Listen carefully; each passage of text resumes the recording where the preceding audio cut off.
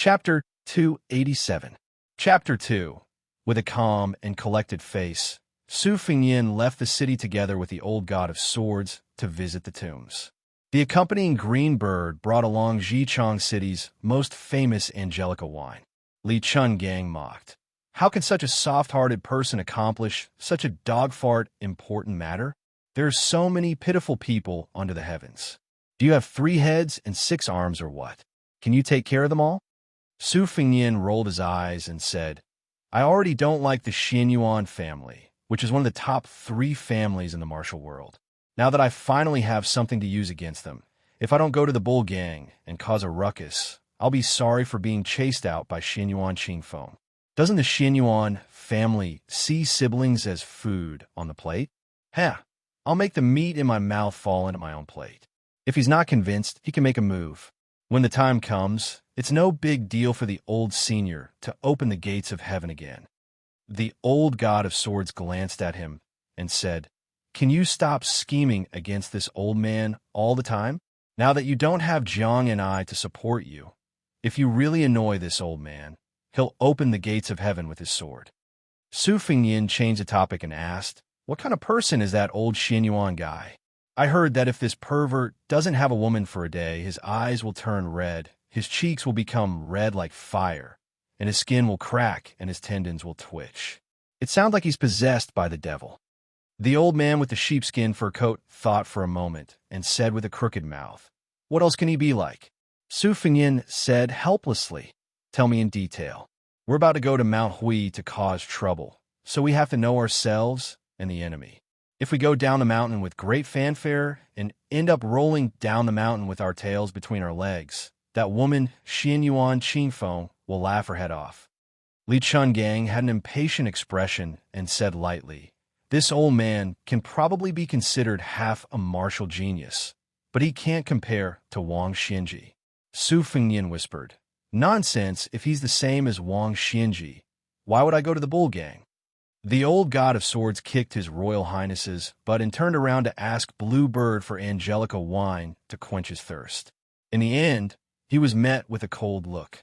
He sighed and said, Brat, you only care about showing off in front of the siblings. You don't know the immensity of heaven and earth. And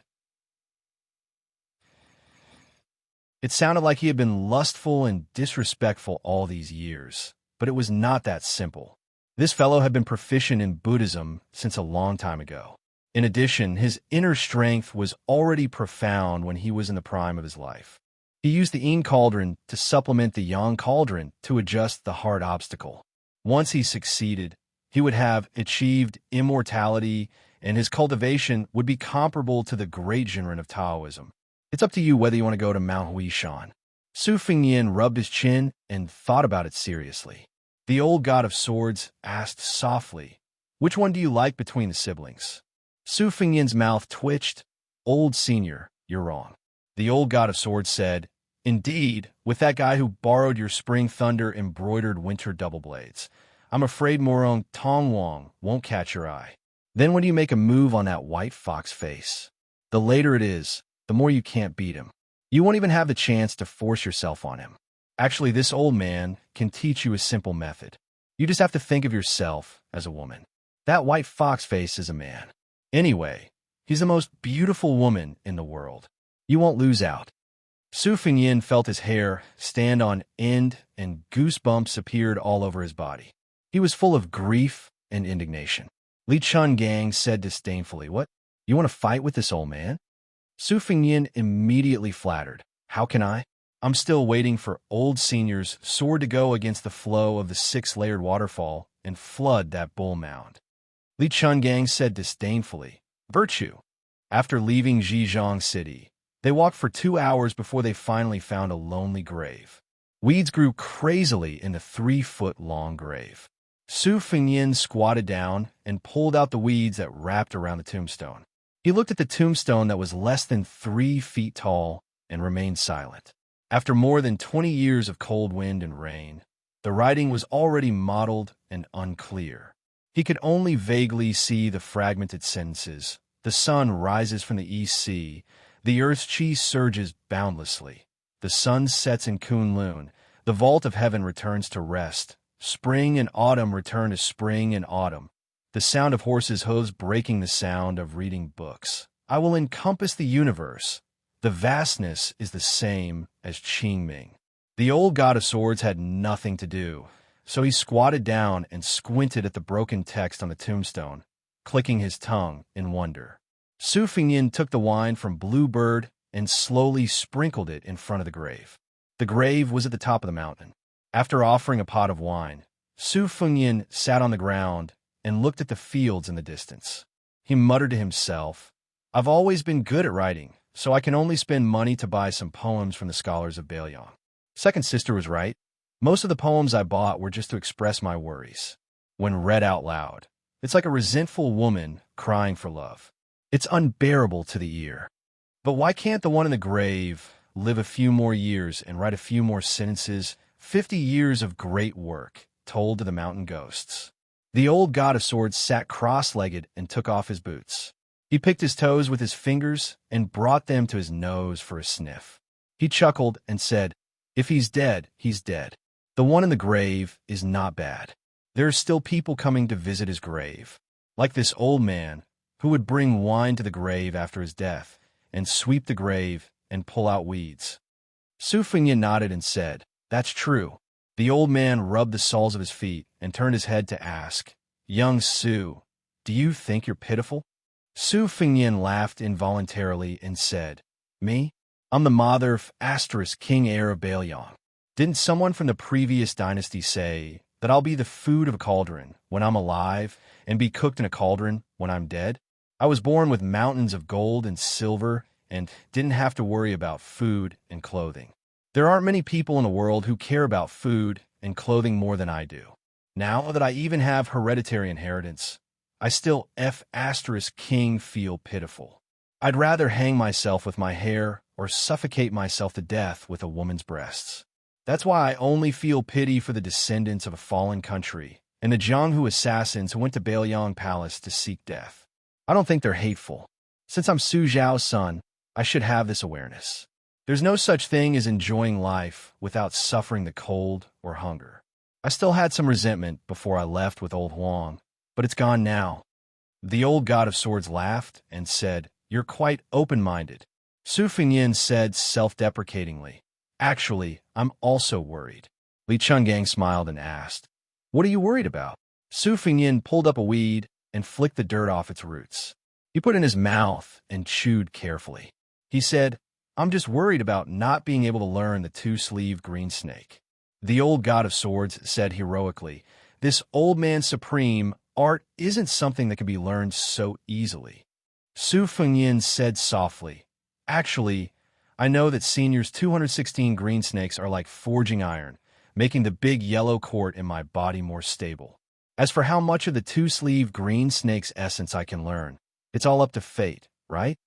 Li Chungang narrowed his eyes and said slowly, "You're indeed not stupid. To put it bluntly, the two-sleeved green snake sword moves are already extremely complicated, almost untraceable. Even if you wanted to learn it, you wouldn't know where to start. As for the sword opening the gate of heaven, it's purely sword intent, so you won't be able to learn it." Su Fengyin sighed bitterly while Bluebird smiled behind him. The old god of swords also picked up a weed and chewed it. He spat it out and said, "Next, this old man will have to trouble you a little to feed you moves. Kid, don't bite off more than you can chew. First, you'll have to work on those 20 moves that you've pieced together. Actually, this old man's punches and kicks are enough to deal with Wang Mingyin." Without waiting for Su Fengyin to speak, the old god of swords wiped his face and said, "If little Jiang was here, she would definitely say that this old man doesn't even have a draft for bragging." Su Fengyin chuckled. He thought about which corner Miss He was hiding in, waiting to make a move. The three of them went down the mountain and walked on the path in the field.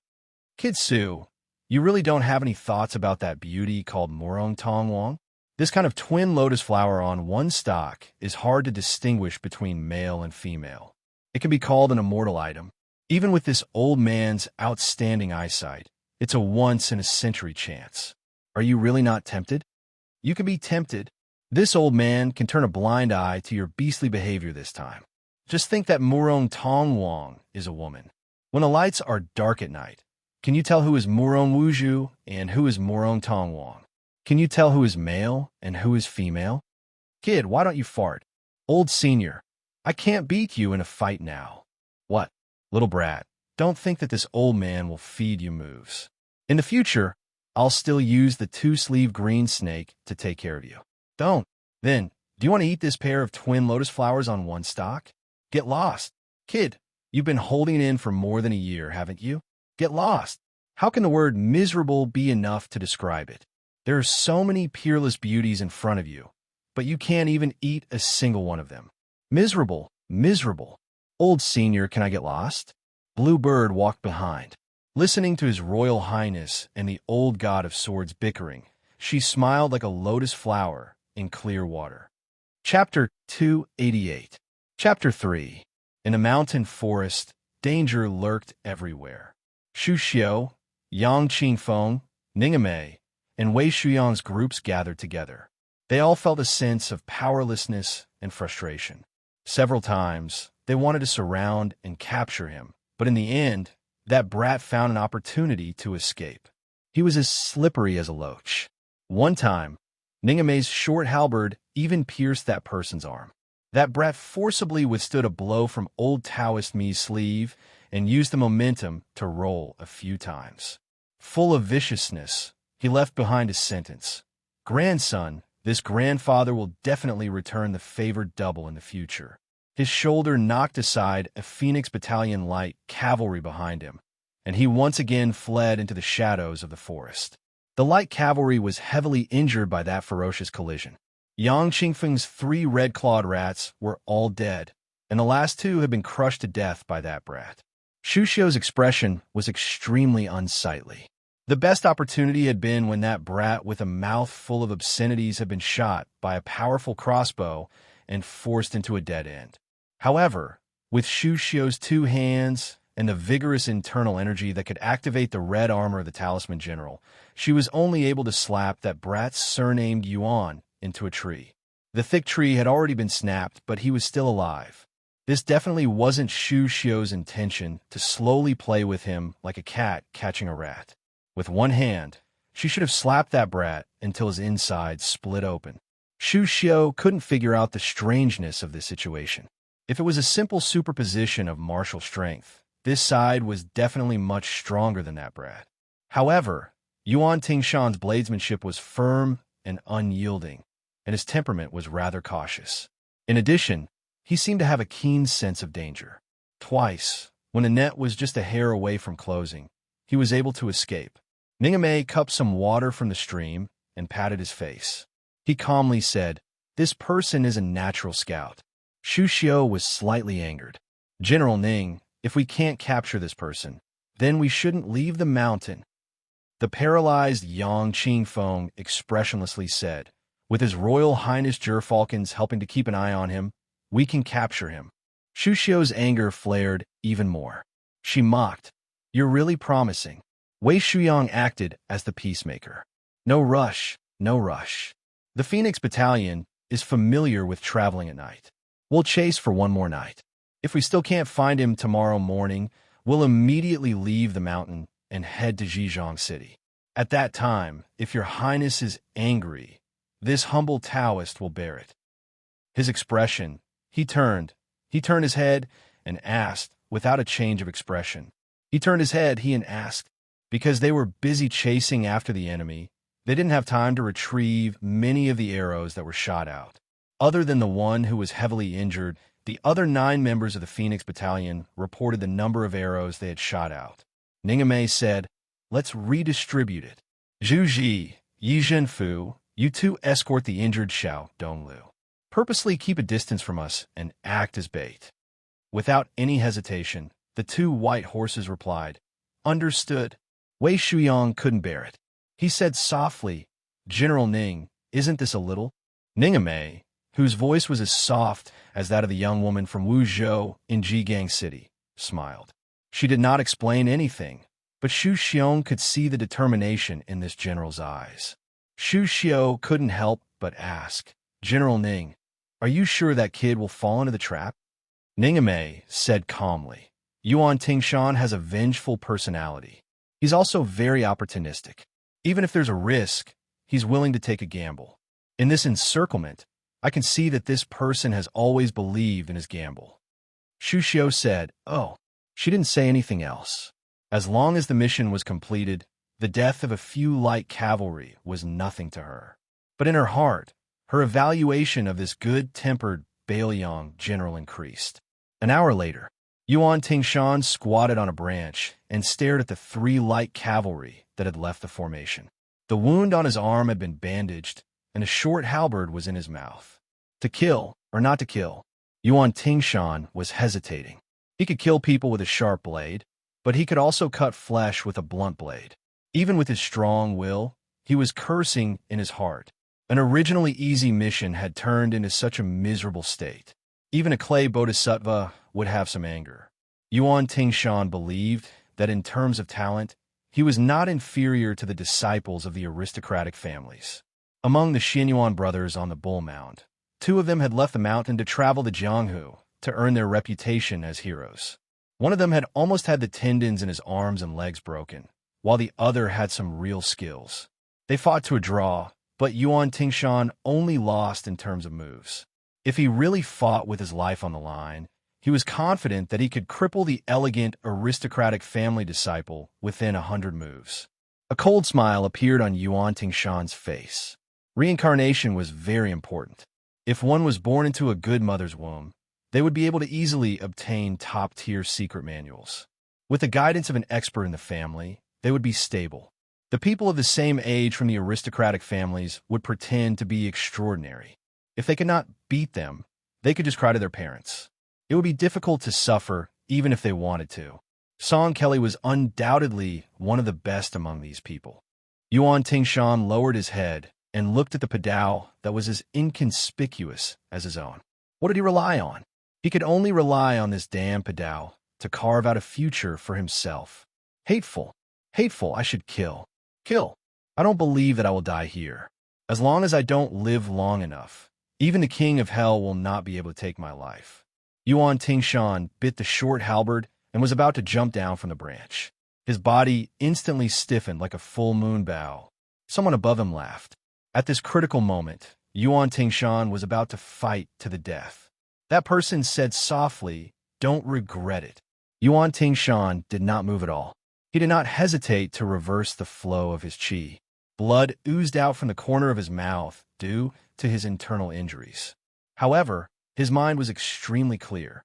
No one wants to buy your life. I am too lazy to kill you. I just find it fun to see you running around. I don't want you to die so early. Yuan Tingshan gritted his teeth and asked, who are you? There was no response. Yuan Tingshan risked looking up and saw a little girl squatting on a swaying branch. She was carrying a golden sunflower. On the tree and under the tree, they stared at each other. Other than an old man who taught me how to kill, I usually only talk to the dead or those who are about to die. If you speak more than 20 words, you will die even if you don't. How many words have you seen? The girl spoke very stiffly. At the end of her sentence, the corners of her mouth curled up. Yuan Tingshan's qi surged. He was not only bleeding from the corner of his mouth, but also from his 7 orifices. However, at this moment, his blade emitted an inch-long bluish-purple glow. That day, he went deep into Mount Longhu with Xinyuan Qingfeng and saw a middle-aged Taoist fishing. He was the only one who ate all the vermilion fruits. At first, Yuan Tingshan did not think much of it. However, when he went down the mountain and boarded the boat, he heard a voice. It was that Taoist's voice. He only said the words dragon spits water. However, when he looked around, he could not see that Taoist. Then, his qi began to roll. When he arrived at Mount Hui, he vomited blood all the way up the mountain. When he arrived at Sixfold Waterfall, he almost crawled under the dragon spit's water. Later, he had to carry the torrential water on his back. With his physique, it was reasonable to say that he could hold on for half an hour. Any longer, and he would hurt his internal organs and meridians. However, he sat there for 24 hours. It was indescribably mysterious. His realm advanced rapidly. This was the biggest reason why Yuan Tingshan dared to use his blade against that young master on the white horse. Now, he only lacked a secret blade technique manual. Yuan Tingshan raised his blade and chopped off half of the branches of the towering tree. At some point, the little girl was squatting on a nearby tree. She was still carrying that eyesore of sunflower. She said calmly, "Ha, your realm advanced." This time, Yuan Tingshan was really running for his life. Chapter 289. The original name of Yinshi Pass had long been forgotten. It became Yinshi Pass only because a poet from the frontier fortress of the previous dynasty said that the southern geese wept to the north. This pass was heavily guarded by Baelyang. With one man guarding the pass, it forcibly blocked the northern barbarians' passage to the south. Dark clouds covered the city, wind and rain filled the buildings, and sand and rolling stones were flying in the desert. However, in the distance, one could vaguely see Baelyang's soldiers continuing to train in the sandstorm. Baelyang was as cold and bitter as the Baelyang cavalry. Further north, although there were more deserts, there were also patches of fertile water plants. The area around Yinshi Pass was completely desolate and barren. A white-clothed man stood at the top of the city wall. On his left was Dian Xiongzong, who looked like a western lion. On his right was Wei Fuqing, who looked like a poor old pedant. Dian Xiongzong, who held 6,000 iron stupa heavy cavalry, opened his bloody mouth and stood at the top of the city wall for a long time. In the end, he couldn't help but roar, "General, now that Baelyang Road has been established, it's natural for the great general to be the Jadushi. Whoever dares to snatch this position, old Dian will chop him down with an axe." But why should the governor of Feng Province, Li Gongda, be the administrator? This old fellow claims to be the second best at making money, and no one says he's the first. How can he govern Baelyang? Bah, I'll spit on his face. Old Dian, I'll say the ugly words here. If Li Gongda has the guts to be the administrator, we'll take 6,000 cavalry and slaughter him. Wei Fuqing's body was weak. As the wind and sand blew, he coughed repeatedly. He raised his sleeve to cover his mouth and said vaguely, "Don't talk nonsense. The administrator is not a rare thing. It doesn't matter who sits in this position. As for the supervisor, I don't know which guy the imperial court will send to take this position." Dian Xiongzong said carelessly, "Wei Fuzi, you're King poor and fastidious. How is the administrator not a good thing? Shouldn't the second most important official in Baelyang be our general?" Wei Fuqing waved his sleeve and said with a helpless smile, "You're a guy who only has strength but not brains. If the administrator is the general, then it will be a big problem. If the imperial court wants to do this, and the general doesn't refuse." Teacher Wei stopped speaking halfway. He narrowed his eyes and looked at the rolling black clouds in the sky. He sighed softly. Stunned, Dian Xiongyo said, "What do you mean?" "Wei Fuzi, it's not like you don't know that old Dian's head was kicked by a horse when he was a child. It's useless. Whenever I move my head hurts." This was absolutely true. The third-rank military officer, Dian Xiongzong, had incomparable strength at a young age. One time, he was dragging a horse in reverse on the street. In the end, he was turned around and trampled by the crazy horse. Not to mention his body, his head was ruthlessly trampled by the horse's hooves. It was a miracle that he didn't die. However, everyone in Baelyang was well aware that General Dian's brain had nothing to do with whether it had been trampled by horses or not. Wei Fuqing was rendered speechless by this scoundrel's scoundrelly behavior. After carefully weighing his words, he said slowly, "You want the general to go to Liangzhou City to be the administrator, to deal only with official documents all year round, and to ignore all military affairs in Baelyang?" Dian Xiong was stunned. This, from beginning to end, the white-clothed Chun Jibao turned a deaf ear to him. He only turned his head to look at one of Baelyang's newest young generals. His surname was Che, and his name was Yi. He was born in Beimang, but he was a slave of the lowest status. He was skilled in archery and horsemanship, and he was good at fighting. He was originally a man of sacrifice raised by the nobles, but he had committed a heinous crime in Beimang. All the way to the south, He had killed more than 20 Baimang's wolf and eagle guard with one man, one horse, and one bow. This Wolfang soldier was already the second best warrior in Baimang, second only to the Great Tiger Band. He was roughly equal to the Iron Soldiers of Bailiang. It must be known how cruel the Iron Soldiers' selection process was. They were given a short crossbow or a hard iron bow, 20 arrows, a Bailiang saber, and 3 days' worth of food. 5 people in a team were thrown into Baimang's territory. Each person had to cut off 6 heads of Baimang soldiers before they could return. After that, there were still tests for infantry and cavalry. After Che Yi defected to Bailiang's army, he joined the scouts and immediately became the crossbowman who had beheaded the most people. Last year, he followed Chen Jibao and personally led 600 cavalry to raid Baimang's White Sun City. With one arrow, he shot through a certain member of the Baimang royal family who was patrolling the border. When this kid returned with Chen Jibao, he had a total of 30,000 Baimang cavalrymen hanging on his tail. Taking everything into account, Che Yi was only 19 years old this year. Che Yi was wearing silver armor and holding a helmet in his hand. The wind and sand blew in his face, but he remained motionless. Chen Jibao gently waved his hand, indicating for Che Yi to take 2 steps forward and stand side by side at the top of the city wall. He smiled and said, "Do you think it will rain in this weather?" Dian Xiongnan slapped his forehead. The general was really too much. If he had the time to ask about such trivial matters, he might as well tell old Dian about the administrator. Wei Fuqing rubbed his eyebrows with his thumb and smiled without saying a word.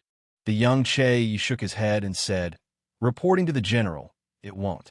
Chen Jibao made a sound of acknowledgement and then fell silent again. Dian Xiongnan couldn't bear the loneliness, so he wanted to go down the city wall and train those bastards outside the city. All of a sudden, a crack appeared in the thick black clouds, and a ray of sunlight shone on the city wall. It shone on the white-robed Chen Jibao and the scout Che Yi. Because the latter was wearing silver armor, he immediately shone with golden light, like a divine soldier and celestial general. At this time, Hal shook the sky at both ends of the Immerse River about 5 kilometers away from the city. There were more than 100 iron chains hanging on the Immerse River all year round. At this moment, all of them were pulled taut by the soldiers standing on both sides of the river. It was a tug-of-war between 50 people. Regardless of whether they were soldiers or captains, regardless of whether it was winter or the scorching sun, they all had to bare their upper bodies. Their skin was soft and tender. If they were pulled out once or twice in June or July, their skin would explode. Now that autumn was coming, they could be considered lucky. But in a few months, it would be the worst. According to Bailiang's military rules, how could the loser of a tug-of-war lose?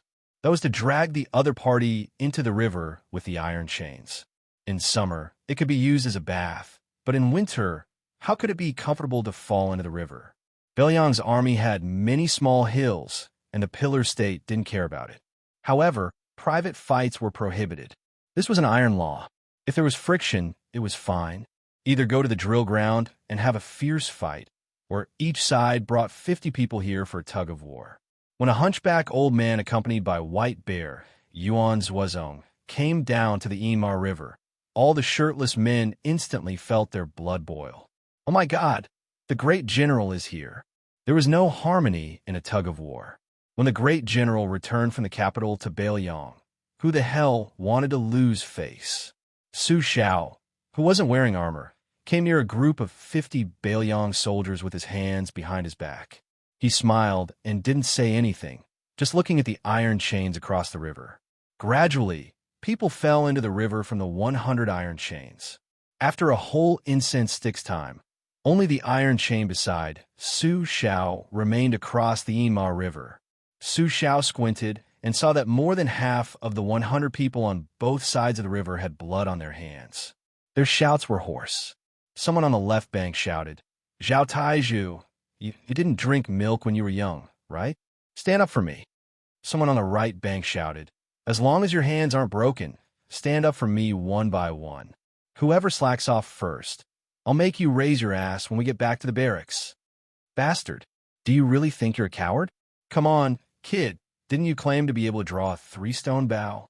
This time, beat those bastards on the other side. Huang Xiong, you're the bastard. No one expected that the iron chains would be broken by 2 groups of people. The 100 people were all lying on the ground, unable to move a finger. Their hands were all covered in blood. Su Xiao smiled and said, "Okay." No one knew who was the first to shout, but all the soldiers who could still move shouted at the top of their lungs. "Long live the great general! Long live the great general!" The hunchback old man didn't stop them. If he didn't say anything, who would dare to go to the capital? Su Xiao turned to look at the top of the city wall and said to himself, "Why are you standing so high up?" Chapter 290. News of the sudden death of 20 riders near Zhejiang City in He Province had already spread throughout Mount Hui, and there was no news of their leader, Yuan Tingshan. For a time, all kinds of rumors and slanders were flying around. Some said that Zhao Yi, the prince of Guangling, had mobilized his armored cavalry to steal a woman. Others said that Yuan Tingshan, who was destined to be a lone star, had brought disaster upon himself and had been targeted by Zhao Go, implicating the cavalry team that the clan had spent a great deal of money to train. Others said that the young male and female of the Murong clan were not ordinary people and had the protection of immortals. All kinds of rumors were said, and all kinds of sneaky, because the old family head had been in closed-door training for many years, and Xinyuan Guiqi, who was in charge of Mount Hui, was having a sword competition with someone at the Dongwest sword pool. The Xinyuan mansion on Bull Mound was without a leader. In addition, there were many factions within the clan to begin with, and the eldest branch and the other branches appeared united in appearance, but were divided at heart, so there was no one who could suppress the growing clamor. Xinyuan Qingfeng was from the eldest branch of the main branch, which was the main branch of the Xinyuan clan. Unfortunately, no matter how much effort the ancestors put in to nurture her father, Xinyuan Jingcheng, he was not of much use. What could they do if they couldn't be helped? A large clan also had its advantages. Xinyuan Qingfeng had 2 uncles, Xinyuan Jingsheng and Xinyuan Jingxian. One was calm and steady, while the other was determined to make progress. The latter's talent in martial arts was particularly astonishing, and he was only a thin layer of paper away from the realm of grandmasters. It felt like he would break through with a single poke if he dipped his finger in saliva. Therefore, in Xinyuan Jingshuan's line, the mother's status depended on the son's, and the son's glory depended on the father's, so they were domineering in Mount Hui. However, in the entire Mount Hui, the man that Xinyuan Qingfeng least wanted to see was her biological father, the man who only knew how to nod his head and say yes. In an ordinary landowning household, the behavior of the eldest grandson of the main branch might be barely enough to maintain the image of a gentle and well-mannered man. However, this was Bull Mound, and the Xinyuan clan was a martial arts clan that stood on equal footing with the Wu clan and the Lu clan of Western Shu. So what if he was well-read? Could he compare to a pair of fists that could destroy mountains and shake cities? Everyone on the mountain knew that not only did Xinyuan Jingchang grant his only daughter's request, he was also extremely fearful of his wife, and never had the slightest thought of taking in a concubine. Although the Xinyuan clan was so domineering that anyone who wanted to come up the mountain had to change their surname to Xinyuan, and there was no lack of martial arts heroes who married into the Xinyuan clan, but the dignified eldest son of the main branch did not have a single heir to carry on the family name. Even if Xinyuan Qingfeng succeeded in getting a talent to marry into the family in the future, the main branch of the main branch would never be able to lift their heads up high. In these years, there was discord, and many people changed their allegiance to the other 2 branches that were flourishing with each passing day. Xinyuan Jingsheng completely became a loner, and everyone even knew that the wife who gave birth to the eldest grandson of the main branch still loves someone else to this day. At the beginning of their marriage, she made a defiant promise with Xinyuan Jingsheng that she would only have one child, and whether it was a son or a daughter would be left to fate. After Xinyuan Qingfeng was born, Xinyuan Jingsheng really kept his promise. When Xinyuan Qingfeng was young, she still ignored her mother's gloomy expression that could never be resolved. She felt that her father, who never lost his temper, did not do anything wrong. As she grew older, she finally understood how fatal her father's indifference was in the Xianyuan clan, who had worshipped martial arts for hundreds of years. The older she grew and the more she was exposed to the ways of the world, the more Xianyuan Qingfeng wanted to stay as far away from this mediocre man as possible. When Xianyuan Qingfeng saw Song Kelly off Mount Hui, she naturally felt guilty towards this young phoenix of the Song family. The Song family was a first-class noble family in the dynasty. Moreover, the Song family had only one son in 3 generations. Song Kelly's importance was self-evident. Interacting with Xianyuan Qingfeng was already degrading his status. The Xianyuan clan could do whatever they wanted in Jianghu, but this was not worth mentioning to the important officials of the imperial court. After Xianyuan Qingfeng met Song Kelly, who was escorting the coffin to the south, she used many tricks to get to know him. With Song Kelly's eyesight, he should have seen through it long ago.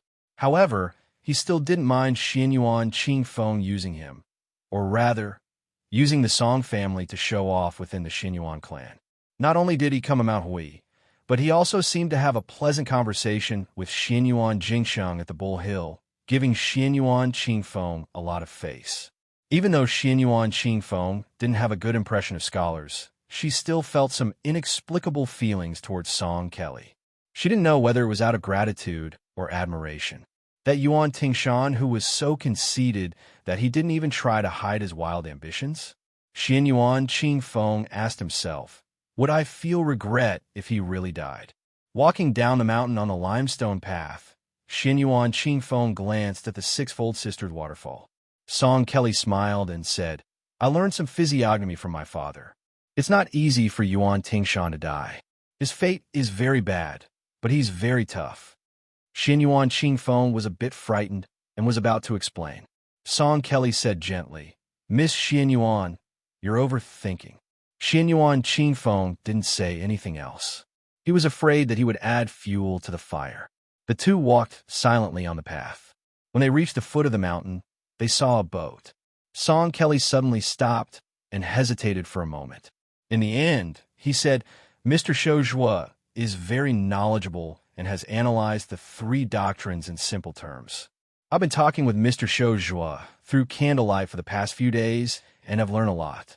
Mr. Shouzhua said that learning from reading scriptures is like looking at plum blossoms and drawing pancakes. His words enlightened me. In the past, I remembered my family's teachings to be humble and respectful in all matters and not to be overbearing. However, in the end, I didn't understand why I had to be humble. In the eyes of a wise person, my childish words and actions would only make me a laughingstock.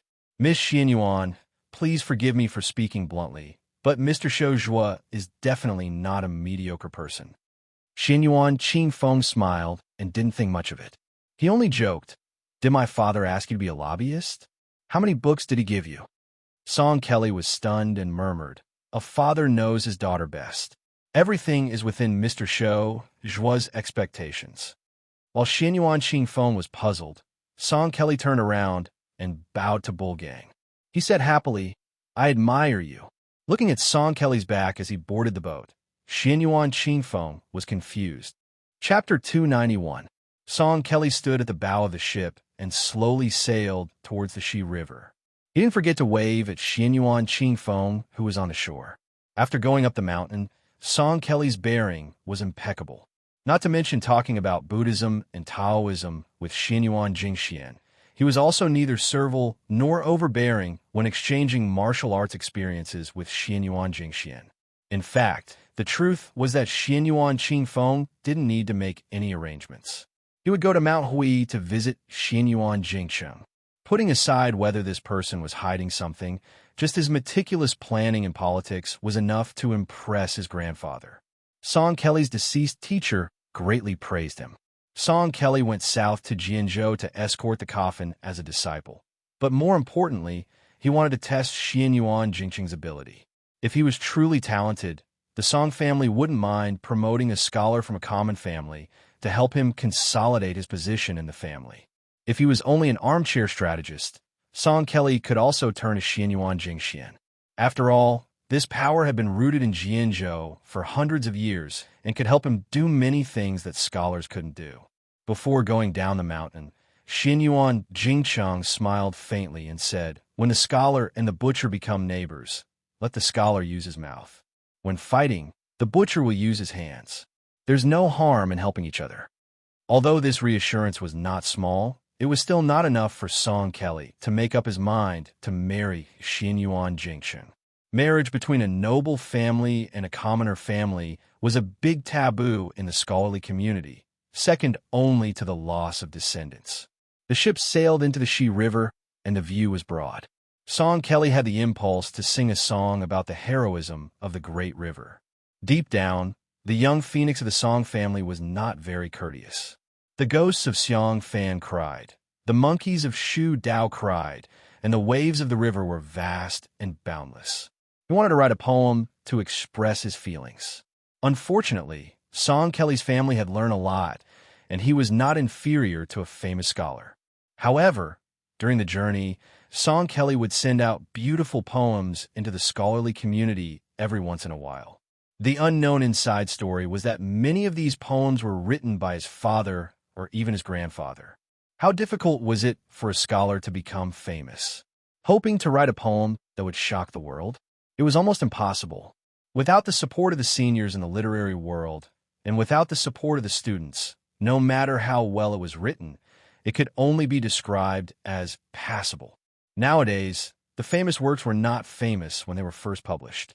It was only after hundreds of years of being passed down through generations and generations that they were gradually recognized by the giants in the literary world. Song Kelly could not be more familiar with this. How many Wang Dongxiang were there in the world? What's more, the first snow was a voluminous 500,000 words long. While Song Kelly was having mixed feelings, he saw a tall ship coming towards him. A handsome young man with a sword was standing at the bow of the ship. Beside him was a maid in green and a one-armed old man wearing a sheepskin coat. Song Kelly didn't pay much attention to them and just thought that they were ordinary pilgrims visiting Longhu. Song Kelly stayed in Mount Hui because he wanted to wait for the Bailiang crown prince. Unfortunately, he still had things to do under his father's orders. He couldn't wait any longer. The two tiger koe that finally didn't have to stay in the carriage played coquettishly at Su Fingyan's feet.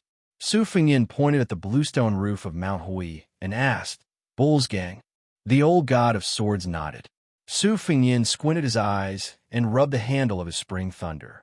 Unexpectedly, the operation to capture Xinyuan Yuan Tingshan some time ago had ended in failure. According to Wei Shuyang's detailed description, this Ma Chaitman's martial prowess couldn't be considered world-shocking. There was still a large gap between him and the outstanding talents of the younger generation, Qi Xianxia and Wu Luding. However, his intelligence and luck were excellent, so His Highness the heir of the crown wasn't angry. Even though Prince Jinggan, Zhao Hong had suffered a double loss at the Reed Marsh, how could he not be able to kill Yuan Tingshan? Then there was Yuan Meng's visit to the Hezhou provincial governor with Bailiang's military edict.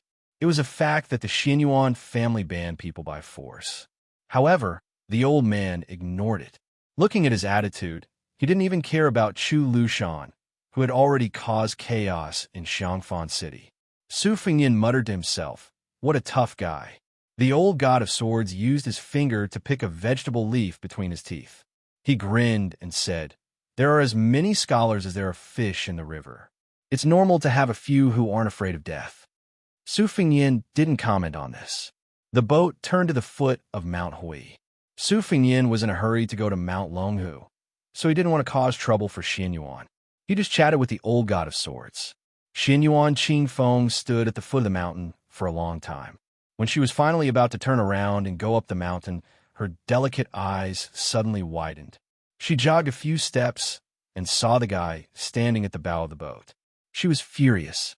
This bastard. She would recognize him even if he was reduced to ashes, let alone changed into luxurious clothes. It was this bastard who claimed to be surnamed Su. He and a wanderer with a wooden sword had humiliated her in every possible way in Wuzhou's lantern market. Xinyuan Qingfeng looked carefully and sneered. "Don't think that you can pretend to be a noble just because you swindled a few taels of silver. Without needing Xianyuan Qingfeng to say anything, Su Fengnian, who had been pointing at the scenery of Mount Hui, also saw this woman. He had searched high and low for her, but to no avail.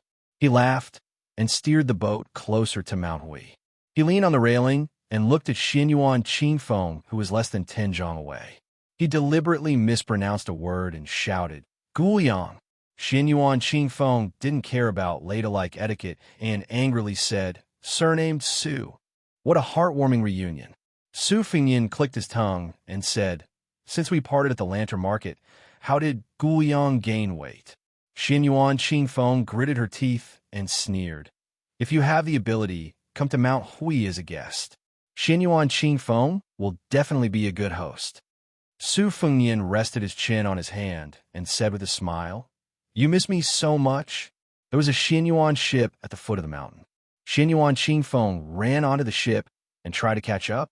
One ship wasn't in a hurry to escape, while the other chased relentlessly. Soon, the two ships were only 50 zhang apart. Su Fengnian slowly walked to the stern of the ship and suddenly sped up. He leaped onto the railing and shot towards Xianyuan Qingfeng like an arrow. Under her dumbfounded gaze, Su Fengnian stood on the railing of the ship she was on and looked down at this arrogant woman from the Xianyuan family. Su Fengnian glanced at the restless Xianyuan retainers. Just as he was about to speak, something strange happened on the surface of the river. A sloppy old Taoist came over on a raft. The skinny young man on the bamboo raft pursed his lips and gently breathed in and out. One end of the bamboo raft suddenly pierced into the river while the other end was raised high. He used the momentum to bounce onto the ship and spread his legs like a wild horse. Then, with a kick, he actually caused the entire ship to sink. This strength? The young man instantly jumped high and crashed onto the bow of the ship where Xianyuan Qingfeng was standing. The ship shook violently again. Other than the old god of swords, Li Chungang, all the passengers on the two ships were slightly agape. Not to mention this Qinggong, but the strength to cause the ship to sink several feet. After the ordinary-looking skinny young man landed on the ground, he turned around and hugged His Royal Highness's legs tightly. He cried out at the top of his lungs, "Brother!" Chapter 292. The two warships that had accurately calculated the depth of the Green Dragon stream slowed down after the withered young man stepped on them. The Xianyuan family's private warship wanted to quietly increase its speed and keep the two brothers with different appearances on board, but the warship in front would not let it succeed. Swords were drawn and swords were unsheathed, but Xianyuan Qingfeng only saw the withered young man with bamboo-like arms carry brother Su to the back of the bed. He hugged him tightly and refused to let go. The Xianyuan family dominated the southeast Wulin, and those who were qualified to stay on the warship were all elites. After receiving a signal from Xianyuan Qingfeng, the two swordsmen swung their swords like dragons and stabbed the young man's back. They wanted to pierce through the brothers and nail them to the warship's railing like sugar-coated haws. They wanted to show their power to those foreigners who had angered Miss Xianyuan. Two lives were nothing to Xianyuan. Why had the governor's office of the Sword Province been able to operate smoothly all these years under the suppression of the Prince of Guangling? Wasn't it because they had the full support of the Flood Dragon that had dominated Mount Hui for 500 years? Otherwise, when a scholar encountered a military ruffian, he would have been suppressed by the powerful Prince Zhao to the point that he was worse than a stray dog. Since the governor's office of the Sword Province was mutually beneficial, the governor's office of the Guangling army was not a mediocre person. He had given Xianyuan a great deal of power and authority, and had spared no effort in eliminating dissidents through bloody means. He had secretly supported Xianyuan. Otherwise, how could Mount Hui have cultivated a 200-man private cavalry under the nose of the imperial court? Xianyuan Qingfeng frowned. She clearly saw that Brother Su only touched the young man's head and did not seem to notice the two swords. This was not in line with this guy's cowardly demeanor. Although Huang Manor's hard acupoint was not opened, his sense of danger was probably above that of Yuan Tingshan's. The two swords came at him, but he did not seem to move skillfully. He only turned around and held the sword with both hands. The swordsman suddenly exerted force, wanting to crush the ignorant young man's palm. Huang Manor's face was as ferocious as a vajra. He suddenly twisted, easily twisting the sword as if it was a reed pole. He then pulled it again and rushed forward, dragging the two swordsmen who hesitated and did not have time to let go of their swords in front of him. His two fists smashed into the swordsmen's chests. A thick mist of blood exploded from the swordsmen's chests, and they died on the spot. Their corpses fell into the river like kites with their strings cut. The rest of the Xianyuan men of sacrifice who were originally watching the show saw that the situation was not good. In order to protect Xianyuan Qingfeng, who was standing on the bow, they had to brace themselves and go forward. As a result, the young man was still stabbed between his eyebrows by a sharp sword. He laughed and raised his arms, causing his clothes to flutter. Everyone saw that the sword formed a large arc between the two of them, but did not pierce between his eyebrows at all. The sallow and emaciated young man stepped on the right foot, raised his left knee, and placed his center of gravity on his right foot. His right foot rotated forward, and his left knee turned inward, and the instep straightened outward. He suddenly jumped into the air and whipped out his lower leg. The force of the kick reached the instep of his foot, and the result was that when the young man landed on the ground, the body of the man of sacrifice was still in the forward position, but his head flew several feet into the air. The young man stretched out his hand to push away the headless corpse, and stared at Xianyuan Qingfeng, whose lips had turned pale. The few men of sacrifice who knew each other well looked at each other and saw the shock and fear in each other's eyes. No wonder this monster could shake the boat with one step. Not to mention the strength of the dragon and elephant, his attack speed was also extremely fast. Damn it, this young man actually had the legendary indestructible body of a Vajra. Amidst the dead silence, two supernatural beasts leaped across the river one after another. They were completely red, covered in armor and scales, and dragged their tails behind them. They jumped from a boat in front to the Xianyuan ship, and their front claws just happened to grab onto the railing. After a few struggles, they finally squatted on the railing and bared their fangs and claws. The young man leaned forward and let out an angry roar. Xianyuan Qingfeng was so scared that he staggered back. Outside the ship, a sloppy old Taoist was walking on a raft. Coincidentally, a head smashed towards him, and he rudely slapped it into the river with a bamboo pole. He clicked his tongue and said, "How can a short donkey and a horse bear the stampede of a dragon and elephant?" The old Taoist was like a 1,000-year-old tortoise. He stretched his neck and shouted, "Your Highness, we're about to reach my Xiaoyao temple." Zhao Shituan hesitated for a moment and said with a smile, "Tell Xianyuan Great Pan to stop being a coward. If he doesn't come out, he'll be waiting for his nest to be destroyed." Su Fengyin no longer paid attention to Xianyuan Qingfeng. He pulled Huang Manor and didn't return to the ship. Instead, he jumped onto the bamboo raft, and the two tiger kuei followed closely behind. The King Kong's eyesight was obviously not as good as its sister Bodhisattva's. It directly dove into the water, causing countless splashes. Bodhisattva, who was on the bamboo raft, saw her brother having fun in the river and also jumped down. Su Fengyin smiled and said, "Old Taoist, I didn't say that I'm going to Mount Hui to cause trouble. What are you blindly making a fuss about? Are you planning to divert the trouble from the west to the east?" The old Taoist, who was the quietest and most unknown Taoist in the Taoist master residence, purposely exclaimed in surprise. He was afraid that the eccentric crown prince of Bailiang would turn hostile. To be honest, as the second Taoist master of the Taoist immortal abode, old Taoist Zhao Shituan's seniority in the Taoist orthodoxy could be said to be superior to the 33 heavens.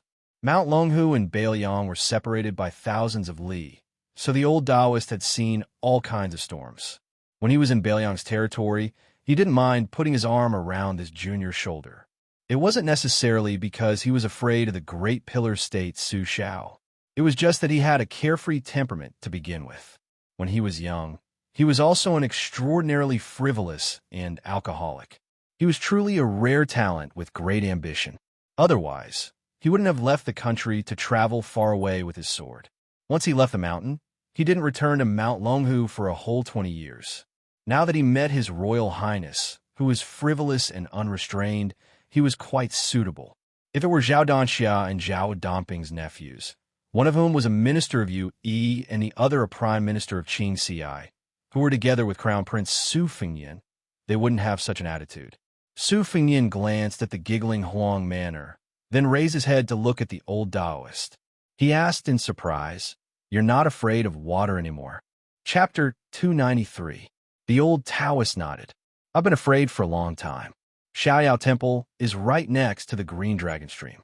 I told him to follow the stream to Mount Hui where the Dragon King River enters the Shi River, then keep going north until it reaches the Spring God Lake. We'll be getting closer and closer to Baoyang. I told him that your brother will come to Mount Longhu in autumn. Dragon Elephant will wait for you at the stream if he has nothing to do. Then he won't be afraid of the water anymore." Su Longxiang hit the water with his palm, and a big fish was shaken out of the water. Its claws were like hooks. After catching the fish, he looked at his brother and grinned foolishly, as if he was asking for credit. Su Fengyan patted Huang Manor's head and shook his head. "When in Rome, do as the Romans do. Just eat some vegetarian food. Let the fish go." Huang Manor put the fainted fish back into the water, but it was eaten by a tiger Kuei chasing after the bamboo raft. Su Fengyan suddenly asked, "Is there an old Taoist called Zhao Huangchao in Mount Longhu? A very old senior?" Old Taoist Zhao Shituan thought for a while and shook his head. "There are many century enlightened masters in seclusion on the mountain, but none of them are called Zhao Huangchao." The boats and rafts sailed up leisurely, while the Xianyuan cruise ship turned around and returned to the Mount Hui pier. Xianyuan Qingfeng stood at the window of the cabin. His lips were livid and his body was trembling. It was hard to tell if he was scared or angry. She wasn't blind. Although her martial arts talent was mediocre, she had a good memory and was outstanding on Mount Hui. No matter how complicated the moves were, she would never forget them. To put it nicely, Mount Hui was a place where people from all walks of life accepted talents. To put it bluntly, it was a place where people of all walks of life lived together. The Xianyuan family had a rich collection of books. Other families and sects regarded them as treasures, but the aspiring tripod pavilion in Mount Hui had countless books. In terms of the number of books, it was only inferior to the tide-listening pavilion in Baoyang. Yuan Tingshan said he wanted to marry her because he saw her as a shortcut to the peak of martial arts. Even if she couldn't enter the aspiring tripod pavilion, as long as Xianyuan Qingfeng personally taught her, all problems would be solved. How could Xianyuan Qingfeng not see how terrifying the yellow-skinned youth was? Perhaps in the entire Hui Mountain, there were no more than 10 people who could create such a huge commotion. If the invincible Vajra behind the youth was included, the number of people who could be counted on one hand. That was fine. This unfamiliar word made Xianyuan Qingfeng's heart tremble. After the spring and autumn period, although the title of crown prince had a tendency to spread in the dynasty, as long as one was a legitimate son of a noble family or a bastard son, they were qualified to hold this title. However, the title of crown prince became more and more precious. Only the princes and princesses of the imperial family could be called crown prince. In the southeast of the dynasty, according to the law, only the descendants of Zhao Yi, the crown prince of Guangling, could be considered crown prince. Zhao Yi had 3 sons and 6 daughters. The crown prince, Zhao Yu, hadn't been hereditary. Speaking of which, it was strange. It was probably due to the heavenly Tao's retribution that the lecherous Zhao Yi had snatched countless beauties. The 7 concubines who had broken the rules were all beautiful enough to captivate the birds and beasts. However, their children all resembled Zhao Yi. All of them had big heads and ears and were as fat as pigs. They did not inherit the looks of the concubines at all. If that was the case, who was the fellow whom the Longhu Taoist addressed as Your Highness? There was no need to doubt the identity of Crown Prince. If he wasn't a descendant of a Crown Prince, who would dare to bring elite soldiers with him? Even the powerful Guangling Duke, Zhao Yi, would not hand over such information to the imperial court. His children leaving the duke's manor to play was even more relaxed than ordinary families. His surname was Su. Xianyuan Qingfeng's face was pale. After all, Xianyuan was one of the top aristocratic families and was well informed. She also heard that the eldest son of Su Xiao, who had a different surname, traveled for 3 years before returning to Bailiang to avoid marrying into the crown prince's family. For some reason, he went out again this time. Not long ago, he caused trouble in Gangnam-do.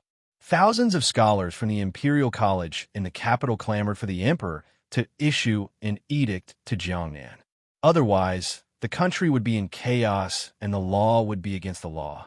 Unfortunately, the butcher who took away the title of pillar of the country was still favored by the emperor and protected his royal highness. As long as the king of Bailiang was in the capital, no official above the 4th rank dared to impeach him. Only the scholars of the Imperial College wrote tearful letters in blood, which made them a joke. Xianyuan Qingfeng still remembered the arrogance of the Bailiang cavalry under Mount Longhu when the older generation of Mount Hui talked about it. At that time, it wasn't because of her family's righteousness, but because after the Iron Hooves flattened Mount Longhu, they were intimately interdependent. Xianyuan also didn't have a good ending, so she had to bite the bullet and stand with the Taoist priests of Mount Longhu. If it really was the crown prince of Bailiang, what should she do? It was fine if she had to swallow this anger, but if that beggar turned into crown prince, Su came to Mount Hui to denounce her. How would her family deal with it? Her father was cowardly and would definitely be too scared to argue. Because of her father's decline in power, the other branches wouldn't hit him when he was down. Her family originally wanted to marry her to Zhao Yi's 6 sons, but because of Song Kelly's arrival, there was a slight silence. Once her uncle Xianyuan smelled the opportunity, how could he show mercy? Who didn't know that this uncle had openly teased her mother, saying, "The dumplings are delicious, but not as delicious as sister-in-law"? Her father only knew how to study behind closed doors, so how could he say anything about it? Was there a lack of such jokes? Xianyuan Qingfeng walked out of the cabin in a daze when the boat docked. A lone boat shot over. An old Confucian scholar with white hair flew across the river and landed at the bow of the boat. The boat was filled with spiritual energy as it slowly approached the riverbank. Seeing the only old man in her family who cared about her, Xianyuan Qingfeng's eyes welled up with tears. The old man, with an ancient sword at his waist, said kindly, "Who dares to bully my granddaughter? Which family's brat is it? Grandpa will teach him a lesson for you." Xianyuan Qingfeng lowered his head and didn't say anything. The old man smiled and said, "It can't be the crown prince of Bailiang who went to Jianzhou, right? This is going to be troublesome." Xianyuan Qingfeng raised his head, his face full of shock. The old man who returned from the Dongyue sword pool was Xuan Yuan's national weapon. Rumor had it that he could ride a sword for 100 feet and decapitate someone. His sword skills were outstanding in the southeast. Even the Dongyue sword pool, whose sword skills were second only to the Wu family's sword tomb, saw him as their #1 threat. The old man said proudly, "So what if he's the crown prince of Bailiang? Can he bully my granddaughter? I like to see if that one-armed Li Chun gang can still open the gates of heaven with his sword." Chapter 294. I'll update tomorrow. 3 guaranteed for guaranteed. They could already see the Xiaoyao Temple by the Green Dragon Stream. The big boat and the bamboo raft slowly docked together. Before getting off the raft, Huang Manor bent down and turned to look at Su Fengyan, indicating that he wanted to carry his brother. Su Fengyan smiled and shook his head. The old Taoist Zhao Shituan felt a little sad. The Zhongding family was cold-blooded. There were several brothers who loved each other so much. Thinking about it carefully, the Su family had few male descendants. The second son, Su Longxiang, was born mentally retarded. Of course, the 2 princesses were destined to be married off. In this way, the Bailiang Palace would not leave any room for outsiders to interfere in the succession. Anyway, the eldest son, Su Fengyan, would be the heir. No matter how idle his royal highness was, there was no suspense. On the other hand, the Zhao family is the first Taoist master's residence in the South Kingdom. Although there is an ancestral rule that only Zhao can be a Taoist master, Qi Xuanzhen suppressed the Taoist master's residence 50 years ago. Now, in the Jing generation, there is Mr. White Lotus in immortality and Qi Xianxia in martial arts. They are all outsiders. No matter if it is fated chances or Taoist spells, the Zhao family can't compete with them at all. During these years, they have been scheming against each other. If the Taoist master's residents didn't worry about the strength of the main branch, Zhao Danping wouldn't have become the ridiculous prime minister. Zhao Shituan sighed worriedly. A group of people walked along the bluestone path to the Xiaoyao temple. In the past, the old Taoist master lived alone in the Taoist temple, so there was no such path. After Su Longxiang went up the mountain, the old and the young had nothing to do, so they paved the path. Zhao Shituan hesitated for a moment and approached the old man wearing a sheepskin fur coat. He smiled and said in a low voice, "Old Li, how have you been?" The old god of swords snorted. Li Chungang had visited Longhu twice in his life, and both times he met Zhao Shituan, who was about the same age as him. As a result, he was pestered by Zhao Shituan. The first time, it was Zhao Shituan who led him to the devil-slaying platform. Li Chungang did not have a bad impression of this guy, who was highly regarded by both the old Taoist master and Qi Xuanjin. Everyone in the Taoist master's residence was as old-fashioned as clay statues, with neither immortal nor human aura. Li Chungang had already scolded them for being neither human nor ghost. He remembered that the first time he went down the mountain, this Taoist master's residence finally had an unrestrained young Taoist, who insisted on following him to Jianghu for several months. Zhao Shituan Taoist master said shamelessly, "Old Li, my kung fu is far worse than yours." Li Chungang thought of Jiang An'ai and his own difficulties in accepting a disciple. His Achilles heel was poked, and he was furious. He pointed at Su Fengyin and glared at Zhao Shituan. "Look, my new disciple, even if Su Longxiang becomes invincible in the future, do you think he can beat this old man's disciple?" Old Taoist Zhao was angry at first. Back then, when the Taoist nuns on the mountain heard that Li Chungang had come to the mountain, they all rushed to the devil-slaying platform like crazy, screaming as if they had seen an immortal descending to the mortal world. Zhao Shituan thought that when he was young, he was also very handsome. Although Li Chunggang's kung fu was a little higher than his, he was a little more handsome, and he was a little more famous. This group of women who were supposed to be pure and devoted to the Yellow Court would not be so crazy. However, at that time, Li Chungang held his sword and came with an unparalleled momentum. Zhao Shituan was not convinced. Until today, it was not that old Taoist Zhao thought that he could beat Old Li in a fight, but when it came to competing with disciples, Zhao Shituan was confident that no one dared to jump out and compete with him. But no matter how much he thought about it, he did not expect Elder Li to bring up His Highness the Crown Prince. The old Taoist was immediately discouraged. There was no way to compare. Even if Su Longxiang was really ruthless and dared to drag Wang Xinji down, how could he be unreasonable to His Highness the Crown Prince? Li Chungang was in a good mood when he saw that Zhao Shituan was defeated. He patted Zhao Shituan's shoulder and comforted him. Maybe Su Longxiang is the reincarnation of Zhenwu, Great Emperor. Such a good thing hasn't happened for at least 700 or 800 years. You're lucky to have picked up such a good deal. Old Sword God changed the topic and said with a smile, "Now that you have a beautiful wife, you should be happy in your bed. If you dare to show off in front of this old man." Zhao Shituan, who had once roamed the Jianghu with the god of swords Li Chungang in the same era, immediately saw the wind and said flatteringly, "Brother Li, you're treating me like an outsider.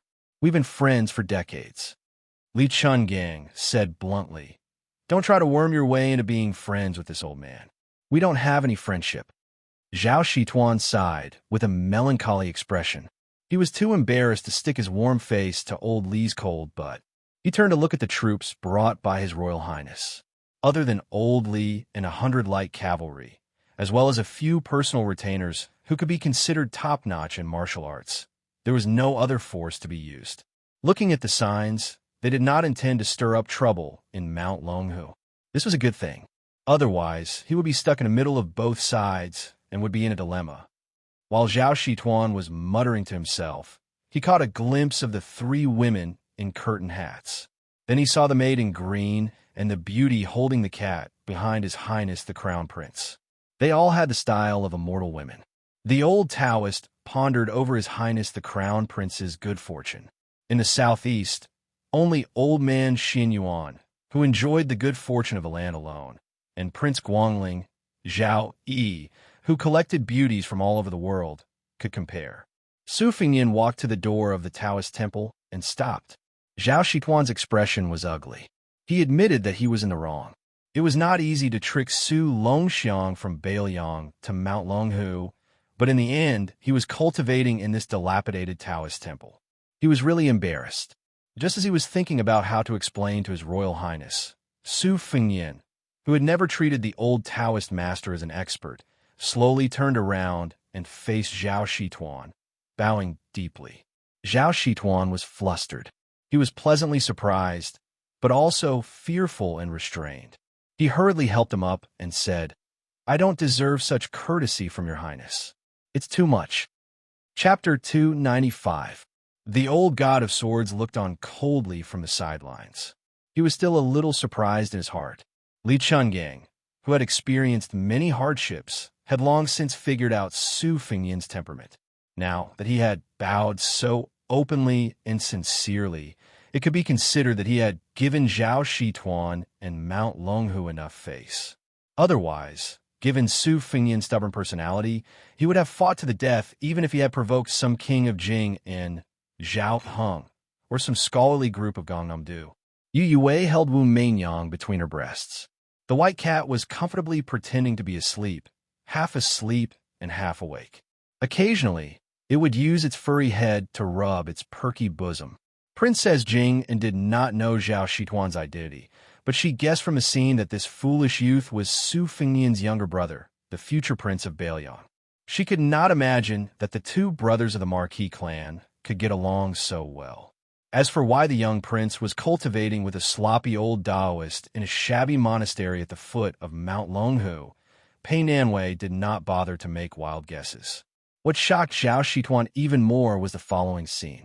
After His Royal Highness bowed with his hands clasped, the White Horse Cavalry, led by Ningame, gripped the hilts of their Beiliang sabers with their right hands and crossed their left arms before their chests. They took a step back in unison as a sign of respect.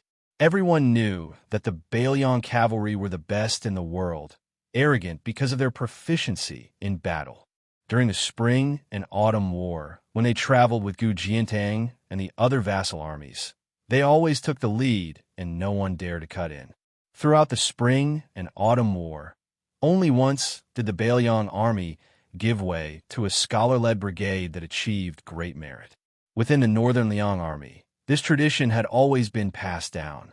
Those who did not have great military exploits would have to give way to those who had great military exploits. Even if it was a military officer with a high military rank, he would have to give way to those who had great military exploits.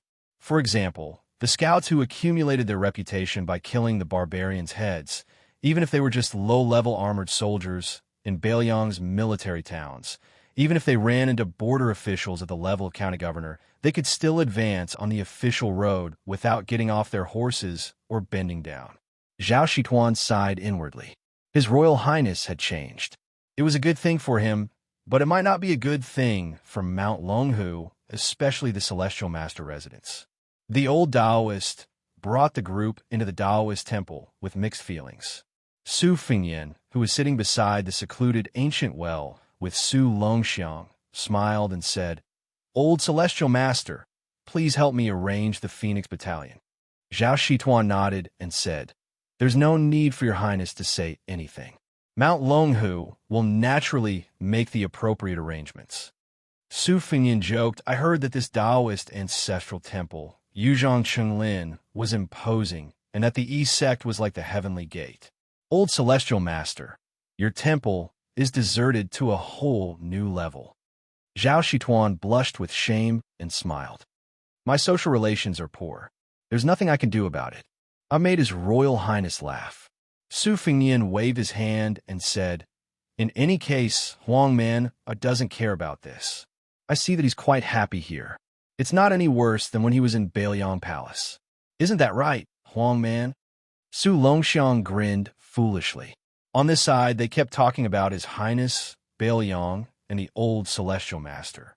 The authorities were calm and indifferent, accustomed to it. As a result, the Murong siblings, who were outside the situation and were kept in the dark, were greatly frightened. Although Murong Tongwang had long expected that Su Fengyin's identity was very special, no matter how he thought about it, he felt that being able to rank with Chu Lushan in the front line was already extremely shocking. For the remnants of the spring and autumn period, specifically in the provincial capital, the most unforgettable thing for the Bailiang army was undoubtedly the ghost city of Xiangfan, which had been completely massacred after the city was breached. There was also Jianzhou, where the western ladies sat. Longhu and Xianyuan faced each other from east to west. How could they forget the humiliation brought by the Bailiang's iron armor? Murong Wuzhu was in high spirits. She was overjoyed when she mistakenly thought that she had caught a thin straw in the wind and waves, only to discover that it was a towering tree. It was like she had accidentally fallen in love with a poor scholar, only to find out that the scholar was the heir of a wealthy family after eloping with him. Murong Tongwang could not help but tremble. His face was flushed, and he stared at His Royal Highness with a complicated expression. Other than the master of the Wutong Palace, who in the world was the most feared figure in the world by Jiangdong and Xianyuan, it was Bailiang. Su Xiao, the butcher of Jianghu, Bluebird and Yu Yu Wei went to the Taoist temple to clean up the house. Pei Nanwei had to lower her head under the eaves. Most of the time, she was no different from a maid. She had already accepted her fate. Ning'e Mei and the others were taken to the nearby Taoist temple by the old Taoist master Zhao Shituan. The old god of swords went to take a walk by the green dragon stream alone. In the end, only the brothers and siblings with different identities were left in the courtyard. Su Fengyin touched Huang Man, Er's head, and glanced at Murong Tongwang, who was looking straight at him. Murong Wuzhu was peeping at His Royal Highness, but soon he lowered his head and looked at his feet. His Royal Highness said calmly, "You finally know my identity?" Murong Tongwang bit his lips. Su Fengyin smiled and said, "Did you pee in your pants?" Murong Tongwang was stunned. Su Fengyin smiled and said, "If Hua was here, he would definitely say that I peed in my pants." Murong Wuzhu did not feel disgusted when he heard such frivolous words. He just felt unbearably shy. His ears and neck were red, and he did not dare to look at His Royal Highness, who had a prominent identity. Murong Tongwang could still hold on and looked at Su Fengyin from beginning to end. Su Fengyin thought for a while and said with a naughty smile, "I do have a little grudge with the Xianyuan family, but don't think that you can just watch the flood leisurely. When the time comes, you will go to the Bull Gang to discuss the Xianyuan family. I'll have to trouble you and your brother to cooperate and act closer to me." Murong Wuzhu quietly raised his head and quickly lowered it. Murong Tongwang asked straightforwardly, "Are you really the Prince of Bailiang, the eldest son of the King of Bailiang?" Su Fengyin nodded and said, "Otherwise, would I dare to use 100 light cavalry to slaughter 20 Xianyuan cavalry?" Murong Tongwang smiled. Sure enough, he was more charming than a woman. He slowly walked toward His Royal Highness. Su Fengyin quickly raised his hand and said with a frown, "Don't do this, I can't stand it. How can I be looked at by a man? Fine, when we go to Mount Hui, your sister will be the only one to suffer. Let's make it clear in advance that I am taking advantage of you. There is no room for discussion. However, if you shamelessly snuggle up to me, I will always feel that you are taking advantage of me. Both of us will have goosebumps." Murong Wuzhu covered her mouth and let out a soft and light laugh. Murong Tongwang was stunned and turned around. Murong Wuzhu were laughing and crying. Perhaps to an outsider, it was just a crying and laughing scene, but to the Murong siblings, it was 10 years of bitterness and sorrow. Su Fengyin said calmly, "Don't be in a hurry to be grateful. The reason why I helped you is because I feel that you are pitiful. Of course, if you feel that you can't repay me, you can also repay me with your body." Murong Wuzhu plucked up her courage and looked at him in a daze. Su Fengyin smiled But soon, he couldn't smile anymore. Murong Tongwang, who had tears on his cheeks, turned his head and asked, "Can I?" Su Fingyan had the intention to kill.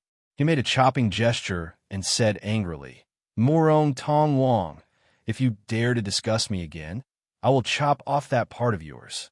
When we go to Wutong Palace in the capital, I guarantee that you will be justified." Su Fingyan's heart skipped a beat as he recalled the prophetic ballad, overturning a country. Could this guy really do something that millions of soldiers from the 8 countries couldn't do? Chapter 296. Chapter 1.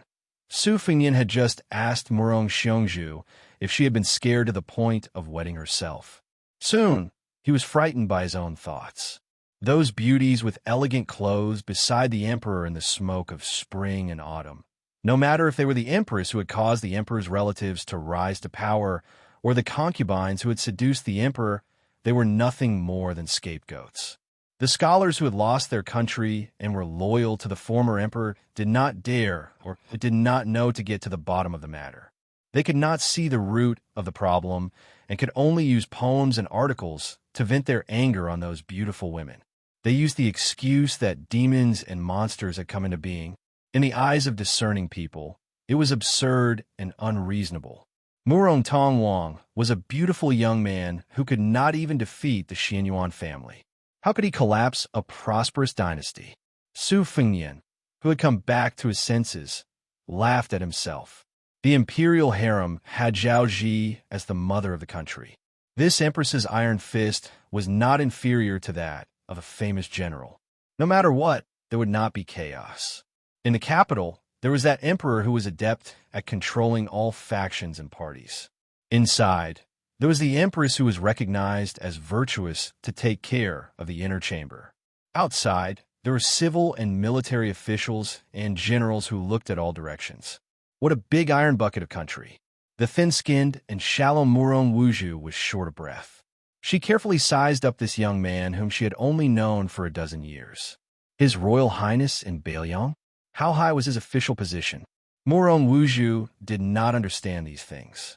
She only occasionally heard some bad comments about Bailiang when she was socializing with the scholars of Jianzhou. They said that the king of Bailiang was a tyrannical executioner who had killed the most people in the dynasty. He used to like slaughtering cities. As for the eldest son, he was very foppish. He could not write or fight. He only knew how to bully good women in Bailiang. Sooner or later, he would lose the family property and was not worth mentioning. No matter how simple Murong Wuju was, she knew that seeing was believing. First impressions were the strongest. She had a good impression of Su Fingyan, who had saved her and her brother, under the premise that he was in control of their lives. He could resist the temptation and did not bully them. This was 100 times better than those aristocratic scholars who were full of benevolence, righteousness, and morality, but secretly had obscene eyes. She was so simple. In the past, she had accepted her fate to be captured and played by ancestor Xianyuan. Now, she accepted her fate to warm the bed for his Royal Highness one day. Murong Wuju looked at the handsome face. Even if she took 1,000 steps back, he was very good-looking when he was young, wasn't he? Among the siblings, Murong Tonghuang, who was the one who made the decision since childhood, saw the look in his sister's eyes and felt helpless. Su Fingyan was extremely disgusted with the scholarly men's penchant for cutting off their sleeves. Of course, he kept a respectful distance from Murong Tonghuang. However, he quite liked this guy's unscrupulous ruthlessness in order to achieve his goal. He was truly ruthless if he dared to be ruthless to himself. If a man could endure the disgust and throw flirtatious glances at another man, he would be unlucky to be born in a small family. If he was given a bigger stage, he would be good at dancing. Since Murong Tonghuang's words and actions were straightforward, Su Fingyan couldn't disappoint him. He gently kicked away the tiger Kuei King Kong who was biting his robe and said with a smile, "If you want to use Bailiang's tiger skin as a banner to intimidate others, you don't need to hide it. Since I've eaten my fill and have nothing better to do, I won't be so shameless. However, I'll say the ugly words first. At least we're in the same camp now. Don't stab me in the back, and think about giving Mount Hui a proof of your allegiance." We can't let you and your sister take all the good things. Murong Tongwang nodded and said gloomily, after we stepped out of the family, we didn't think about going to the Xianyuan family to live an ignoble existence. However, since His Royal Highness said so, I also hope that Your Highness won't use us to win over Mount Hui. If so, Su Fengyin waved his hand and shook his head, then you're underestimating me. Su Fengyin. Murong Wuju whispered softly. Su Fengyin? Su Fengyin said with a smile. Isn't the name nice? A phoenix won't perch unless it's a parasol tree. You two are quite fated, right? My courtyard in Bailiang Palace is called Parasol Garden. If you have the chance, you can go there and play. Don't worry, I really don't have any thoughts about you two. I also feel that it's a waste of saliva to keep talking about this. In the future, don't be on guard against this. Do you see the big sister holding the white cat? I like her. If we're talking about her face and smooth skin, then Big Sister Pei, or Aunt Pei, who wears the veil hat with you two, is definitely more outstanding than you two. You two are guarding against me like you're guarding against a thief. It's very hurtful. Murong Wuju giggled. As a result, she was glared at by Murong Tongwang, but this time, she didn't shrink back for the first time. Su Fengyin looked at Murong Tongwang and said helplessly, you can't protect your sister for the rest of her life. She has to get married and take care of the family alone. When that time comes, don't tell me that you're still following behind your sister. Aren't you afraid that your future brother-in-law will dislike you for being an eyesore? Murong Tongwang coldly snorted and said, that'll have to wait until she finds that kind of man. Once she finds that kind of man, it's fine even if she wants me to die. Chapter 297. Su Fengyin was speechless. He could only turn around and smile at Huang Manor. In the next few days, His Royal Highness unexpectedly did not go to the Taoist Master Mansion, nor did he go to the Mount Huinyo Gang. He stayed at Xiaoyao Temple obediently. He would either ask the old god of sword about the flaws in his life-saving saber techniques, or ask the old Taoist master about the essence of the talismans in Mount Longhu. Especially the latter, he rarely met a junior at the foot of the mountain who was willing to let His Royal Highness enjoy being his master. He told him everything he knew. During this period, he especially went to the library at the top of the mountain and brought down many Taoist cloud talisman secret scriptures. The old and the young talked until dawn, probably because he was afraid that His Royal Highness would say that he did not know anything. Zhao Shituan even picked up a few talisman incantations that were feared by ordinary Taoists. While he was cramming, he explained the mysteries to His Royal Highness.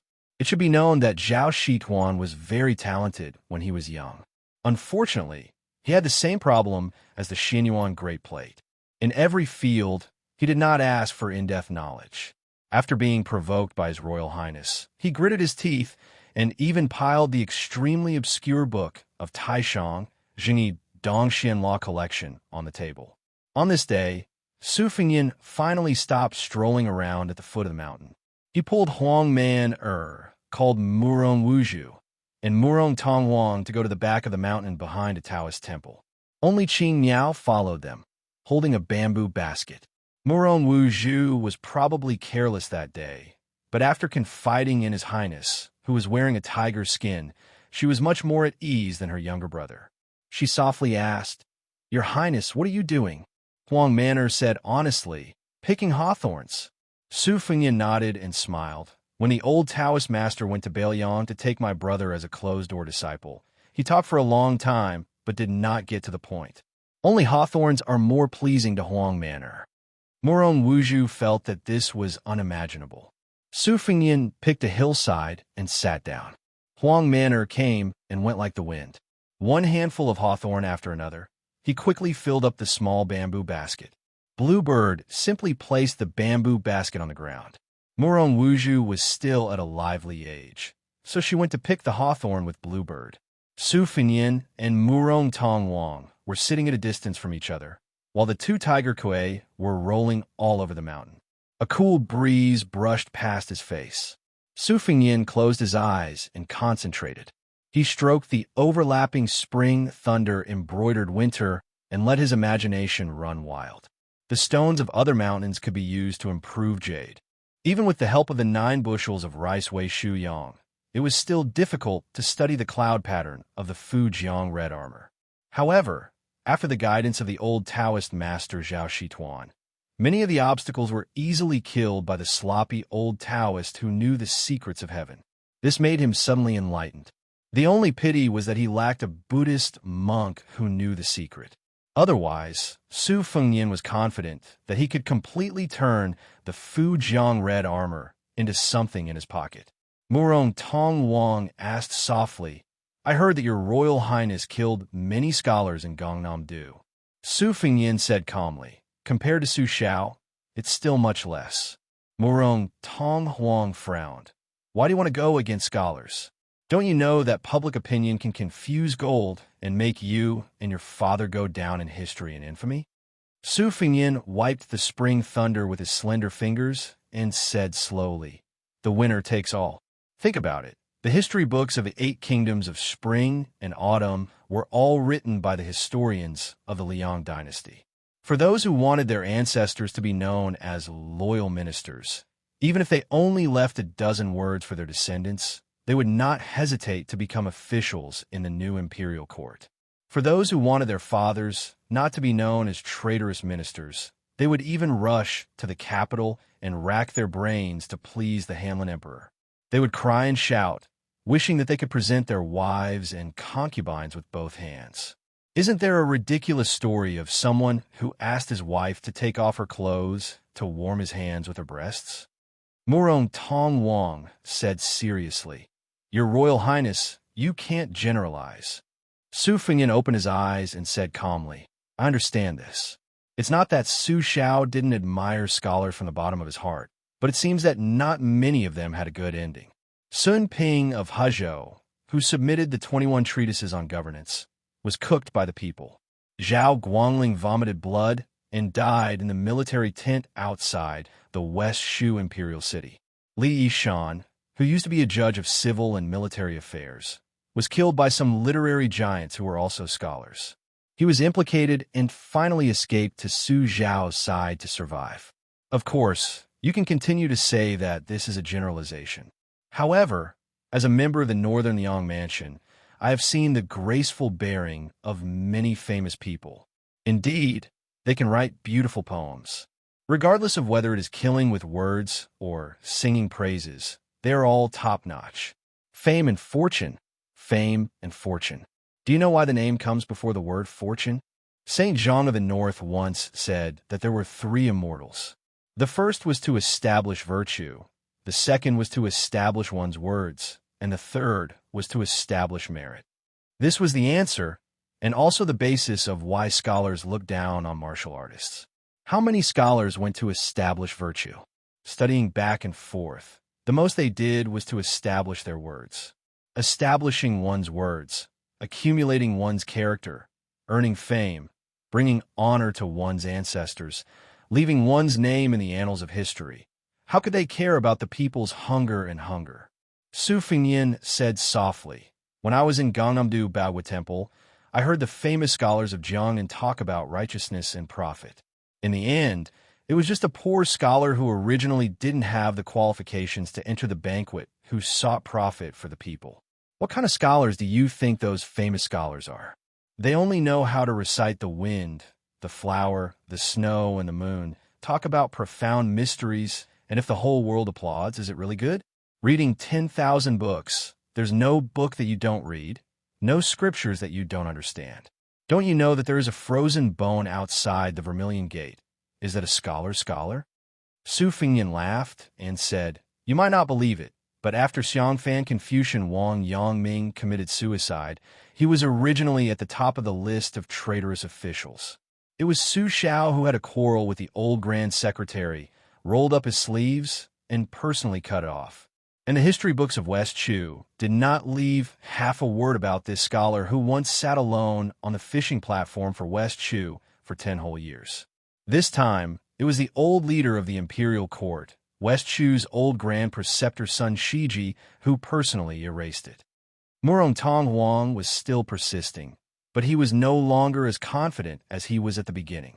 Lowering his head, he said, "Scholars are still mostly good people." Su Fengnian said self-deprecatingly, I didn't say that I have to make life difficult for scholars. Besides, there are a lot of people and things that have no right or wrong to speak of. If we get into a dead end and insist on either one or the other, then there's no reason to speak of. Morong, Tong Wang grunted. Su Fengyin propped his chin on his hand and looked toward the bull of the gang. He muttered to himself, "That kid Wenhua is still open-minded. I wonder where he is right now." Morong Tong Huang was in a daze, lost in thought. Su Fengyin turned his head and stretched out 2 fingers. Imitating the Taoist priests of the charm and spell sect who subdued demons and exorcised devils, he pointed at Murong Tong Wang. Laughing heartily, he joked, "Urgent as the law commands, you evil creature who brings disaster to the country and the people. Why haven't you shown yourself yet?" Chapter 298. Chapter 2.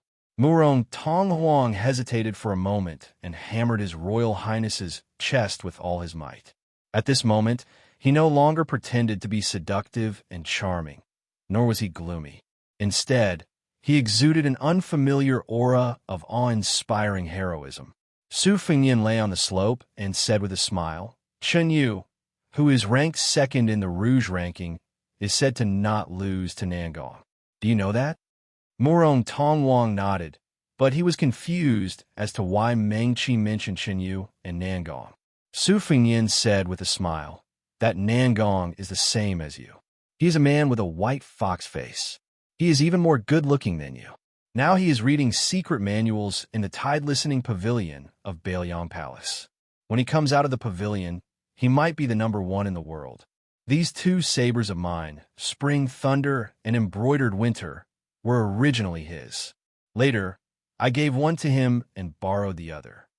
Murong Tong Wang laughed and said, "If you continue to explain, be careful that you don't say that you're trying to hide 300 taels of silver." Su Fengyin felt relieved. There were thousands of knots in his heart. If he could help this pair of siblings untie one by one, he would deal with the mess of the Xinyuan family. As for Murong Tong Wang's life, he only needed to lay down some foreshadowing. After that, he would no longer pay attention to him. He really needed to learn from that old monster Huang Sanjia to play chess. Regardless of whether he was drawing a tiger or a dog, he needed to learn first. Su Fengyin suddenly thought of the celestial being from Mount Longhu, Zhao Huangshao, who came by dragon in his dream. This Zhao was not the Zhao from the Zhao family of the Taoist Master Mansion. Su Fengyin still had not figured out whether it was a dream or reality. If it was the truth, why didn't Miss He, who was climbing the cliff all night long, respond? Even the old god of swords, Li Chungang, did not notice it. However, if he were to treat it as a dream, then everything the white python told the black dragon and the middle-aged Taoist priest, Zhao Huangshao, said was reasonable and well-founded, especially the bearded heavenly dragon that rose from a cliff. It was almost exactly the same as the one in the evil spring thunder flood dragon painting. This painting of the heavenly king and the heavenly maiden came from the hands of a great Qi practitioner and was supplemented by an ominous prophecy. Su Fengyin frowned. For the time being, he did not dare to mention this strange matter to anyone. Perhaps he would only be able to mention it to Su Xiao and Li Yishan once he returned to Bailiang. His Royal Highness didn't know that not long ago, someone had coincidentally arrived at Mount Insignia. Xinyuan Qingfeng and his grandfather, Xinyuan Guiqi, were standing on the Wangjiang terrace of the aspiring Cauldron Pavilion. The 2 of them were leaning against the railing.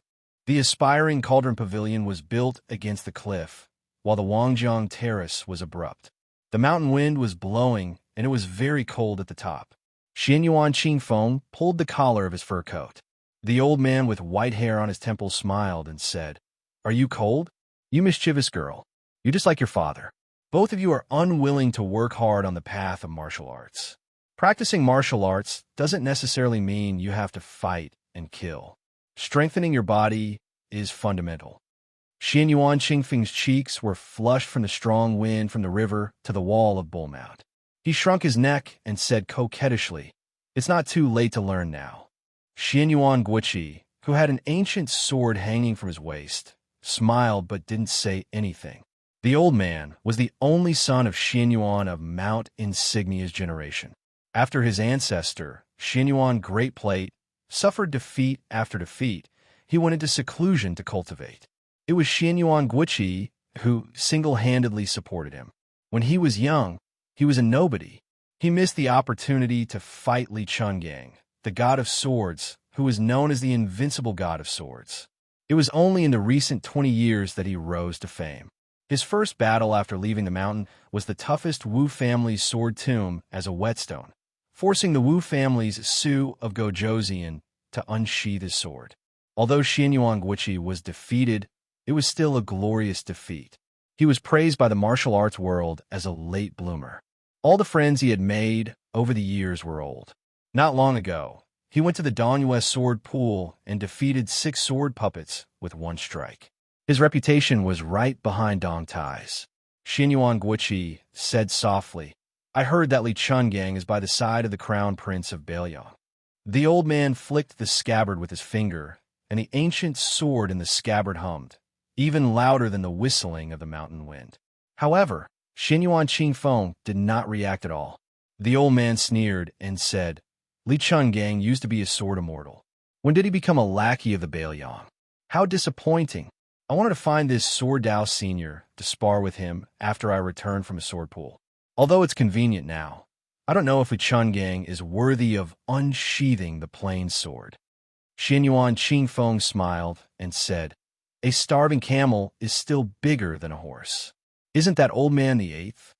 Xianyuan Guiqi smiled indifferently and said, "Girl, don't try to goad me. Do you know that once one's Sword Dao realm regresses, the difficulty of advancing again, especially for an expert at Li Chungang's realm, is comparable to ascension? As long as he's not a first-stage sword immortal, your grandfather can fight him. If this 8th rank is real gold and silver, then that's fine. But if it's only because of Li Chungang's unparalleled heroic figure that they gave him a title, then I might as well expose this fig leaf." The former sword god without the wooden horse and 1 arm being defeated by the plain embracing sword is better than being used as a stepping stone by those young people. Xianyuan Qingfeng was about to say something when the old man waved his hand and said, "Girl, go first. Don't catch a cold from the wind. That bookish father of yours is going to nag me for a month or so." Xianyuan Qingfeng left the aspiring Cauldron Pavilion with a gloomy expression. How could one survive in the Xianyuan clan where martial arts fanatics gathered? Xianyuan Qingfeng walked in the pavilion. There were bookshelves on both sides, and her slender hand slowly touched the secret manuals arranged according to the pronunciation of the first word. Her eyes were dull. The ancient books that her fingers touched were all martial arts secret manuals that Jiang Hu dreamed of. She had read most of them and memorized them in her mind, because she knew that once she got married, she would no longer be allowed to enter the aspiring Cauldron Pavilion, even if it was to find a son-in-law. Therefore, she had been painstakingly memorizing the contents of the secret manuals all these years, page after page, book after book, hoping that she could find a man she could rely on in the future to revitalize the first wife's branch whose spirit had been sapped by her scholarly father and restore the glory of a great sect. After walking out of the aspiring Cauldron Pavilion, Xianyuan Qingfeng's face was filled with determination.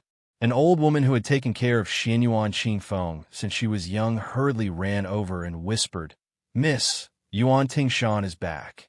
There are signs of him being seriously injured and dying." Xianyuan Qingfeng calmly asked, "Can he be saved?" The old woman shook her head and said, "Using normal methods, he'll definitely die." Xianyuan Qingfeng stood there in a daze, as if her soul had left her body.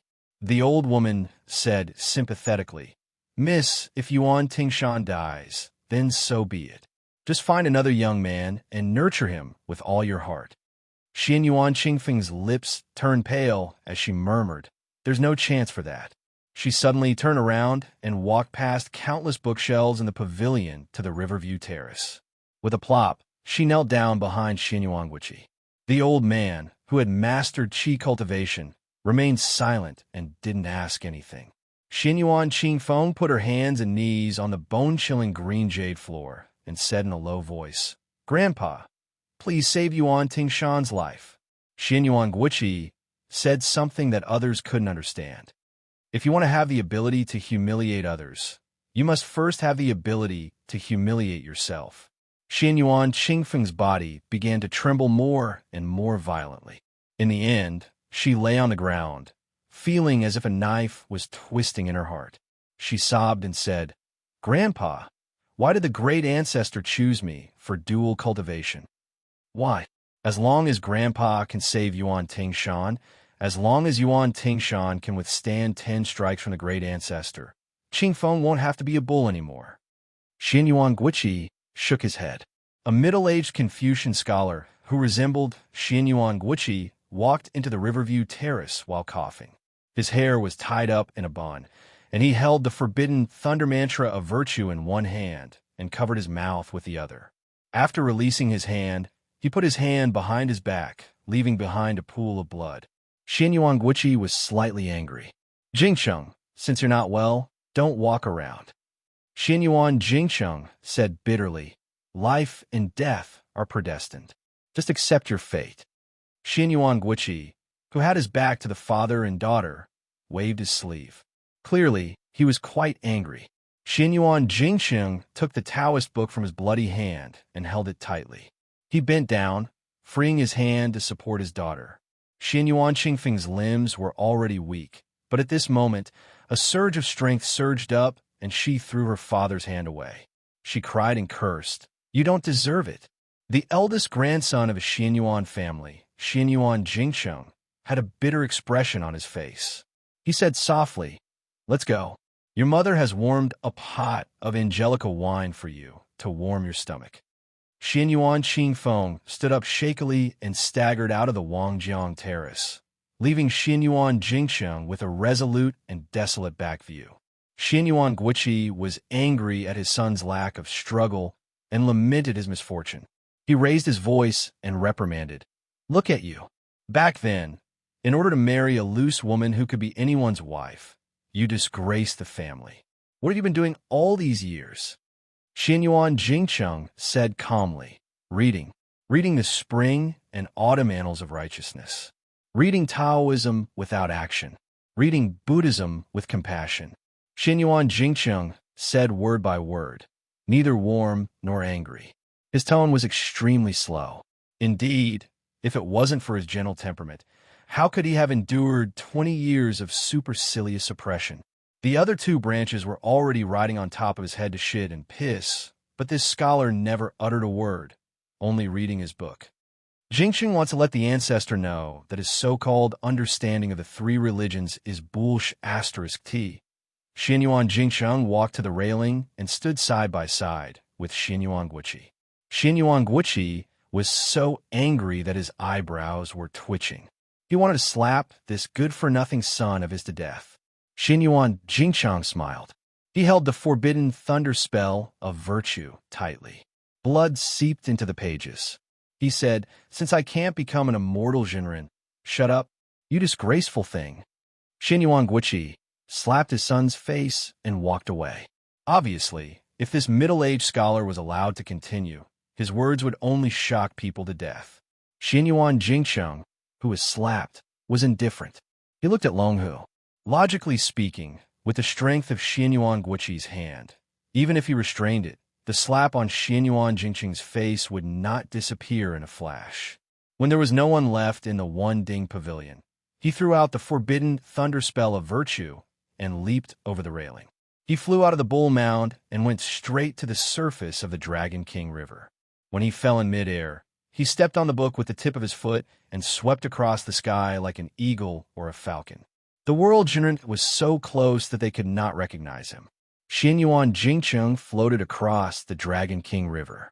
The first time his foot landed on the shore, it created a big pit. The second step was slightly smaller, and the third step was even smaller.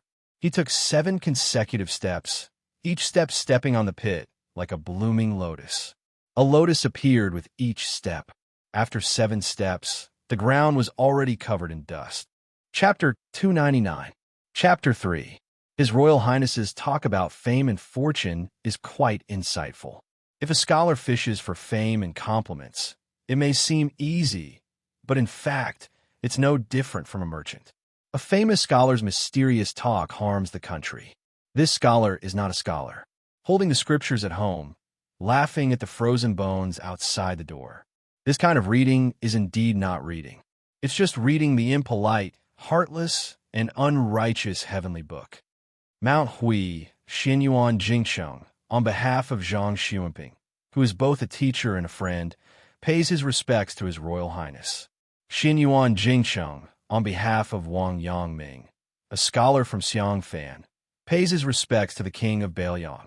Finally, Xinyuan Jingcheng pays his respects to the king of Bailiang on behalf of all the poor scholars in the world. Su Fingyin widened his eyes and looked at the scholar in green who was walking towards him. He didn't know that this guy was eavesdropping just now, and he couldn't detect the flow of his qi at all. When they were 30 steps away, the man who called himself Xinyuan Jingcheng bowed 3 times in a row. After straightening his back, he stopped moving forward. Murong Wuzhu, who was squatting beside His Royal Highness and picking hawthorns, dropped her hawthorns on the ground when she heard the 2 words Xinyuan. Murong Tonghuang was a little calm, but his knuckles were blue, revealing the panic in his heart. For the siblings, the Xinyuan clansmen on the Bull Mound were not the Jianghu individual immortals who enjoyed the good fortune of the land alone, but the devil who played Jianzhou in the palm of his hand. However, Murong Tonghuang still fiercely pulled away his sister who was trying to grab Su Fingyin's sleeve. He almost helped her stand up and walked away. It seemed that he didn't want to be implicated, but Su Fingyin and Murong Tonghuang's lips almost curled up at the same time after they separated. Obviously, they had a tacit understanding. Since someone from the Xinyuan family had taken the initiative to attack instead of defending, even knowing Su Fingyin's identity, Su Fingyin didn't dare to slack off in the slightest, even if it was the infamous Xinyuan Jingcheng. This person had respectfully bowed 3 times, so there must be something fishy going on. After Su Fingyin stood up, he caught a glimpse of Huang Man, and Qing Yao approaching. They were both in a horn-like position. He smiled and asked, "Mister's 3 bows are enough to shock the heavens and make ghosts weep. I just don't know if Mister dares to do such a thing on the Bull Mound." Xinyuan Jingcheng said calmly, "If you say I don't dare, His Royal Highness doesn't seem to believe it. If I say I don't dare, His Royal Highness will draw his knife on the spot." Su Fingyin stared at the eldest grandson of the Xinyuan family, who had become the laughingstock of the Xinyuan family. He didn't want to be deliberately mystified anymore, so he said impatiently, "Say it. Why are you looking for me? If it weren't for your friendship with Mr. Sun, why would I talk nonsense with you?" Xinyuan Jingcheng went straight to the point and said calmly, "Your Highness, do you know why my daughter, Xinyuan Qingfeng, made things difficult for you in Wuzhou?" Su Fingyin clenched the spring thunder in his left hand. He wanted to kill with 1 blow with a knife in his left hand. "You didn't go to Maohui to look for trouble with the Xinyuan family, but dare to come down the mountain to provoke me? When did the Xinyuan family have a scholar who worried about the country and the people?" Su Fingyin exhaled softly, the qi in his body surging like a river.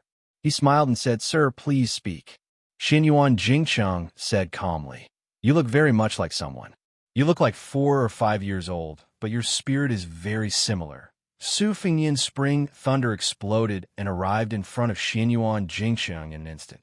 It was born out of Spear Fairy Wang Xiu's famous skill, Overlord Armor Removal. The spring thunder struck down, entering Xinyuan Jingcheng's neck and coming out from his waist. With 1 successful strike, it was about to cut him in half. Xinyuan Jingcheng frowned. His left foot didn't move, but the tip of his right foot spun, drawing a semicircle on the ground. His left hand held the book behind his back, and his right hand reached out with 2 pale fingers to pinch the spring thunder, following the momentum of Su Fingyin's knife to remove the force. The middle-aged scholar made a sound of surprise and was slightly surprised. The scholar's cuff holding the knife fluttered, even though there was no wind. Su Fingyin turned the blade, and Xinyuan Jingcheng let go of his hand and stepped back. The tips of his feet crisscrossed, and his figure was indescribably light and graceful. He continued, "And this person is the man that Qingfeng's mother couldn't let go of. If this man didn't die of illness, she definitely wouldn't have married into Mount Hui. Qingfeng's calligraphy and painting were all learned from her mother. There is a portrait that has been hanging for 20 years. When Qingfeng saw you in the lantern market, it was inevitable that she would lose her composure. I hope your highness will be magnanimous enough to forgive her. Su Fengyin took large strides forward, and the spring thunder pierced straight at the whale. Xinyuan Jingsheng held the book in his left hand and struck the spring thunder, swatting it away. Su Fengyin's right hand was about to unsheathe the embroidered winter sword when Xinyuan Jingsheng, who had endured it time and time again, snorted coldly. His figure suddenly moved forward, and he pressed one hand on Su Fengyin's shoulder. With a gentle push, Su Fengyin was forced to turn his body, but he still took the opportunity to pull out the embroidered winter sword. It was the posture of pulling up a mountain. Xinyuan Jingsheng sneered. You don't know when to stop.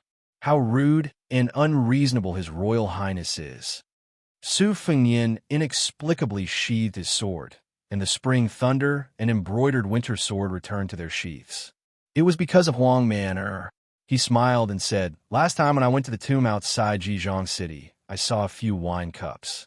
Were they all yours, sir? Xinyuan Jingsheng nodded dejectedly and asked, Why did you sheath your sword at the last moment? Su Fengyin pointed at Huang Man, who was squatting in the distance, and smiled. My little brother knows if others have any ill intentions. Xinyuan Jingsheng said with mixed feelings he was born in the Vajra realm. Su Fengyin was puzzled. Pardon me for asking, but you are obviously a martial arts expert. How did you end up in such a state at Bulgang? Xinyuan Jingsheng calmly revealed the earth-shattering truth. Qingfeng's mother and Xinyuan Great Pan were dual cultivating to take revenge on me. Now, this old ancestor wants Qingfeng to enter Bulgang again. Xinyuan Jingsheng's voice was steady. He did not deliberately lower his voice to cover his ugliness. Murong Tongwang and Murong Wuju looked at each other. Even the thick-skinned Su Fengyin was stunned. He was shocked beyond words. How could there be such a shameless old man who liked to take advantage of the grass around his nest? That was the daughter-in-law of his eldest grandson. In the end, he did not even let go of his great-granddaughter. He would rather kill the wrong person than let go of the wrong person. Compared to this sensational inside story, trying to kidnap the Murong Shuangbi was not worth mentioning. Xinyuan Jingsheng said bitterly, This old ancestor did not indulge in beauty. It was because he wanted to achieve the immortal Jinren realm that he took an unorthodox path. Su Fengyin scolded, Bullsh *T. Whether it is the Dao sex bedroom technique or the esoteric sex dual cultivation, Xinyuan Jingsheng, are you still a man? Xinyuan Jingsheng said indifferently, I have learned all the secret exercises of Mount Hui's Wending Pavilion in 20 years. I have taken a fork in the road with no return. I am not afraid of death. I only ask for the safety of the mother and daughter. Xinyuan Jingsheng said slowly. He coughed a few times and covered his mouth. The bloodstains were scarlet. It was a ghastly sight. Su Fengyin could not keep up with the thoughts of this sickly scholar. He asked, Can you fight with Xinyuan Great Plate to the death? I heard that this old monster's strength is very strong. The Taoist classics in Xinyuan Jingsheng's hands were already stained red. He put them behind his back. He smiled at Su Fengyin and said, I can. He wants to achieve immortality. I will let him experience it. However, the immortal Jinren realm that I have achieved is not really immortality. Therefore, the outcome is 50-50. However, after I die, what will happen to the mother and daughter? I have been thinking about this problem. That is why I have been waiting for His Royal Highness. Today, I came to see Your Highness. Your first blade was excellent. Not to mention that your bladesmanship is accomplished. Your blade is even more ruthless. Xinyuan Jingsheng sincerely asked for Your Highness' help. In this world, only Your Highness can save the mother and daughter. Su Fengyin was shocked again. Xinyuan Jingsheng continued.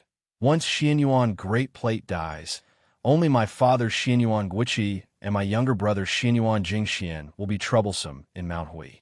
If these two die, as long as Your Highness can protect Qingfeng's life, you can use her as a puppet to control the Bulgang. Su Fingyan asked, "Is this a trap set by the Xianyuan family?" Xianyuan Jingsheng shook his head and said no. Su Fingyan was helpless. He shook his head and said, "If it is as you said, it is not difficult for me to do it. However, you must help to get rid of either Xianyuan Guiqi or Xianyuan Jingxian. Otherwise, it will be too difficult for a helpless Xianyuan Qingfeng to swallow an elephant." Xianyuan Jingsheng said without hesitation, "All right, I will go up the mountain and kill Xianyuan Jingxian first."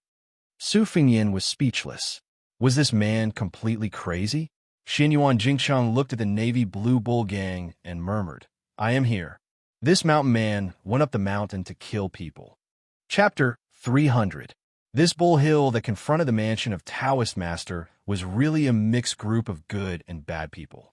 Enjoying the good fortune of the land alone, Su Fingyan sat back on the hillside and wrote a few names on the ground with the spring thunder. He asked Murong Tongwang, "How much do you think Xianyuan Jingsheng's words can be trusted?" Murong Tongwang sneered. "Even if Xianyuan Jingsheng really endured the humiliation for 20 years, it's hard to guarantee that this lunatic won't attack His Highness. Killing Xianyuan Dandan and Xianyuan Jingxian, this person will definitely die.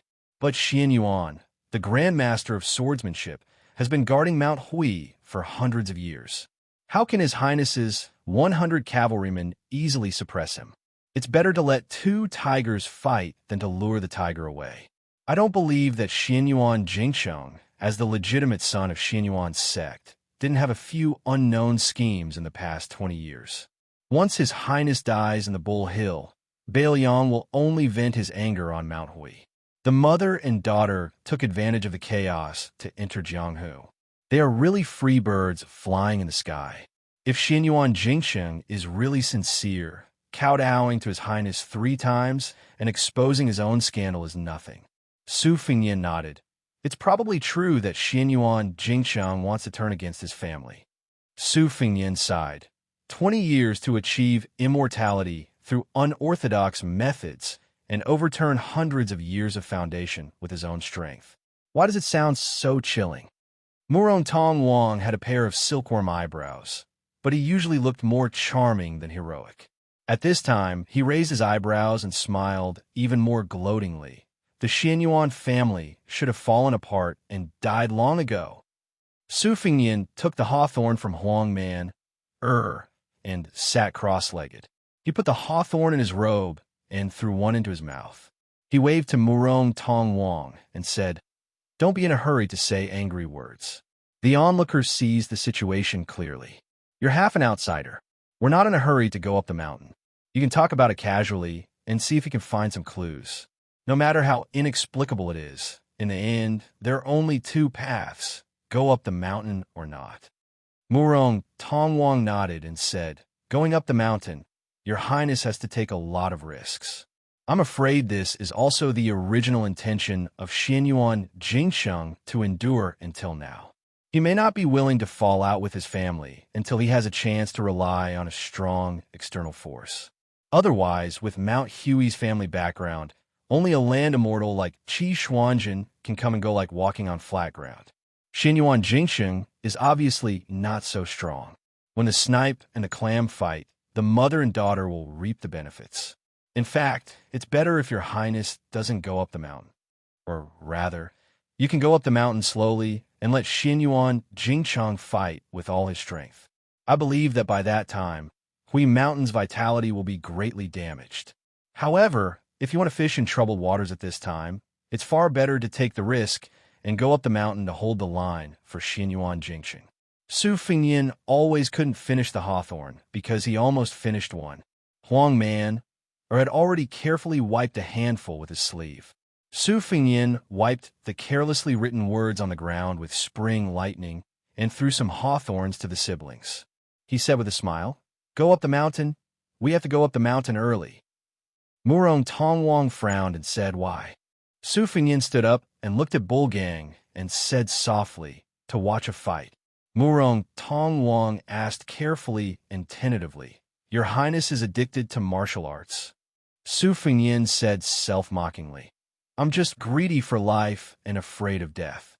Of course, there are also the thoughts of chivalrous heroes who want to save beauty since childhood. Murong Tong Wang turned his head and couldn't help laughing. The word chivalrous heroes could be said by anyone, but it was said by the eldest son of Ren Tu, who made the whole Jianghu tremble under the sound of horse hooves. It was ridiculous. Su Fengyin said with a smile, "Laugh if you want." Although Murong Tong Wang had let down some of his guard, he didn't have the guts to be presumptuous in front of his royal highness. Of course, he didn't dare to make fun of him. Su Fengyin patted Huang Man Er's head and said, "Let's go to Mount Hui. Tear apart whoever blocks the way." Huang Man Er's originally turbid eyes instantly blossomed with light. Su Fengyin turned to Bluebird and said, "Go to Xiaoyao Temple and tell the old god of swords and the Phoenix Battalion. You'd better bring the instant spear. We'll meet at Qinglong Creek. This time we'll play big. By the way, I'll remind the old celestial master Zhao Shituan that Mount Longhu better not get involved. You can explain to the old celestial master that Xianyuan Jingsheng invited us to go up the mountain. Let him know that this is a family matter of Mount Hui and not me trying to make trouble for the Xianyuan family." Bluebird held the bamboo basket and nodded, "Got it." On top of the mud wall of Xiaoyao Temple, old Taoist Zhao stretched his neck and looked at the middle-aged Confucian scholar who was walking on the river. Li Chungang sneered. This old man really doesn't understand the ways of the world.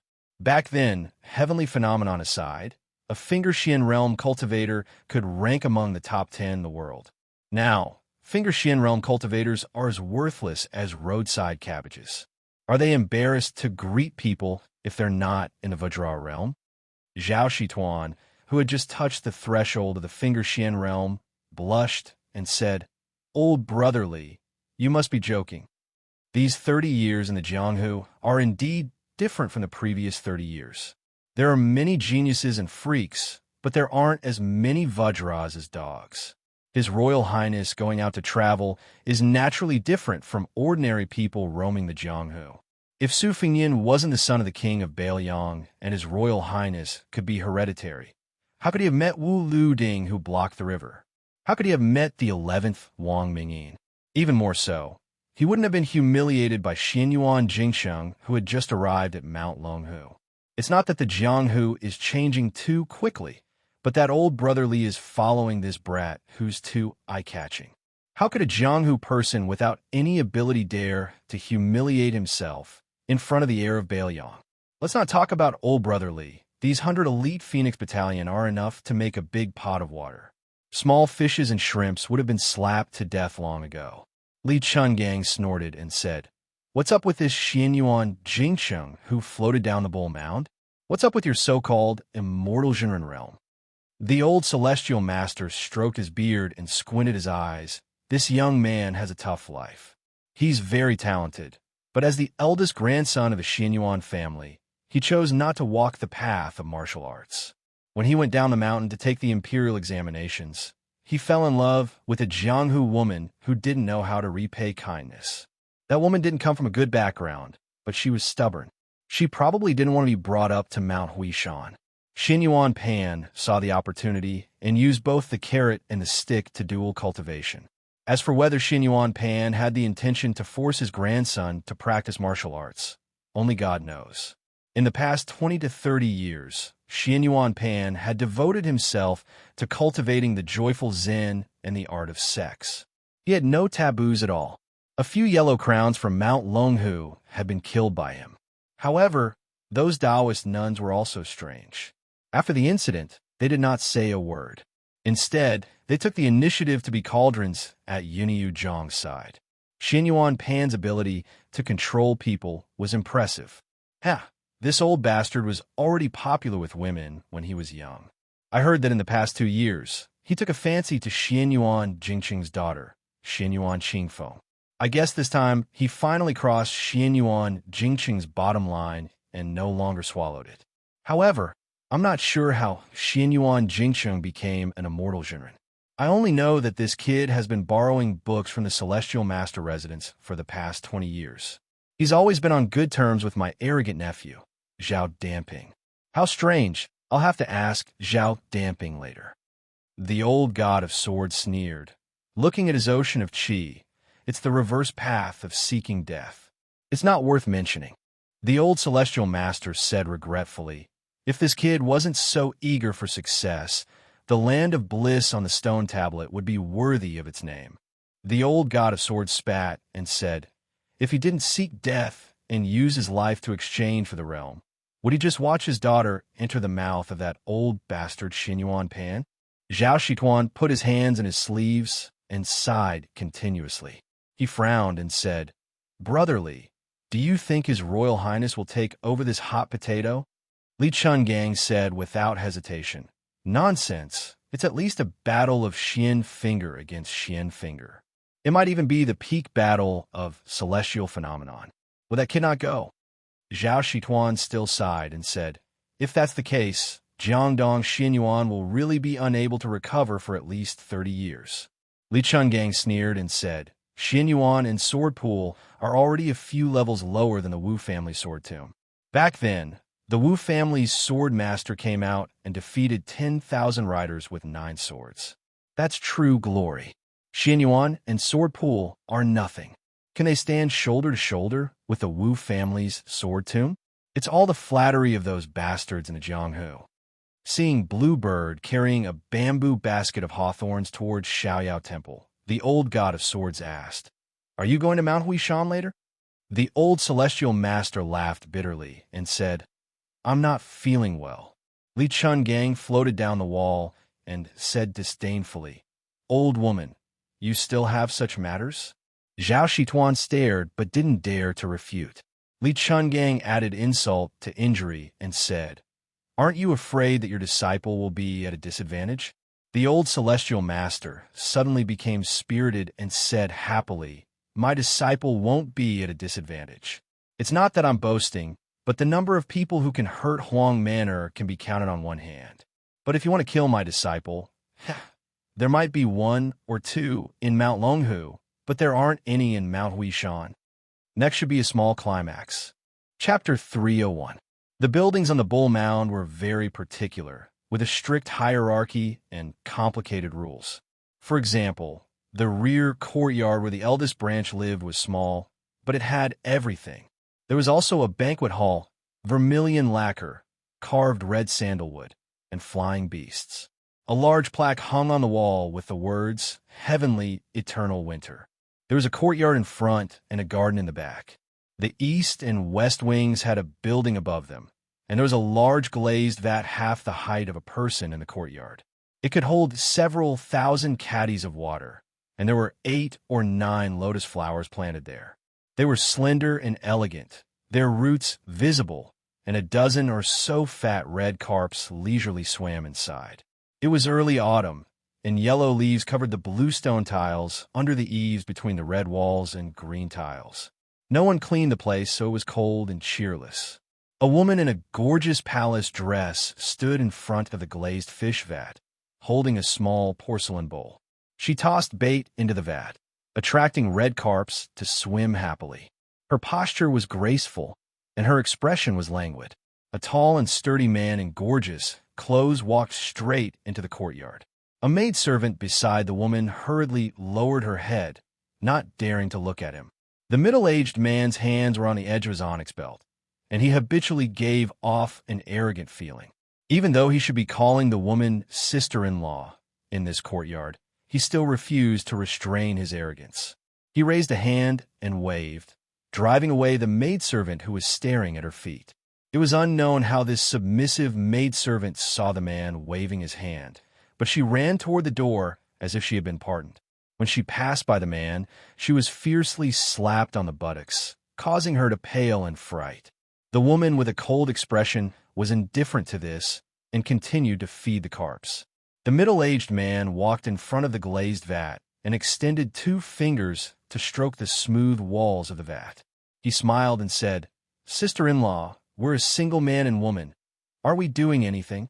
The woman stared at the carefree red carps and coldly said, Xinyuan Jingxian, aren't you afraid that if you swallow my dumplings, you'll burn your tongue along with your heart, liver, spleen, and kidneys? The man who was called by his name by the woman said indifferently, Sister-in-law lives in seclusion. so of course you don't know. After the ancestor came out of seclusion this time, he intends to entrust the position of the family head to me.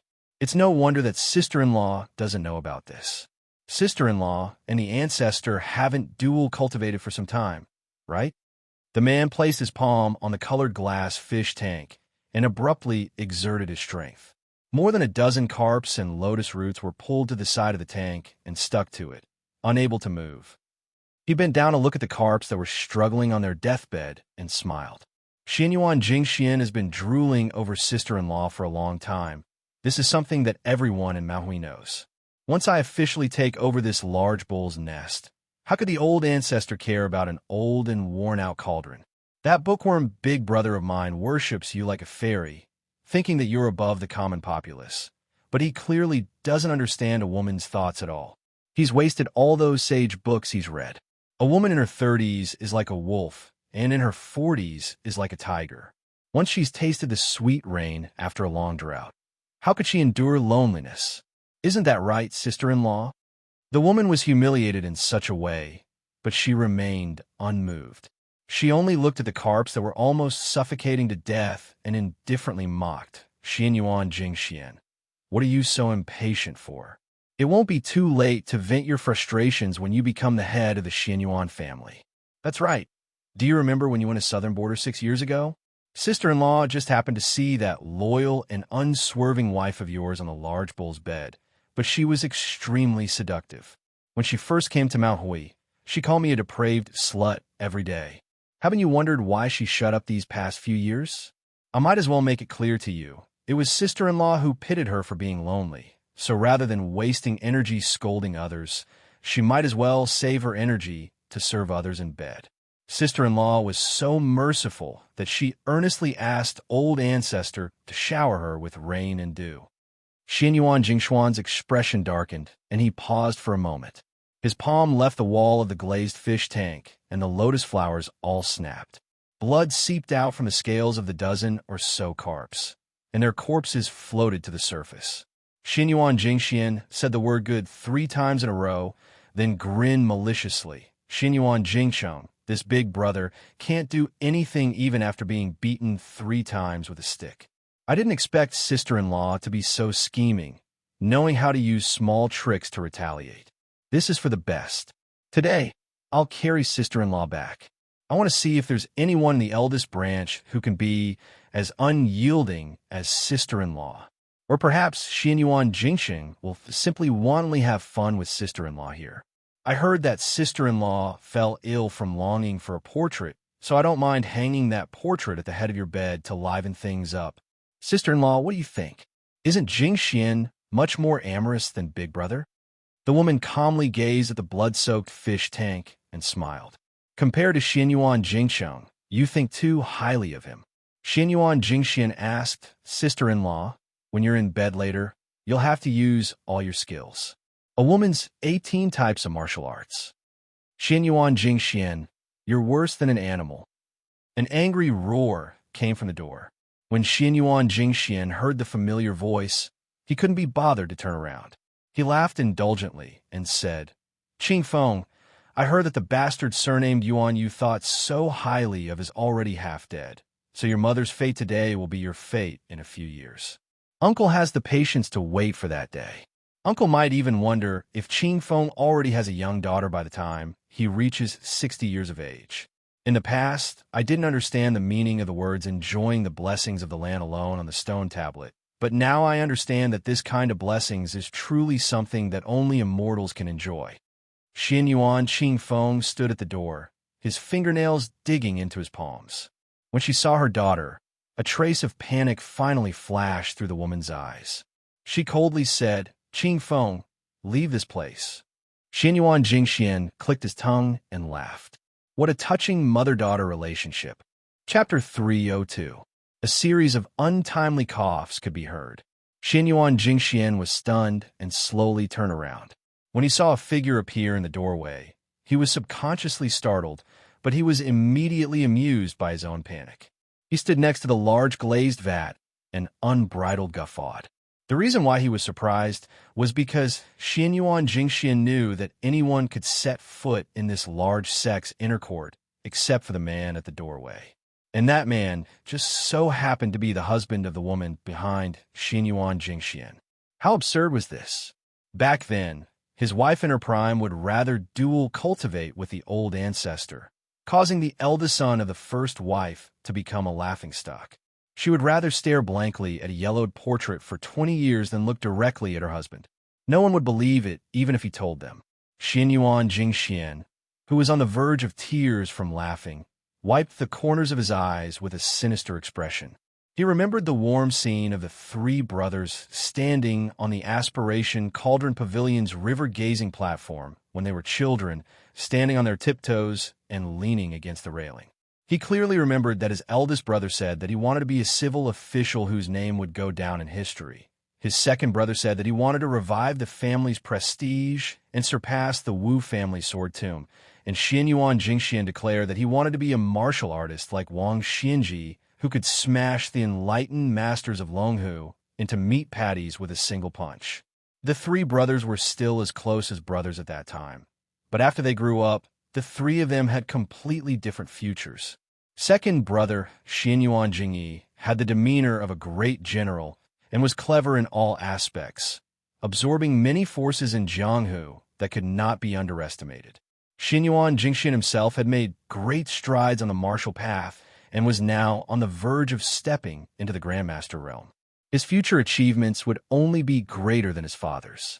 But as for his eldest brother, despite the great expectations and resources the old ancestor had bestowed upon him, he was still a useless piece of trash who could only be submissive when speaking to others and would only retreat when arguing with others. In the Xianyuan family, where martial arts were highly valued, how could a martial arts fanatic like Xianyuan Jingxian respect an older brother who had never touched a sword or a staff and only knew how to hold a few books? After coughing, the middle-aged scholar still did not enter the courtyard. He covered his mouth and said vaguely, "Jingxian, you should have waited a little longer. Unfortunately, you've never had much patience since you were young. This is not good." Xianyuan Jingxian seemed to have heard the funniest joke in the world. He had just stopped laughing when he couldn't help but laugh again.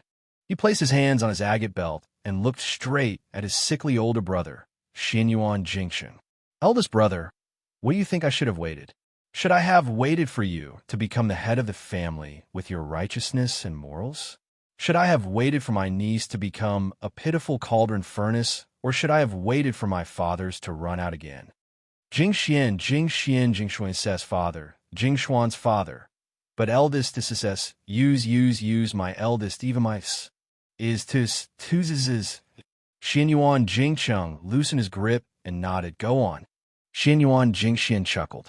"I've endured it for many years, and I really don't want to endure it any longer." This, too.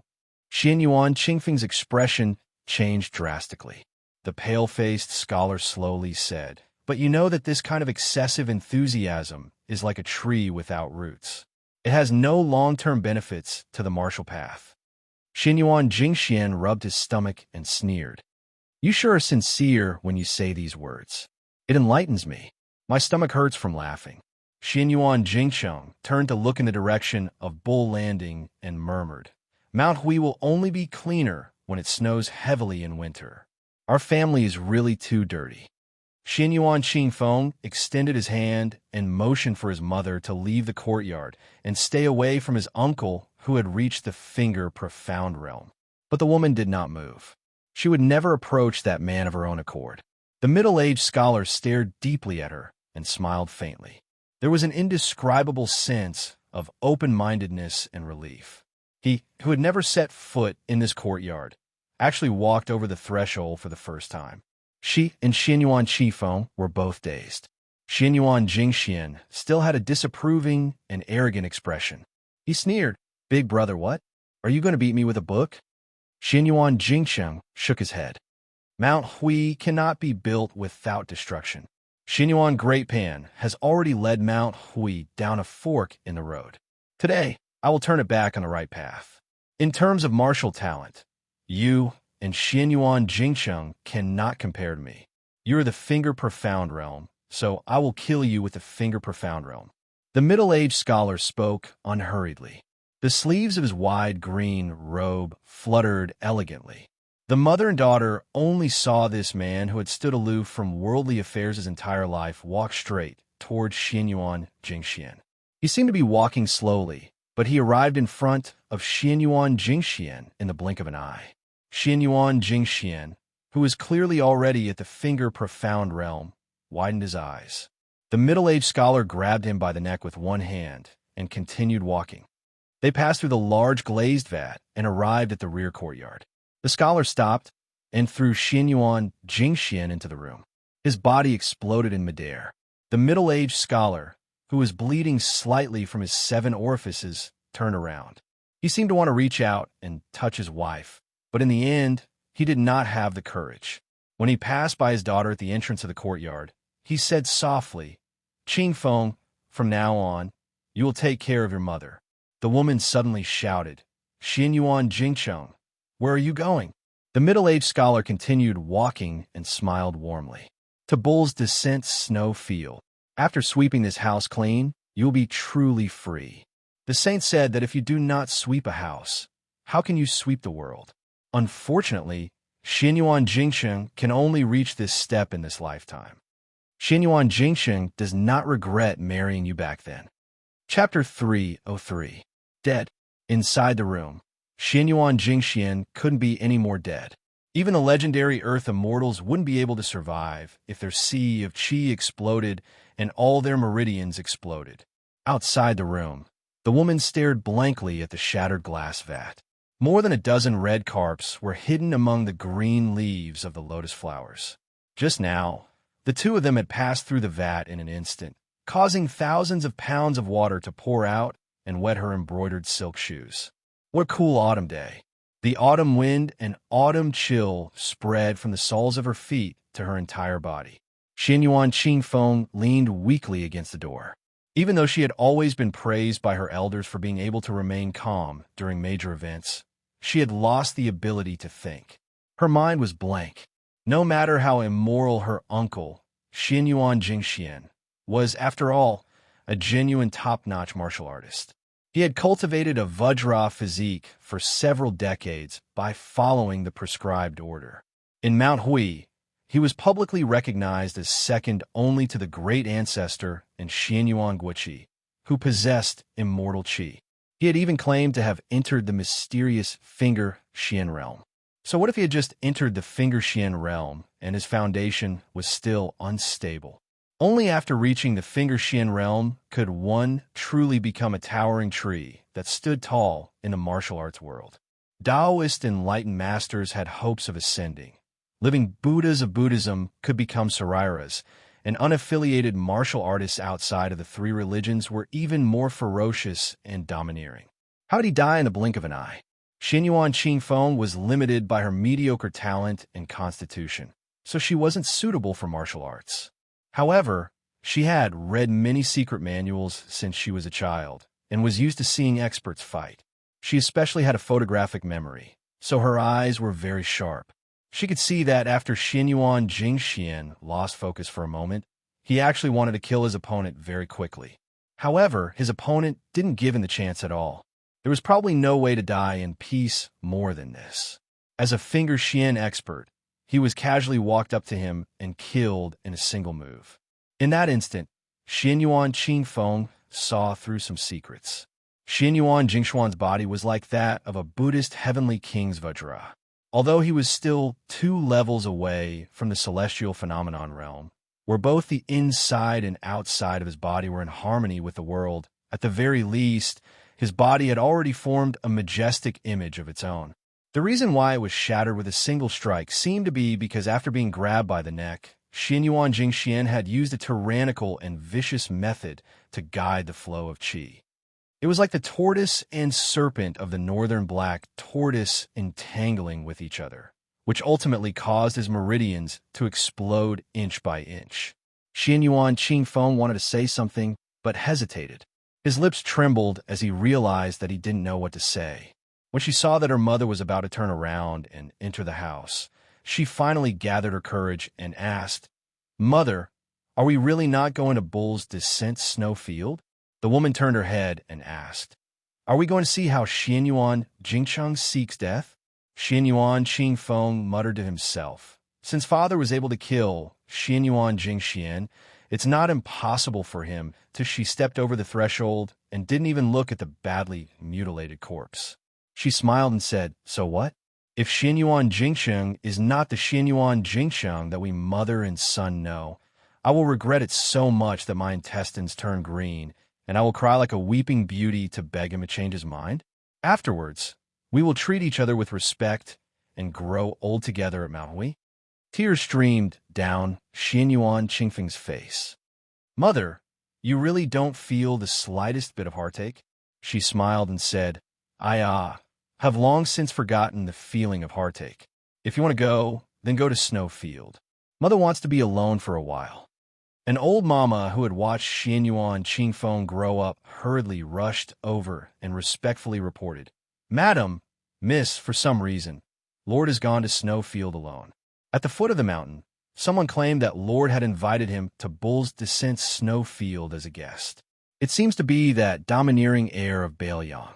He has already begun to climb the mountain and will soon arrive at Esect. Those who blocked the way at the estate were all torn apart by an unremarkable youth. His methods were extremely swift and fierce.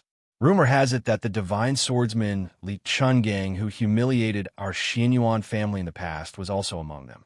Second Master has already brought people to stop them. After climbing the Bull's Descent Snowfield, there was a jade passageway paved with 300 steps and a memorial arch built across the road. This was Mount Hui's Xianyuan Sexy Sect. The words, reach the peak of perfection, were written on the plaque, and the words, Martial Dao Contract Kunlun, were written on it. Their neighbor, Mount Longhu, also had a similar structure.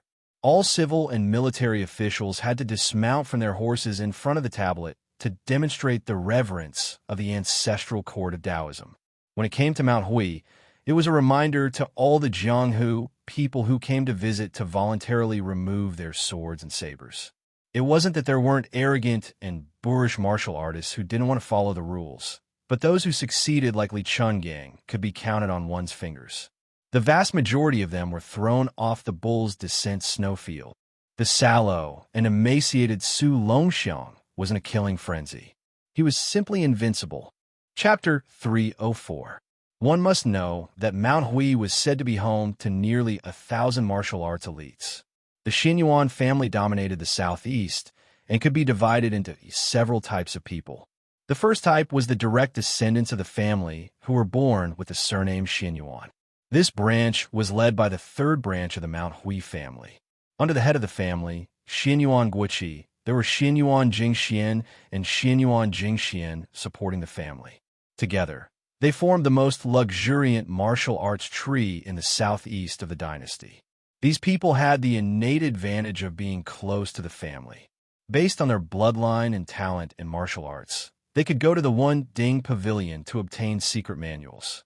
Then there were the lackeys that Xianyuan had raised with both secret manuals and a lot of money. There were two kinds of lackeys. Those who were of noble status were guests and enjoyed good treatment in Mount Huishan. Those who came from humble backgrounds and were not strong enough had to work hard for the Xianyuan family with their tails between their legs in order to earn a living. If Yuan Tingshan did not have a relationship with Xianyuan Qingfeng, he would belong to this camp and had to rely on his own ability to get what he wanted. Then there were the private forces that Xianyuan had carefully cultivated. There were two main forces. One was made up of 200 cavalrymen and 50 heavy cavalrymen who had spent a lot of money. The other was made up of 150 light cavalrymen who were relatively cheaper. The other group was made up of loyal men of sacrifice. Their identities were complicated. Some of them were warriors or rangers who had fled to Hui Mountain to seek refuge. Most of them were assassins who had been slowly cultivated by Xianyuan as pawns since they were young. Very few of them could live to 30 years of age, which showed how active the Xianyuan family was in the southeast Jianghu. His Royal Highness and Huang Manor stood together under the E-Gate. Beside them stood the old man with the sheepskin fur coat. Blue Bird held the instant spear. Behind them were the halberd Ningame and 100 white horses. Near the 2 gates were a crowd of people. Sabers, spears, staffs, and all kinds of weapons were present. Xianyuan Jingxian stood on the steps with a gloomy expression. Close to 100 archers with outstanding arm strength held the geographical advantage, ready to shoot. More than 30 guests had turned out in full force. They were all experts who had been famous in the Jianghu for a long time. Su Fengyan clicked his tongue and sighed. What a turbulent Jianghu! Dark clouds had already gathered overhead, and there was actually a sign of heavy rain. A few decades later, Old Man Li, who was now one-armed and without a sword, dozed off while standing. He did not say a word. Su Fengyan turned his head and asked, "How far is it from here to the thieves' lair?" The elderly god of swords opened his eyes slightly and said lazily, "It's not too far." Outside of Bull Landing, there was a large piece of flat land, which was the snow plateau. If I'm not mistaken, Xianyuan Jingxiang will have a fight with Xianyuan Pan there. It is indeed a good place for people to die. Su Fengyan felt a headache coming on. There are so many first and second-rate experts, and a few hundred men of sacrifice. How are we going to get past them? Li Chungang grumpily said, "This old man can easily pass through by himself. As for you, if you want to fight force with force, then you'll have to wait to die here. Do you think that the foundation of a large clan that has been established for hundreds of years is just for show?" Su Fengyan whispered, "To catch bandits, first catch the ringleader." The elderly god of swords thought for a while and said, "You mean to take down Xianyuan Jingxiang?" Su Fengyan smiled and nodded, eager to give it a try. The elderly god of swords rubbed his chin and narrowed his eyes. If this old man were to personally take action, it would be simple. However, without this old man's effort, you'll just sit back and watch the show. Kid, let Huang Man or yell first to show your strength and tear a few people apart before talking about anything else. Then, let this girl beside you, who can play anything but the instant spear, hold the fort. When this old man will take action, it will depend on his mood. Don't worry, I won't make you wait too long." This old man was also very curious about how high Xianyuan Jingxiang could reach if he did not hesitate to exchange his life for his realm. It was not too rare for heavenly phenomenon experts to fight each other, but it would be interesting if both of them were trapped in a situation where they would fight to the death. If half a land immortal accidentally popped out, it would be a feast for the eyes. Kid, you don't have any other abilities, but you're just SOSO at stealing from others. Looking at Huang Man, or taking large strides forward, the elderly god of swords said with slight sadness, "This old man's painstaking efforts back then have been wasted." Xianyuan Jingxiang finally appeared after much difficulty, yet he still rebelled. This big tree has been hollowed out in the hands of Xianyuan Jingxiang. In the end, it is still going to fall. Great Snow Plateau. The middle-aged scholar walked slowly against the wind. His sleeves fluttered in the wind, making him stand out from the crowd. After enduring silently for 20 years, he finally revealed his loftiness at this moment. Along the way, he kept coughing and blood seeped out. No one could see through him. Xianyuan Jingxiang thought of many things, good and bad, honor and disgrace, ups and downs. Xianyuan Jingxiang stopped and looked at the tall figure at the end of the Great Snow Plateau. He muttered, "I've finally reached here." That figure was abnormally tall and sturdy. This was an old man with a technique to retain his youthful appearance. The old man who had a head full of white hair 20 years ago actually had black hair at his temples. He stood at the entrance of Bull Descendant's mansion without a smile. One man guarding the pass with a majestic aura. This old ancestor, the only one on Mount Hui who had the qualifications to say that he enjoyed the land's blessings alone, had a sharp gaze and a loud voice. "Jingxiang, have you ever read to resonate with heaven and earth?" His deep voice surged in the Great Snow Plateau. There was a string of wind chimes hanging under the eaves of Bull Descendant's house. Because of the strong wind at the peak of the mountain, they jingled all year round. At this moment, it was silent, like a person who was about to die with his neck strangled. Xianyuan Jingxiang said calmly, "Whether it is a celestial phenomenon or not, we'll know after we try."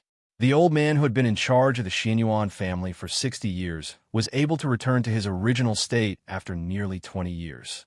He laughed heartily and said, "I'd like to see if this unfilial descendant of yours can endure 100 moves."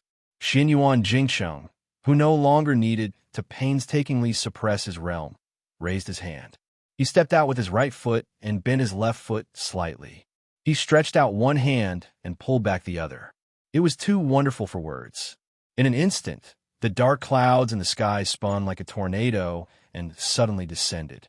Xianyuan Jingcheng said softly, "I shake Kunlun." Chapter 305. If Xianyuan Jingxian was said to be an unsheathed sword, then Xianyuan Jingjing was a blunt saber. Although it was not as sharp, it was more useful to the clan. Xianyuan Jingxuan's temperament was not suited to dealing with people. That eldest grandson of his, who was always elusive, only knew how to study. So many heavy responsibilities naturally fell on Xianyuan Jingjing's shoulders. He welcomed guests from all over the world and was adept at nurturing soldiers. The second branch's position had risen over the years, becoming more and more stable. Out of 10 guest officials, Xianyuan Jingxian was in charge of 200 cavalry. When the heroes of the nearby provinces mentioned him, they would all raise their thumbs and praise him for being a timely reign from Jiangdong. There was once a beautiful servant who made fun of a lame martial artist who came up the mountain out of admiration. The latter descended the mountain in shame and indignation. When Xianyuan Jingxian heard this, he immediately cut off the head of his favored servant and carried it down the mountain to beg for forgiveness. At that time, this martial artist was just a nobody in Jianghu, but now he was a guest official of Mount Hui. The generation with the surname Jing was divided into 3 branches, and the distribution of resources was always going to be uneven, so there was no such thing as keeping pace. The eldest grandson, Xianyuan Jingcheng, was already recognized as a withered tree with sparse branches and leaves, without any shade to speak of. Xianyuan Jingxian was too domineering, even daring to say that he would eat dumplings and eat sisters-in-law. Coupled with his self-confidence in his grandmaster realm, it was hard to avoid suspicion that he was 1,000 miles away from others. Did Xianyuan Jingjing have any thoughts of moving into Yinyu town in the future? Now that he was riding a tiger, it was hard to get off. He himself did not want to, but with everyone propping him up on the bonfire, it seemed that he had no choice but to fight for it. In the family, there were only free and unfettered dogs, but no free and unfettered people. His eldest brother, Xianyuan Jingcheng, had already given him the desolate fate of not fighting for it. Xianyuan Jingxuan's appearance was dignified, and when he was young, he was known as an elegant young master of Jiangdong. However, his temperament was honest, and his sharpness was restrained, so it was very easy for people to feel close to him. At this moment, Xianyuan Jingxian had a headache as he faced off against those uninvited Bailiang barbarians, but he wasn't afraid. He had more than 100 archers by his side, and their arm strength was undoubtedly much better than that of ordinary soldiers. A volley of arrows rained down like water. What's more, the guests of Mount Huishan had heard that it was Rin Tu's son who had ascended the mountain. They were united against a common enemy. Even those from Third Brother's side had rushed over after hearing the news. In Xianyuan Jingzong's opinion, if the other side did not have the support of the old divine swordsman Li Chungang, it would be like using a butcher's knife to kill a chicken. Li Chungang was single-handedly wielding a spear and riding a horse. No matter how old he was, how could the 30 guests not be able to surround him? However, there were many things in this world that could not be explained by ordinary reasoning. In a chess game that he was certain to win, Xianyuan Jingxian did not dare to be too presumptuous. If he really got carried away and accidentally slaughtered that Bailiang heir, what good would that do for Mount Hui? Xianyuan Jingxian gazed at his royal highness under the Yi sect. There was a great disparity in numbers between the two sides. Since victory was already in his grasp, he only needed to control the strength of his blows. Xianyuan Jingxuan's thoughts drifted. He was confident that his martial arts talent was not inferior to his younger brothers, but these past few years, his father, Xianyuan Jingxian, had devoted most of his time to the sword. Most of the year, he was either in seclusion or exploring secluded places in search of otherworldly experts to sharpen his swordsmanship. Xinyuan Jingxian poured his heart and soul into managing an aristocratic family, so it was inevitable that his martial arts cultivation would be delayed. In his youth, his eldest brother, Xinyuan Jingxian, had not touched martial arts other than a few techniques to strengthen his body. Xinyuan Jingxian and Xinyuan Jingxian were equally matched when it came to martial arts. After reaching the age of 30, Xinyuan Jingxian had even surpassed him. After reaching the no-doubt state, he had to worry about the trivial matters of the family, and it was only then that his third brother, Xinyuan Jingxian, gradually began to leave. How could Xinyuan Jingxian not hate his eldest brother? If it wasn't for the fact that Xinyuan Jingsheng was unwilling to learn martial arts and take up the heavy responsibility. Thinking of this, Xinyuan Jingchang couldn't help but laugh at himself in his heart. 10 years ago, he was still secretly grateful to Big Brother Ling for not fighting for power. It was only later that he realized that the glamorous position that seemed to be in his hands was neither enticing nor reliable. The guests on the Bull Mound were divided into 3 distinct groups. Those who had clearly joined Xinyuan Jingsheng and Xinyuan Jingshuan's camps were split into 2 groups. The rest were still undecided. The situation of who the next family head would fall into was still unclear. This group of Jianghu bigwigs clearly decided that they wouldn't act unless they saw a rabbit. Birds of a feather flocked together. The guests of Mount Hui beside Xinyuan Jingsheng all had relatively gentle personalities. They all had good reputations in Jianghu. They belonged to the type of heroes who eliminated evil and eliminated evil. Each of them was awe-inspiring righteous. When they saw His Royal Highness and his group walking up the mountain, they all showed expressions of righteous indignation. On the other hand, Xinyuan Jingshuan's group was the complete opposite.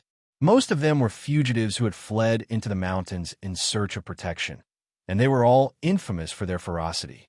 Among them, there were a few bandits who were among the best in the southeastern region of the dynasty, and there was also a notorious flower picker. The last group was both good and evil. They didn't adhere to morals. They were called the martial loose men by the orthodox people in the imperial court who had a good impression of Jianghu. These people usually didn't do great evil. When they felt like it, they would do some good deeds. Over time, they had accumulated some reputation. At this time, the 2 guests' gazes met and then immediately looked away, as if they were disgusted. Xinyuan Jingxian inwardly smiled. This was the result of his deliberate management. The number of guests in Mount Hui was astonishing, and most of them were quite strong. Even those who were mediocre in martial arts had some strange skills. However, Mount Hui spent a lot of money to give these guests a comfortable and luxurious life. If they wanted women, they gave them women. If they wanted secret manuals, they gave them secret manuals. But the important figures of Mount Hui had a clear account book in their bellies. There were only 7 or 8 people who really caught the eye of Bulldogong. Among these people, the chief guest Huang Fangfua and the second guest Hong Yu were the most worthy to be accepted. Hong Yu was the lame son of a nameless soldier. This person didn't disappoint Xinyuan Jingshuan's expectations. In Mount Hui blessed land, where geniuses were everywhere, his martial arts talent didn't lose to Xinyuan Jingshuan's. His cultivation improved by leaps and bounds. Because of Hong Yu's heroic character and heroic spirit, he was the most popular among the guests. Not only that, Hong Yu was also proficient in the art of war. After he was given the power to command the cavalry, he helped the entire second branch, which allowed the second branch to suppress the third branch. He could be said to be Xinyuan Jingshuan's lucky general. The chief guest of Mount Hui, Huang Fangfua, was the #1 martial artist in Jianghu. He was close to the realm of Grandmaster. When he encountered a big bottleneck in martial arts, he came to Mount Hui just to borrow secret manuals. Under normal circumstances, Bulldogong wouldn't ask Huang Fangfua to do anything. After all, guests weren't like the lackeys of the family who came and went as they pleased. These experts mostly followed the rules of guests who stayed and left if they didn't. Moreover, the most difficult people to serve in the world were the literati and experts. The originally arrogant and domineering Mount Hui was cultivated under Xianyuan Jingxian. For more than 10 years, they had been pursuing harmony and wealth. They didn't want to bully their customers. This unknowingly increased the status and arrogance of the guests, and their tempers became more and more crafty. How many people could be like Xianyuan Jingxian, who killed a concubine in order to win people's hearts? Huang Fangfua was also a very smart person. He was proficient in all kinds of martial arts. He had reached a higher level early and rarely met a worthy opponent in Jianghu. However, he was suppressed under the realm of Grandmaster. He couldn't understand why. During this period, he risked his life to go to the western regions and Beimang. However, he still couldn't reach the realm that seemed to be within reach. Finally, on the Spring God Lake, he had a sore discussion with Xianyuan Jingxi. They appreciated each other's talent and were invited to Mount Hui. Now, Huang Fangfua was the leader of the martial artists. He only treated Xianyuan Jingxian and Xianyuan Jingxian with respect, but didn't see each other with sincerity. Instead, he often drank wine and talked about history with the useless guy of the eldest branch. A big clan that was committed to dominating Jianghu naturally had its own petty interests. However, it also had a grand plan to look at the entire Jianghu. Huang Manor walked to the open space in the middle of the square with his bare hands. Xianyuan Jingqi had already received the news that this skinny young man had killed more than 10 people on his way up the mountain. Their hands and feet were all torn apart while they were still alive. Xianyuan Jingqi was the flag of Mount Hui when his ancestor and father weren't present. He lived like a prince in a high position. He cared about his face the most. He wanted to show his royal highness who was in his power. He coldly said, "Release the arrows." The bowstring released an ear-piercing buzzing sound. The arrows flew like locusts towards the young man who didn't know whether he was dead or alive. The first-grade initial realm of Vajra was derived from the teachings of Buddhism. It meant that the Buddha's body was immortal. The Vajradharma body was known as the strongest body in the 3 realms. Immortal Lu Dongxian once wrote a crooked poem having obtained the 3 pure immortality technique, having obtained the Vajradharma body. He said that this poem was crooked because it mixed up Buddhism and Taoism. However, the younger generation didn't dare to look down on it. Thus, the Vajra realm was seen as the minor immortality realm in Taoism. It was to show the difference between great immortality and great immortality. Most of the pre-celestial cultivators who reached the Vajra realm used the energy in their body to borrow the power of the immovable Kunlun. They were invulnerable to weapons and axes. Below celestial phenomenon, the Vajra finger and Xian finger were the same. Li Chungang said that there were as many Vajra realm experts as there were hairs on a cow. He really overestimated the current Jianghu. It was because of his royal highness that ordinary people wouldn't be able to see a Vajra realm expert show off their skills. They wouldn't even be able to see a master realm expert who was only a step away from the first-grade realm. The arrow drew an arc in the air and went straight for Huang Manor. A martial artist who was proficient in archery would be much more accurate and powerful than an ordinary archer. Xianyuan Jingyi squinted his eyes and waited quietly. The young man couldn't dodge in time and was shot like a porcupine. Hong Piao was born with a short stature. In terms of appearance, he wasn't very eye-catching. He was worlds apart from the head honcho Huang Fangfua. However, Hong Piao was bold and meticulous. He was a typical boorish man who could embroider. Seeing the rain of arrows flying towards him, he said worriedly, "Sir, I heard that old celestial master Zhao secretly took in a disciple. It's the young prince of Beiliang. His martial arts foundation is extraordinary. Could it be this person? If he angered Beiliang Palace and Mount Longhu at the same time, wouldn't there be endless trouble?" Xianyuan Jingyi laughed softly. "You guessed that he's the young prince of Beiliang, but I don't know. Moreover, since he's Zhao Shituan's disciple, he should have some power. Otherwise, do you really think that the Great Bull Gang is like the taverns and tea houses at the foot of the mountain that you can come and go as you please?" Xianyuan Jingyi and Hong Piao were both stunned. Chapter 306. The flying locusts fell from the sky aggressively. There was no sign of the young man's chi dynamic. He did not dodge and reached out to deflect a few arrows. Those that could not be deflected in time were shot at his body. However, the arrows that were shot at him were all broken as if they hit a metal rock. It was the result of hitting a rock with an egg.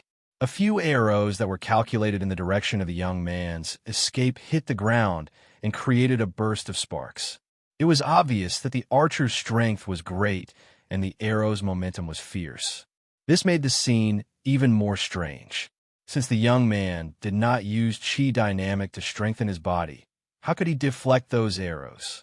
The guests of Mount Hui, who knew their stuff, looked at each other in dismay. Huang Fong Fo said indifferently, "What a good-born Vajra state. In the past, I only heard the seniors talk about strange things and I did not dare to believe it. Today I have opened my eyes." At the edge of the guests, there was a handsome man who was waving a fan in autumn. Although he had a pair of peach blossom eyes, there was an evil aura around him. There were more than 10 women painted on the front and back of the fan with their names and families written on it. There were more than 20 words to describe their romance. These women were all under his evil clutches. There were more than 10 fan of beauty, and they were all carefully kept. They said that they were to be passed on to their descendants as family heirlooms. This self-proclaimed master of love and painting had been unrestrained in these years. If he had not poisoned a county chief's daughter 2 years ago and completely angered the government, he would not have come to Mount Hui to live under people's skin. The mountain was not as happy as the foot of the mountain. It was true that Mount Hui had beautiful mountains and clear waters and beautiful women, but this land's happiness was exclusive to the direct descendants of Xian Yuan. He had been dissatisfied for a long time and complained a lot. This person's reputation was extremely bad. It was hard to imagine that such a perverted thief who everyone wanted to kill could write so many heroic poems that said, "Life is only 100 years, but to scold to one's heart's content for eternity." When he saw the young man who was said to be the heir of Bailiang with a sword, he was quite displeased. There were 2 kinds of people he hated the most in his life. One was ugly women who would dirty his eyes. The other was men who were more handsome than him. He could ignore the former, but the latter would most likely be tortured by him until they were disabled. The young man's strength was amazing, but he thought about it and saw that the young man's expression was dull and dull. He felt that he was just a brute. He was not afraid of this at all. To be a flower thief, the most important skill was to be able to escape. Therefore, his lightness skill could be ranked at the top of Mount Hui, where there were many masters. He felt that staying in Mount Hui was really boring. Some of the beautiful women were divided up and could only be seen but not eaten. It was too annoying. Mount Hui was full of hidden dragons and crouching tigers. Climbing over the wall to pick flowers was no different from suicide. It was better to go down the mountain and out of sight. 2 years had passed, and he was almost out of the limelight. It was time for him to reappear in Jianghu. Those juniors who only knew how to secretly use aphrodisiac to ravage women were really a disgrace to him. Flowers were not to be picked like this. The highest level of flower picking was to pick them and enjoy them before planting them back in the pot. This way, they would be more delicate and beautiful than rashly breaking them and losing their vitality. Since he was going down the mountain, he had been eating and drinking well in the bull gang for 2 years. He had to return a favor. Today's situation was tricky. He was sure that many of the guests in Mount Hui were afraid of the king of Bailiang's name and did not dare to make a move. But he was different. Behind the mountain, I don't care if you're the king of heaven or a different surname. Huang Manor turned around and looked at Su Fingyan. After getting permission from his eyes, he started to run. You're not allowed to use such a desperate move, like the Overlord's armor removal. If you can't beat us, then run. It's okay to lose face. As long as there's life, there's hope. Sooner or later, we'll be able to get back at you. His Royal Highness turned around and teased Bluebird. As he spoke, he felt a little regretful. It was a pity that when Hua wasn't present. Otherwise, in such a lively scene, he might not be good at fighting, but his scolding skills were definitely at the peak. He could scold people until smoke came out of their 7 orifices. His 18 generations of ancestors, generation after generation, he wouldn't repeat half a word. Su Fingyan, who had learned a lot of verbal skills from the village women, had to admit that he was inferior and was unwilling to admit defeat. That year, when he met Xianyuan Qingfeng, whom he mistakenly thought was Xianyuan Qingfeng, it was nothing more than a fart of two debauches refusing to give way to a well-bred young lady. Fighting was nothing more than swallowing the humiliation. But that bastard Wenhua's mouth was really undisciplined and out of control. He called a dog his father and called her mother. He even spouted nonsense about how her armpit hair had a body odor that could smoke mosquitoes. He even did the vulgar action of taking off his pants and revealing his two buttocks in public.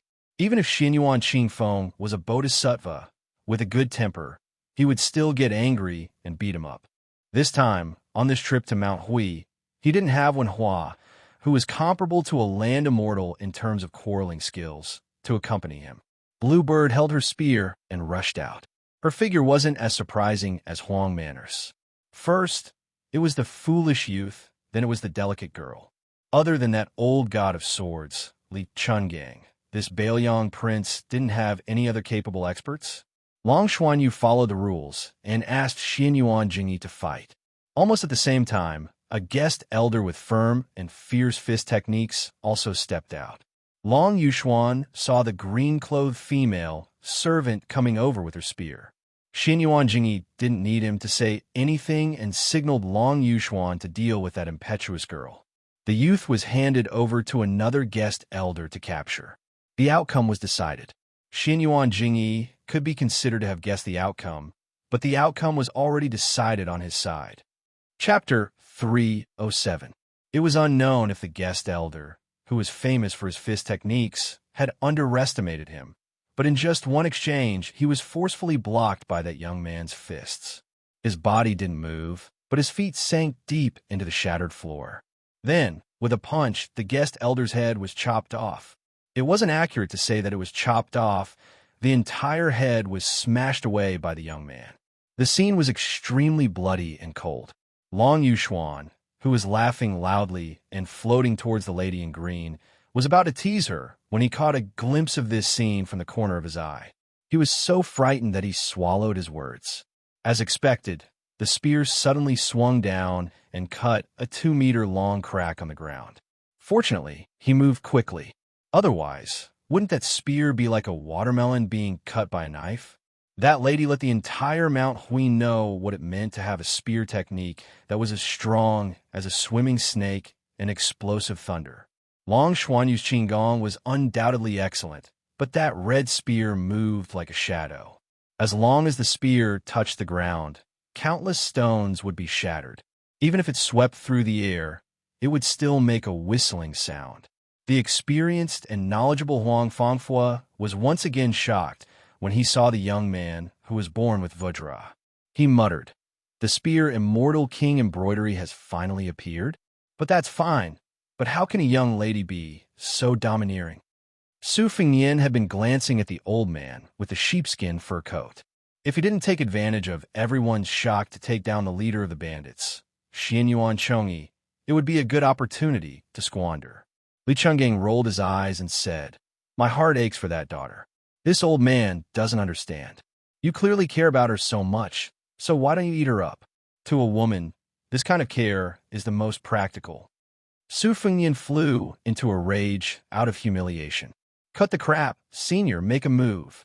The old god of swords raised his chin and said in annoyance, "Wait a while more, look over there." Su Fengyin looked in the direction and saw Xianyuan Qingfeng walking over slowly. She said to Xianyuan Chongyi in a clear voice, "My father invited His Royal Highness to Bull Hill to view the scenery and has already obtained the permission of the old ancestor." The moment she said that, there was a commotion. Xianyuan Chongyi frowned and said, "Qingfeng, don't mess around." It was obvious that he saw this niece's words as a fake imperial edict. Xianyuan Qingfeng said calmly, "Uncle, if you don't believe me, you can go and ask the ancestor yourself." Xianyuan Gong narrowed his eyes and smiled. "That won't be necessary. However, His Royal Highness wants to make friends through martial arts. Let's wait until the fight is over." He turned to the second guest chamberlain and said, "Brother Hong, are you going to spar with that junior?" Only with you personally leading the formation will we be able to show the sincerity of Mount Huey's hospitality." Hong Piao was expressionless as he prepared to attack. Xinyuan Jingyi, on the other hand, was observing the subtle changes in his niece's expression from the corner of his eye. He didn't have any good feelings towards Xinyuan Qingfeng.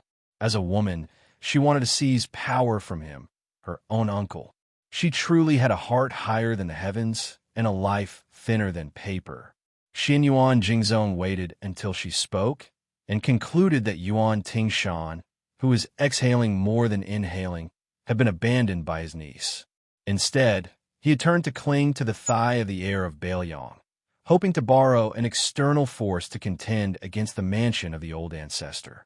However, did this infamous His Royal Highness have the ability to challenge the old ancestor? However, Xinyuan Jingyi understood his niece's feelings. After all, to any woman, entering and leaving Mansion of the Bull was a completely different world. Xinyuan Qingfeng's mind was already in turmoil, and she was wholeheartedly focused on smashing a broken jar. Naturally, she didn't care about Xinyuan Jingyi's erroneous guesses. In the backyard of the eldest branch, a young woman with a cold expression quietly watched the wine stove that was gradually heating up. The wine's name was Angelica, and it was sandwiched between tea leaves from Mount Huey's old tea before the rain, as well as osmanthus seeds picked every mid-autumn festival. The wine's color was golden and translucent with a hint of green. The wine's aroma was a combination of tea and osmanthus. It was slightly bitter in the mouth, but when tasted carefully, it lingered for a long time with an endless aftertaste. This wine had the meaning of after bitterness comes sweetness, but it wasn't popular in Mount Hui. Mount Hui was also known as Yaozhao Mountain. In the ancient book classic of mountains and seas, it was recorded that Yaozhao Mountain had many osmanthus trees.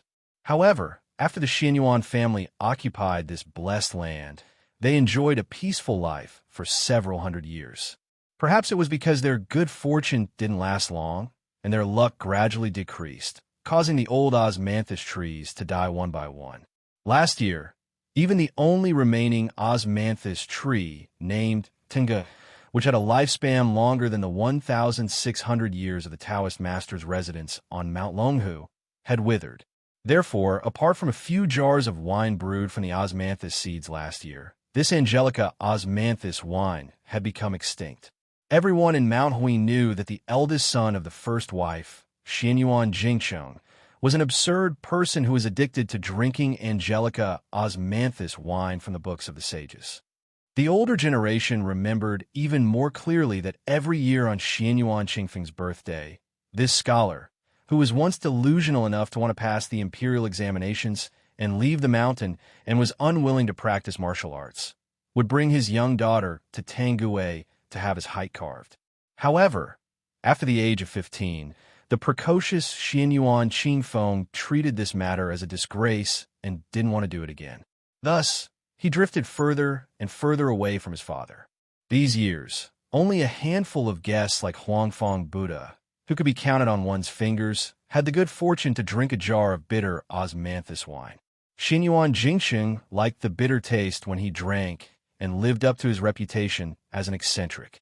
Every year, Xinyuan Jingcheng brewed 3 jars of Angelica osmanthus wine. 2 jars were sent to the courtyard, and he only had 1 jar left. Therefore, he never had enough wine, but here he never drank. He let the 2 jars of wine sit idle every year. Year after year, the more jars there were, the more mellow the aroma of the wine became. She finally opened a jar of wine and brought in a set of wine utensils that had been sealed for many years. The wine utensils were made by that man himself. In any case, other than practicing martial arts, that person seemed to be good at everything. Sitting alone, she filled a cup of wine and placed it on the table, as if she was hesitating whether to drink or not. She began to hate herself for no reason and reached out to slap the wine cup away. After a while, she stood up to retrieve the wine cup. Only then did she discover 2 small lines of words engraved at the bottom of the cup. The handwriting was clear and elegant. Life is bitter, so long as the right person returns. Chapter 308. Dark clouds loomed over the great snow plateau. A storm was coming. Do you want to shake Kunlun? After hearing his grandson, Xianyuan Jingqing's words, Xianyuan Depan raised his head and laughed heartily. He did not mind the imminent battle. This was not because Xianyuan Depan was conceited. He counted the opponents that the hunchbacked old man had challenged before. When he was 20 years old, he challenged the family's ancestor and caused him to be seriously injured. When he was 30 years old, he fought the spear immortal Wang Xiao and was slightly inferior. When he was 40 years old, he single-handedly entered the sword tomb of the Wu family and forced the sword crown of that generation to use the flying sword technique. Although he was defeated, it was still a glorious defeat. After the Battle of the Sword Tomb, he comprehended swordsmanship for 10 years and was confident that his swordsmanship was comparable to that generation's sword god Li Chungang. Not to mention that Xianyuan Depan also competed with the immortal Qi Xuanjin during this period of time. It was natural that he was defeated. However, if his cultivation was ordinary, why would Qi Xuanjin, who had stayed on the demon-slaying platform all his life, fight? Xianyuan Depan seemed to have competed with others and lost every time. Therefore, he was mocked as Xianyuan Invincible. However, not to mention Qi Xuanjin, the only person in 500 years who could compete with Ancestor Liu and Li Chungang, who was invincible in the secular world at that time, even the most inconspicuous Gu Jiantang now had extraordinary swordsmanship. If he claimed to be second, no one dared to claim to be first. In this way, how many people dared to underestimate this ancestor of the Xianyuan family? Xianyuan Depan had lived for nearly 100 years. He was different from Li Chungang, whose realm was declining day by day and eventually could not recover. Generally speaking, he had been steadily improving. People predicted that he had reached the celestial state when Xianyuan Depan was in charge of the dynasty. In these years, he had devoted himself to dual cultivation and devoted himself to fusing Confucianism, Buddhism, and Taoism into one. With Xianyuan Depan's age and strength, it was not impossible for him to reach the realm of Earth Immortal. After Qi Xuanjin ascended to immortality, there was no longer a Zhenren of this realm in Longhu Mountain. Once Xianyuan Depan achieved immortality, the hatred of the past would be returned to the ancestral court of Taoism. At that time, even if Gu Jiantang's swordsmanship was superb, how could he be a match for an Earth Immortal? Those who were well-informed speculated about Li Chunggang's ascension. The one-armed old man wanted to use Xianyuan Depan to establish his authority. Most of them were not optimistic about the old god of swords, whose realm had declined greatly. The busybodies of Jianghu had specially placed bets on the outcome of Li Chungang and the various first-pin masters. Without exception, the odds were extremely high, indicating that they did not have high hopes for Li Chungang. As for the odds against Wang Xianji and the new god of swords, Dong Tai, the odds were about 5,000 taels of silver on Li Chunggang's victory. Jianghu was forgetful and fickle, just like the saying that scholars despised each other since ancient times. Xianyuan Depan's 10 years of seclusion showed that his realm had improved greatly. His sideburns had turned from white to black. It was a clear proof that he had returned to his original state. It was a mysterious sign of becoming an immortal Zhenren. When Qi Xuanjin was slaying demons on Mount Longhu, he was 70 years old, but his appearance was as handsome as a young man. Xianyuan Depan was not in a hurry to make a move. He had waited for 20 years, and finally, this day had come. Usually, as he got older, his patience would get better. Xianyuan Depan looked at his eldest grandson from afar who was not tainted by worldly affairs. There was no emotion in his eyes. To him, blood relations could be heavy or light. If he was obedient and had the potential to become a dragon, then he would nurture him. If he was a good-for-nothing with mediocre roots, then even if he was his biological grandson, then he would simply abandon his intentions. Since when was Xianyuan Depan the kind of elder who liked to play with his grandson? The joy of family relationships was not worth mentioning compared to his own immortality. He made an exception and gave this eldest grandson, whom he had high hopes for, another chance. The first time was during Xianyuan Jingqing's coming-of-age ceremony. He asked him if he was willing to learn martial arts.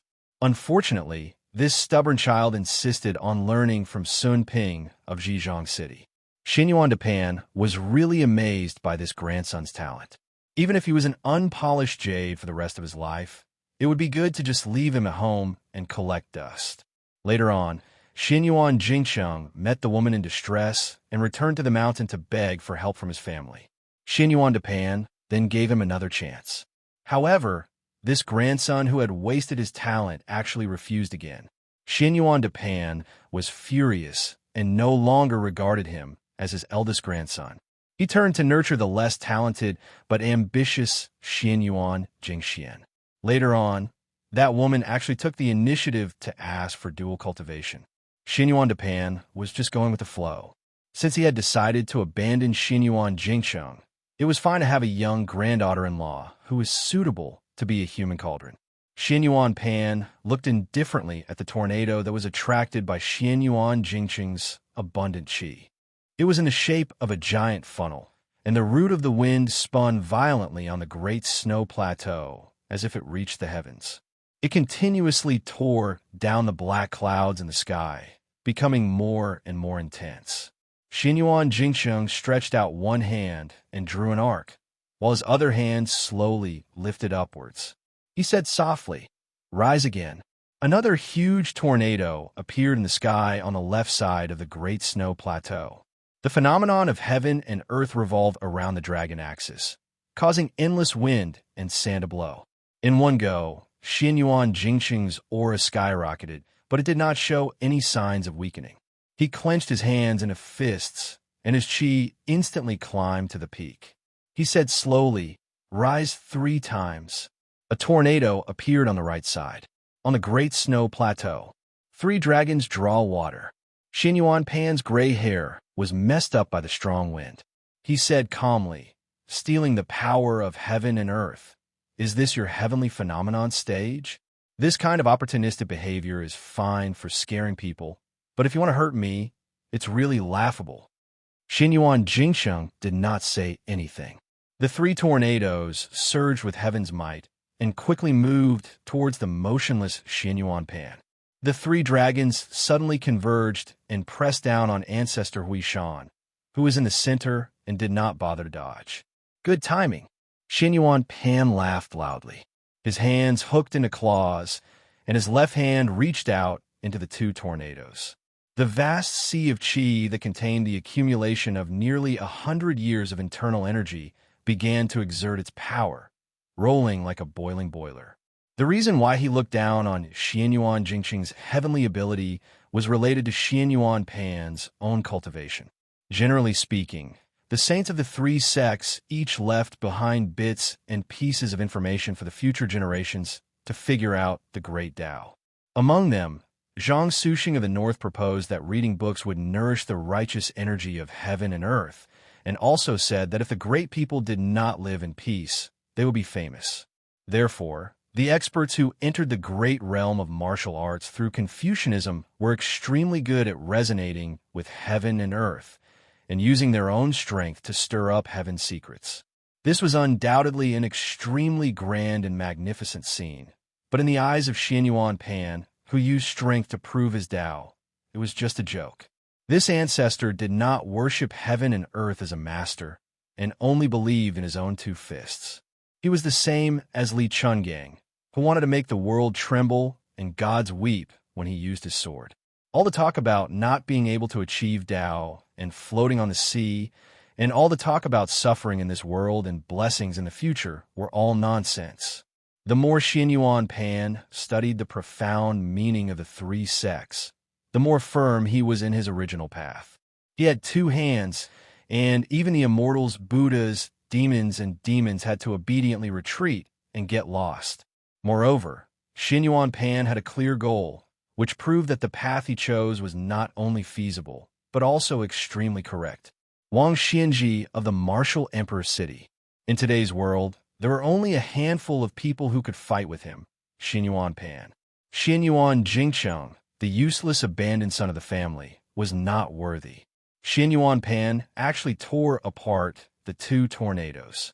Without the foundation of the waterspouts, The black clouds at the top of the tornadoes slowly rolled as if they were dying and finally drifted away and returned to the sky. Just as he was dealing with the last waterspout, Xinyuan Jingcheng tapped the ground with the tip of his foot, and a large pit was blasted out of the ground. His figure was like a long rainbow, piercing through the tornadoes, and then came to the front of Xinyuan Pan and pushed out with his palm. Xinyuan Pan, who was not surprised, sneered, and changed his claw into a fist and went straight for the center. Xinyuan Jingcheng turned his palm sideways, ignoring the turbulent fist force, and only placed it on the back of his fist. Xinyuan Pan's face changed slightly, and he retracted his right fist, while his left hand stuck to the middle of the bridge of his hand, trying to remove this wrist. Unexpectedly, Xinyuan Jingcheng changed his grip in an instant and pressed down diagonally, while his left hand fiercely slapped Xinyuan Pan's shoulder. This attack seemed to be played down, but it disrupted the center of gravity of the ancestor whose inner strength had already reached the point of perfection. His body was thrown forward, but Xinyuan Pan was adept at facing the enemy, and he borrowed the momentum to smash his shoulder against Mount Tai and smash the chest of this eldest grandson of the first wife who had a strange technique. However, the expressionless Xinyuan Jingcheng changed his grip again and pushed Xinyuan Pan back to his original position. For a moment, the latter only had the rare bravery in the world, but he could not move, nor could he stay still. All of this happened in the blink of an eye, and both sides had switched from offense to defense. Xinyuan Jingcheng pushed out with his palm again, and Xinyuan Pan accurately calculated the speed of his palm. He countered with an even fiercer elbow strike, but he did not expect that Xinyuan Jingcheng's palm strike, which was originally like a needle hidden in silk floss, would explode the moment it was about to touch Xinyuan Pan's elbow strike. And his palm strike was even fiercer and faster than Xinyuan Pan's elbow strike, and it landed on Xinyuan Pan's chest. Ripples that could be seen with the naked eye appeared between the two of them because of this palm strike. Xinyuan Pan's tall and sturdy body was pushed back 100 feet. The wind chimes that had been pulled taut all this, while finally could not bear the burden and fell to the ground. Xinyuan Pan, who was known for his bravery and fierceness in the world, was actually pushed back. Chapter 309. At this moment, an old man carrying a sword slowly walked onto the snowy plains. He wasn't the least bit surprised by this shocking scene. Lowering his head, he said in a clear voice, "Father, Xinyuan Jingxian has been killed by Xinyuan Jingcheng." Xinyuan Pan hummed indifferently. He looked thoughtfully at Xinyuan Jingcheng, who clearly wanted to commit treason to the end. He asked, "How many moves did it take to kill your third brother, who had just entered the profound finger realm?" Xinyuan Jingcheng, who had been expressionless all this time, suddenly smiled. He coughed a few times and covered his mouth. Smiling vaguely, he said, "We agreed beforehand that I would kill him with the profound finger realm. However, I actually used the heavenly phenomenon realm. That's why it was only one move." The ancient sword at Xinyuan Guichi's waist wailed incessantly, his expression furious. Xinyuan Pan nodded. "Your last palm strike, just now, was also the same. Everything before was merely a diversion." Xinyuan Jingcheng, whose face was as white as snow, said indifferently, "Insignificant skill. Of course, it can't slay the evil flood dragon. Dare I ask if old ancestor's hand is warm? If it is, Jingcheng will no longer be polite." Xinyuan Guichi, who was watching from the side, was stunned. Xinyuan Pan let out a burst of joyful laughter that came from the bottom of his heart. Pointing at Xinyuan Jingcheng, he said, "You brat, arrogant to the point of being adorable. You are worthy of being the one I think most highly of in the entire Insignia Mountain. Truly a pity." Xinyuan Jingcheng covered his mouth and coughed a few times. Raising his head to look at the rolling black clouds, he softly said, "When I was young, I read that an ant trying to shake a large tree was laughable and overconfident. At the time, I only thought it was laughable. Later, after careful consideration, I thought that changing the word laughable to respectful was not bad. An ant trying to shake a large tree was laughable and overconfident? Of the 3 generations of Insignia Mountain, Xianyuan Jingxian was already a dead man, and Xianyuan Jingsheng was also about to die. Xianyuan Jingsheng retracted his gaze. With one hand behind his back and the other extended, he loudly said, Xianyuan Jingsheng invites old ancestor to die. Xianyuan Guiqi was immediately frightened, speechless. When had his sickly cat-like eldest son become a fierce tiger that could bite and fight with his father, Xianyuan Pan? Insignia Mountain, which boasted of enjoying the blessings of the continent, was unable to escape the fate of 2 tigers. On the snowy plains of Mount, a storm. Over at the East Sect, Xianyuan Jingyi was truly enraged, especially after his niece, Xianyuan Qingfeng, had come to stir things up, adding fuel to the fire. Did that sloppy young heir really think that he had come to Mount Hui to enjoy the scenery? My Mount Hui and our neighbor, Mount Longhu, are mutually supporting each other. Even Prince Zhao Yi of Guangling, who is second to none in the southeast of the empire, dares to defy us. You, who has roots far away in Bailiang, and His Royal Highness, who has yet to inherit the throne, dares to behave atrociously here? It was true that he was wary of this Bailiang dragon, but he wasn't really afraid of him. The one that Xianyuan Jingyi didn't dare to use his full strength to crush wasn't Su Fengyan, who only had skin and a title. It wasn't even Li Chungang, who was still ranked 8th in the world. It was that crippled butcher. Xianyuan Jingyi cast a sidelong glance at Xianyuan Qingfeng and coldly snorted. This little bitch who lives off others while helping others. As expected of the daughter of that shameless woman.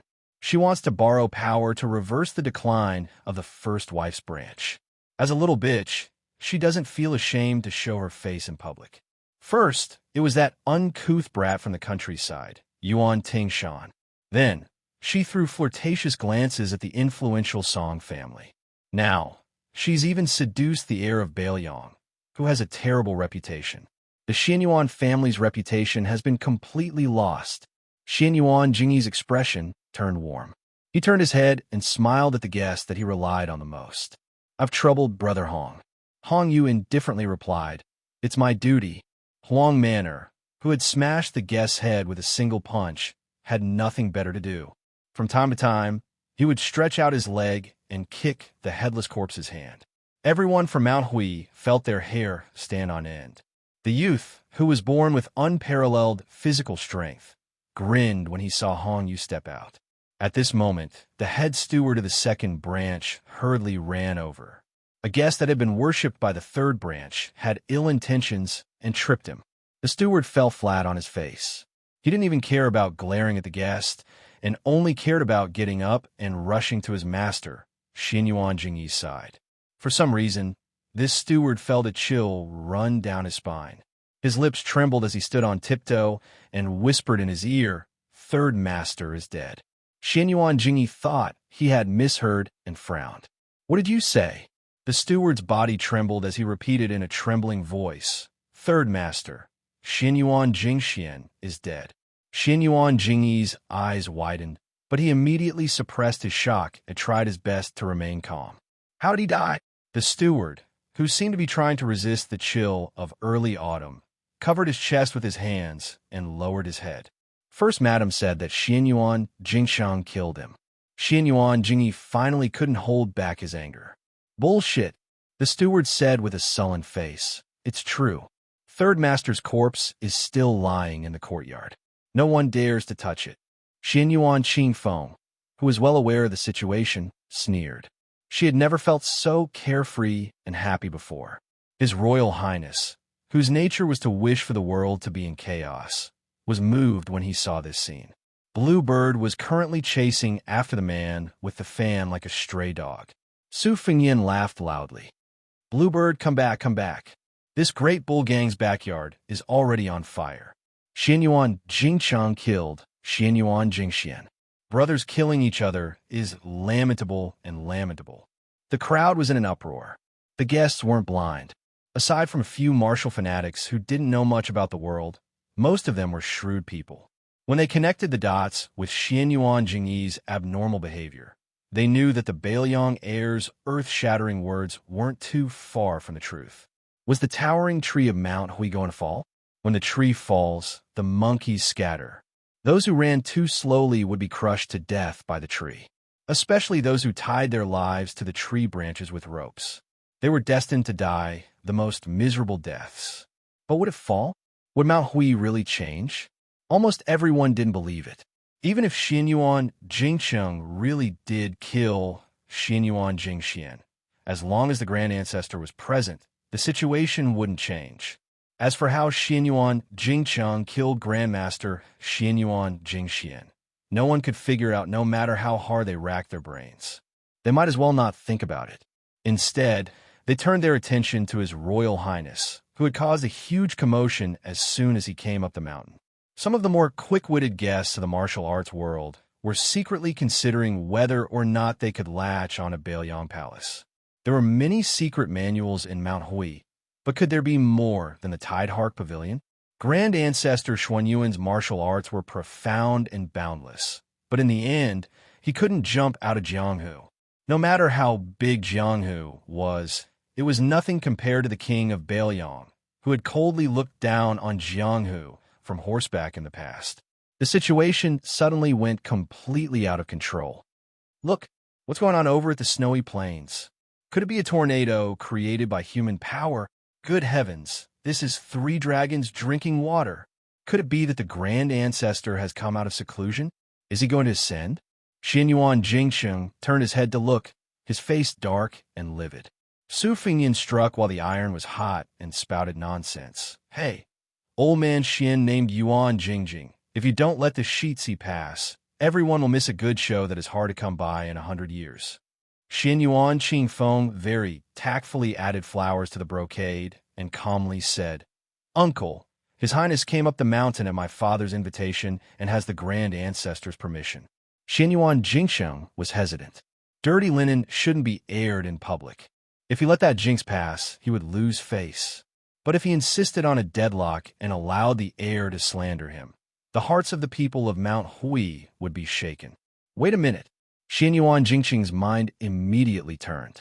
If what the steward said was true, then his third brother Xianyuan Jingxian was already dead, his eldest brother had gone to the snowy plains to seek his own death, and his father Xianyuan Wuqi had no intention of becoming the head of the family. In the future, when the Grand Ancestor ascended to immortality, who would be in charge of Mount Hui? It was truly a case of searching high and low for something, only to find it by chance. Xianyuan Jingqing was overjoyed, but he still looked like he was in a dilemma. Everyone held their breaths, patiently waiting for Xianyuan Jingqing's decision. Is it going to rain? Su Fingyan looked up at the sky, then turned to Xianyuan Jingcheng with a smile. Let me pass, and an umbrella. That won't be difficult, right? Xianyuan Jingqing's face was angry, but he clearly took a step back. He calmly ordered the steward beside him, go get an umbrella. Su Fingyan brought all of his men to the snowy plains, but Xianyuan Jingsheng only brought his 2 trusted aides, Huang Fangfua and Huang Fangfua.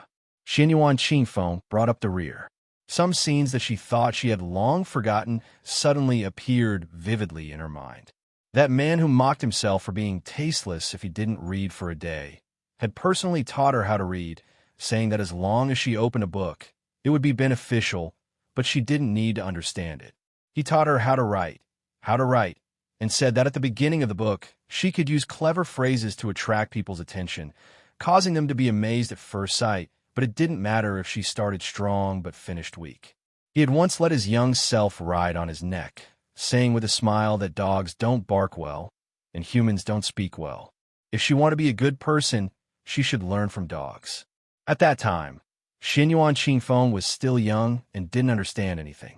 When she reached an age where she could understand, she only had prejudice and contempt for him because she was too stubborn. All these years, she only had disdain and ridicule for his poems and essays. If I don't open my mouth first when spring comes, which bug dares to make a sound? Easy to rise and easy to fall, easy to be left and right, easy to be a fence-sitter, easy to reverse, easy to overturn a petty person's heart. Eating tea and eating food is suffering. Being able to eat is a blessing. Eating more is beneficial. Now that she read and thought about it again, Xinyuan Qingfeng couldn't help but cry. The snowy plains were cloudy with wind and rain, with lightning flashing and thunder rumbling. The torrential rain poured down, splashing on the heads of the group. Mount Hui seemed to have run out of luck. Chapter 3:10. The group quickly walked towards the snowy plains. The closer they got, the more violent the wind and thunder became. It was as if 10,000 horses were galloping, causing a piercing pain in their eardrums. Blue Bird held the kana in one hand and the umbrella in the other.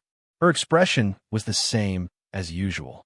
The old man wearing the sheepskin fur coat probably felt that this matter had nothing to do with him, so he walked rather lazily and leisurely, allowing the rain to fall on his body. With the old god of swords' vigorous internal energy, it wasn't difficult for him to keep the wind and rain away from him. However, for Li Chungang, this kind of gaudy expert demeanor wasn't something that could be faked. One umbrella couldn't block the wind and rain. The hem of Su Fengyan's brocade gown had long been soaked, and his boots were almost enough to raise a few small fish.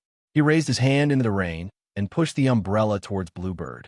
However, he hadn't taken more than a few steps when Bluebird quietly moved back. Half of her body was exposed to the rain. Su Fengyan was so angry that he laughed and took the umbrella. He hugged Bluebird's slender shoulders and held the umbrella together. Xinyuan Qingfeng had been in a daze the entire way, swaying and falling. Her cultivation in martial arts had always been mediocre. The rain of soybeans slapped on her cold and elegant face, making her look extremely pitiful.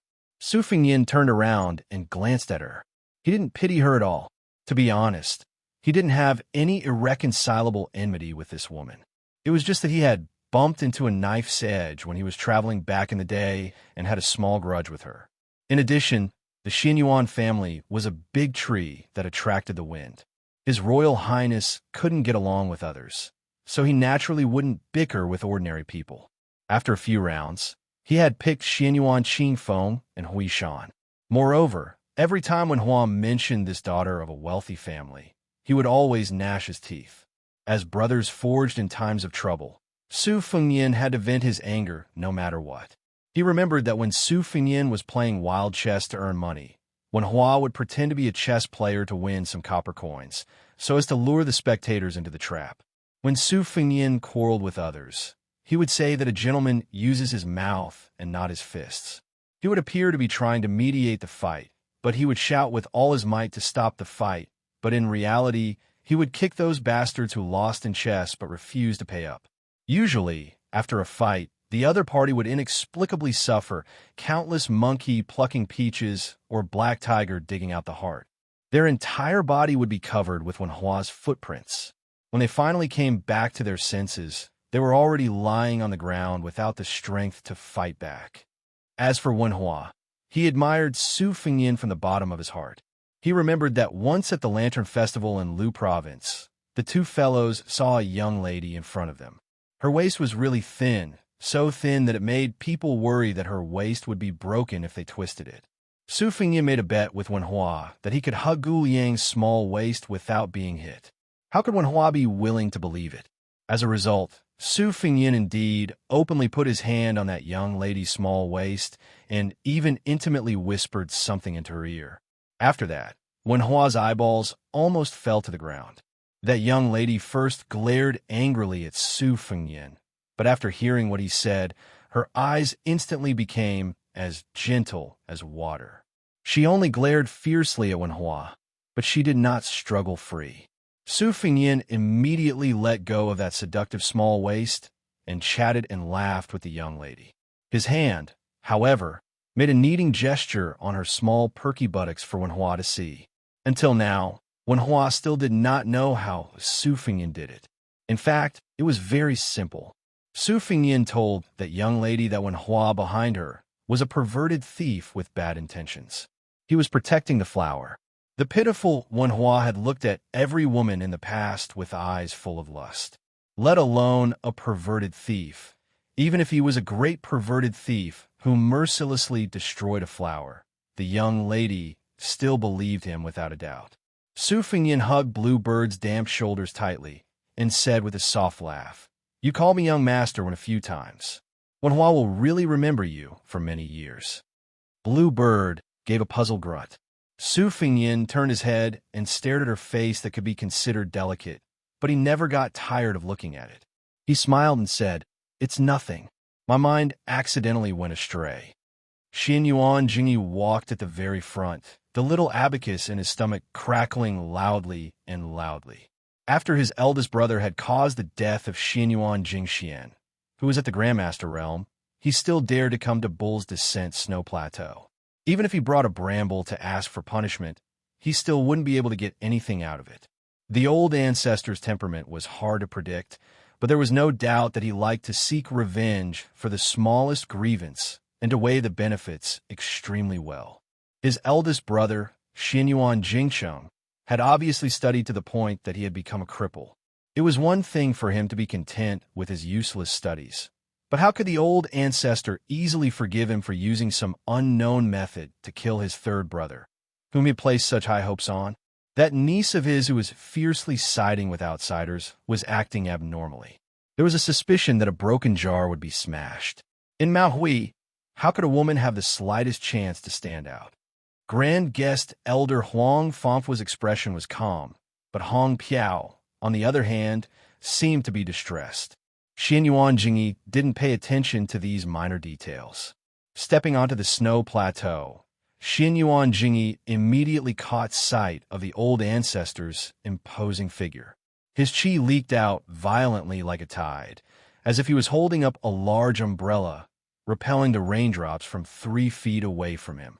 He then looked at his eldest brother, Xin Yuan Jingcheng, who was standing in the field like a drowned rat, covering his mouth and coughing. You Confucian scholars scrupulously abide by the words of the northern sage Zhang, who said that you should cultivate your body, govern the country, and bring peace to the world. But let me ask you, Xin Yuan Jingcheng, what kind of body do you cultivate? What kind of family do you govern? After living your whole life, you can't even protect your wife and daughter. Other people reincarnate to be free and unfettered. Haha, it's fine if you don't reincarnate. The wind whistled at the top of the mountain, but old ancestor Xuanyuan's arrogant laughter was even more ear-piercing. According to common sense, Xin Yuan Jingcheng was far from 50 years old. It was appropriate to say that he had lived half his life, but Xin Yuan Greatplate said that he had lived his whole life. It was obvious that he had seen through Xin Yuan Jingcheng's method of fighting for the realm at the cost of his life. Moreover, the old ancestor didn't intend to let this scholarly and crafty junior continue to live.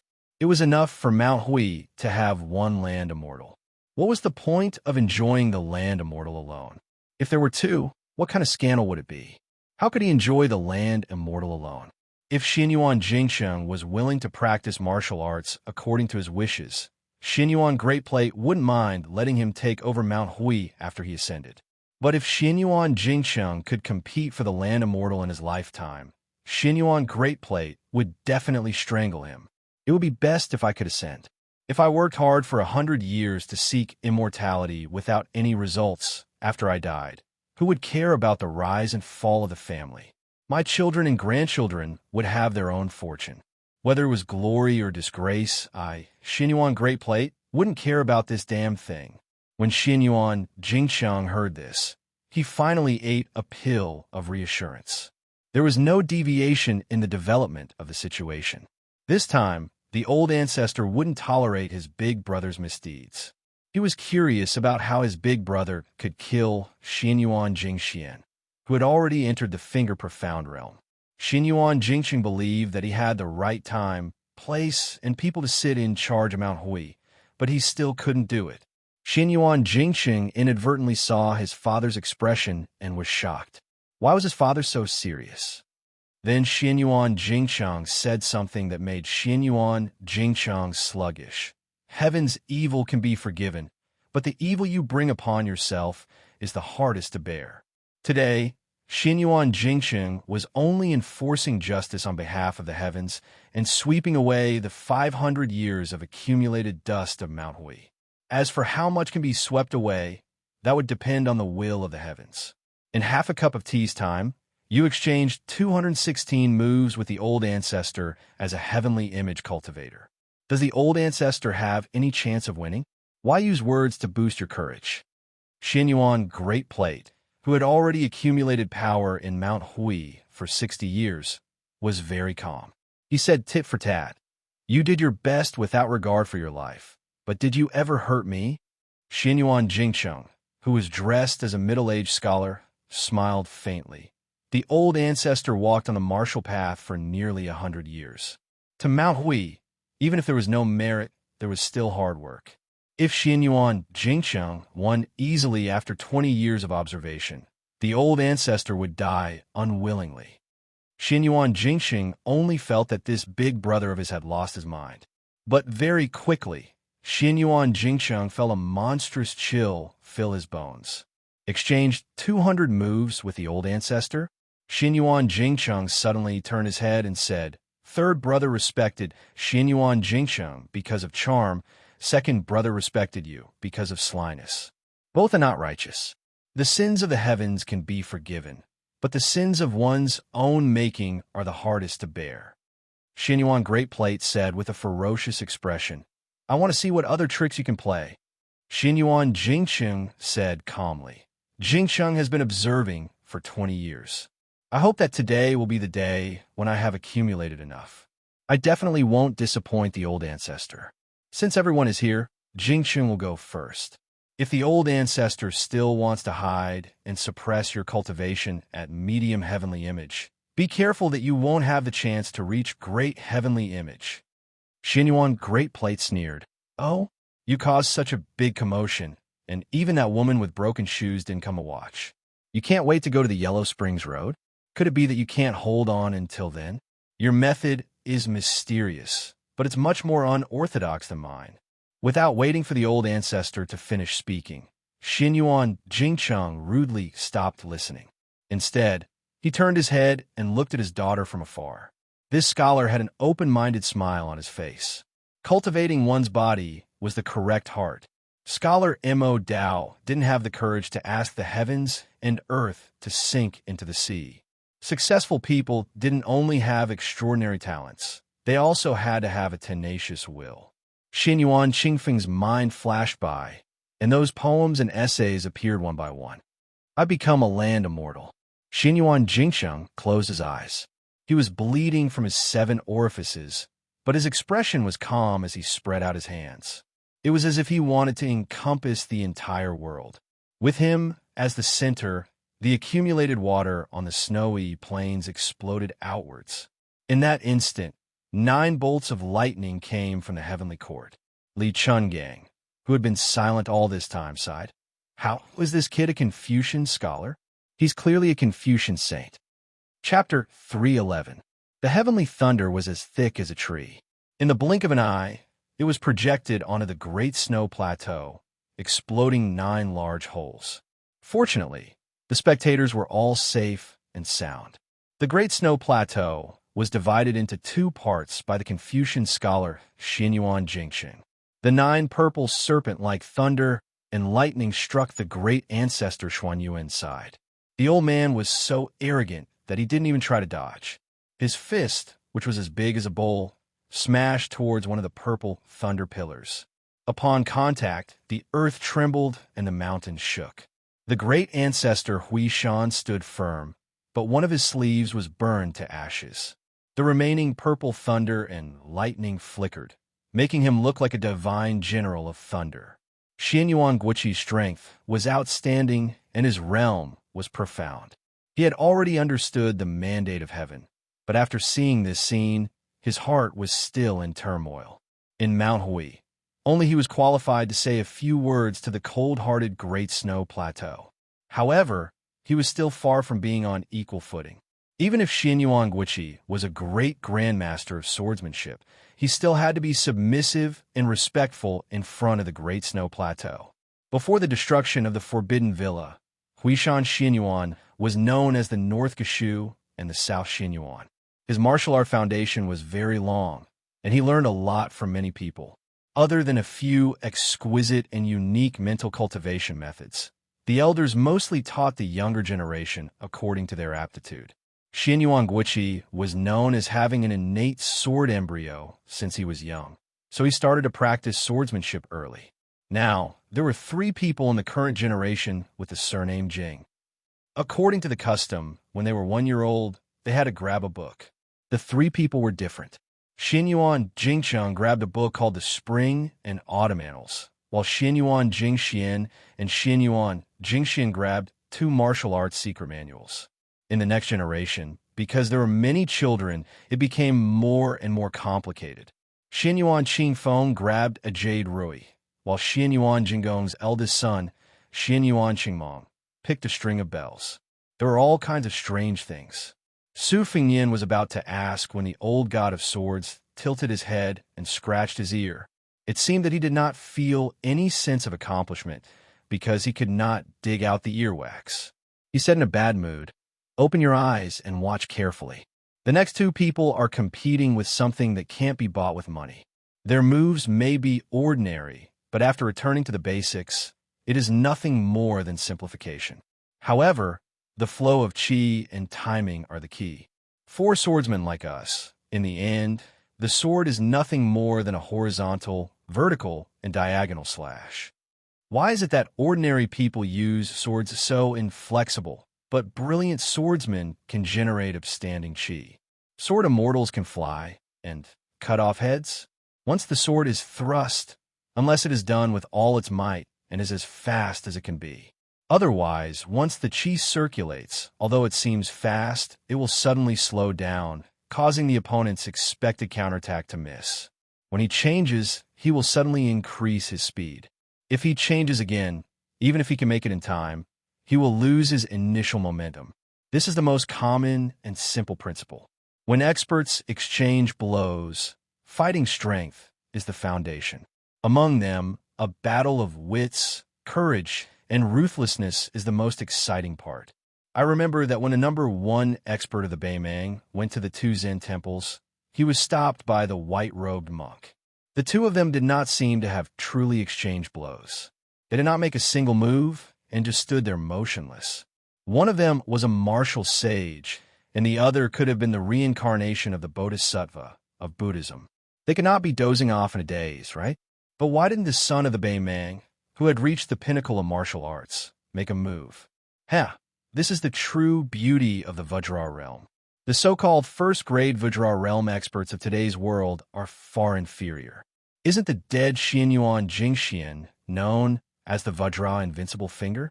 Invincible Vajra my ass. Xianyuan Jingcheng abruptly used his qi to forcefully soar into the sky.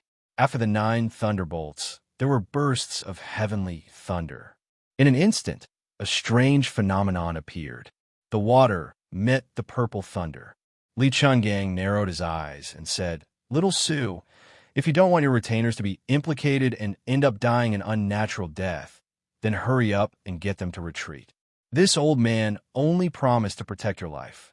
As for the others, the heavenly thunder is rolling down in a chaotic manner. This old man does not have the patience to block the natural disaster for them." Su Fingyin waved his hand, indicating that everyone except for Huang Manor and Bluebird should retreat from the Great Snow Plateau. Xianyuan Jingxing and the 2 esteemed guests were shaken. Even though they were used to big scenes, at this moment, their faces were extremely pale, especially Xianyuan Jingcheng, who felt guilty in his heart. He was simply overwhelmed. Big Brother's words of, "I will become an earthly immortal," were more than 1,000 words of warning and threat. Earthly immortal realm? In the 100 years of the pugilistic world, other than Qi Xuanjin of Mount Longhu, who was publicly recognized as a heavenly talent in his youth, even Wang Xinji, who occupied the 2nd place in the world for 60 years in Martial Emperor's City, only dared to guess if she had such a divine ability. It could be seen how rare this earthly immortal realm was. The most mysterious thing was that this earthly immortal realm was far from what other first stage 3 realms could guess. In the past 500 years, there were some heaven-defying geniuses who had once reached the peak. However, they usually could not last long. It was like a swan stepping on snow and mud. They would occasionally leave a claw on the mud and quickly return to heavenly phenomenon. There were very few who directly ascended, like Qi Xuanjin. This was also why Qi Xuanjin was regarded as the only immortal who could rival ancestor Lu in the past 500 years. On the plateau, Xinyuan Jingcheng once again surprised everyone. He gave up what was close at hand and went for what was far away. He fought with old ancestor Xinyuan in close combat. Xinyuan Jingcheng and Xinyuan Pan rushed forward together. The latter's figure was in a straight line, and the wind and rain were swept away. He leaped up and hit Xinyuan Jingcheng with his knee. Xinyuan Jingcheng pressed his hands on old ancestor's knee and slid back, causing countless splashes. This Confucian scholar who had already transcended mortality did not want to dissipate this tyrannical force. Instead, he pushed to the side. Xinyuan Pan's burly body was still in the air. Xinyuan Jingcheng leaned forward and smashed down with his elbow, smashing old ancestor's body onto the plateau. This was not enough. He kicked out and sent Xinyuan Pan flying more than 100 feet away. Xinyuan Jingcheng took advantage of the situation and chased after him. Xinyuan Pan was kicked away. His 5 fingers dug into the ground and suppressed the momentum of his defeat.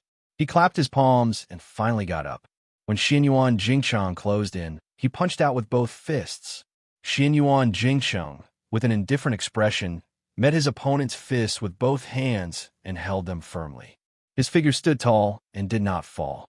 A large space behind him had already been compressed by the enormous qi dynamic, causing the wind and rain to evaporate in an instant. Xinyuan Jingcheng raised his hand and said softly, "Send old ancestor to heaven." Xinyuan Pan's body soared into the sky. Heavenly lightning struck down from the sky. A loud boom. Xinyuan Jingcheng, who was standing on the ground, did not show any mercy after gaining the upper hand. He clapped his palms together in front of him. The accumulated water at the edge of the plateau that was originally flowing down the mountain surged up like 2 green dragons. The 2 dragons pierced through the sky of the plateau. Xinyuan Pan, who was in the air in a hurry to operate his sea of qi to resist the heavenly lightning, was blasted until he no longer had the strength to move. Xinyuan Jingcheng tapped his toes, and his figure soared into the air. He grabbed old ancestor Xuanyuan's belt and landed on the ground. He ran quickly. After running for 200 feet, his legs suddenly stopped. He threw Xinyuan Pan straight to the west, as if he wanted to throw this old ancestor Huishan off the plateau, send him to heaven in one go. When Xinyuan Pan's body was about to fly out of the cliff of the plateau, he unexpectedly fell and landed on the edge of the cliff. Finally, the rainwater could not wash away the bloodstains on his face. He no longer had the calm and composed demeanor of a great master. Chapter 3:12. The old man was enduring, waiting for the eldest grandson of the first wife to exhaust his life to enter the realm of immortals from the side door. Xinyuan Pan's celestial state was achieved step by step. As long as his meridians were not depleted, his sea of qi would not be exhausted. However, Xinyuan Jingcheng, who was determined to destroy his sect, was different. Taking a shortcut was like building a pavilion in the sky. No matter how majestic it looked when it was built, there would be a moment when it would collapse. Xinyuan Pan took a deep breath. His chest and abdomen were burning with pain. It had been many years since he had encountered such a terrifying injury to his heart. It had been so long that he had almost forgotten about this pain. The last time was when he competed with Qi Xuanjin on the demon-slaying platform. As for Gu Jiantang and the others, their so-called loss was only in a move or two.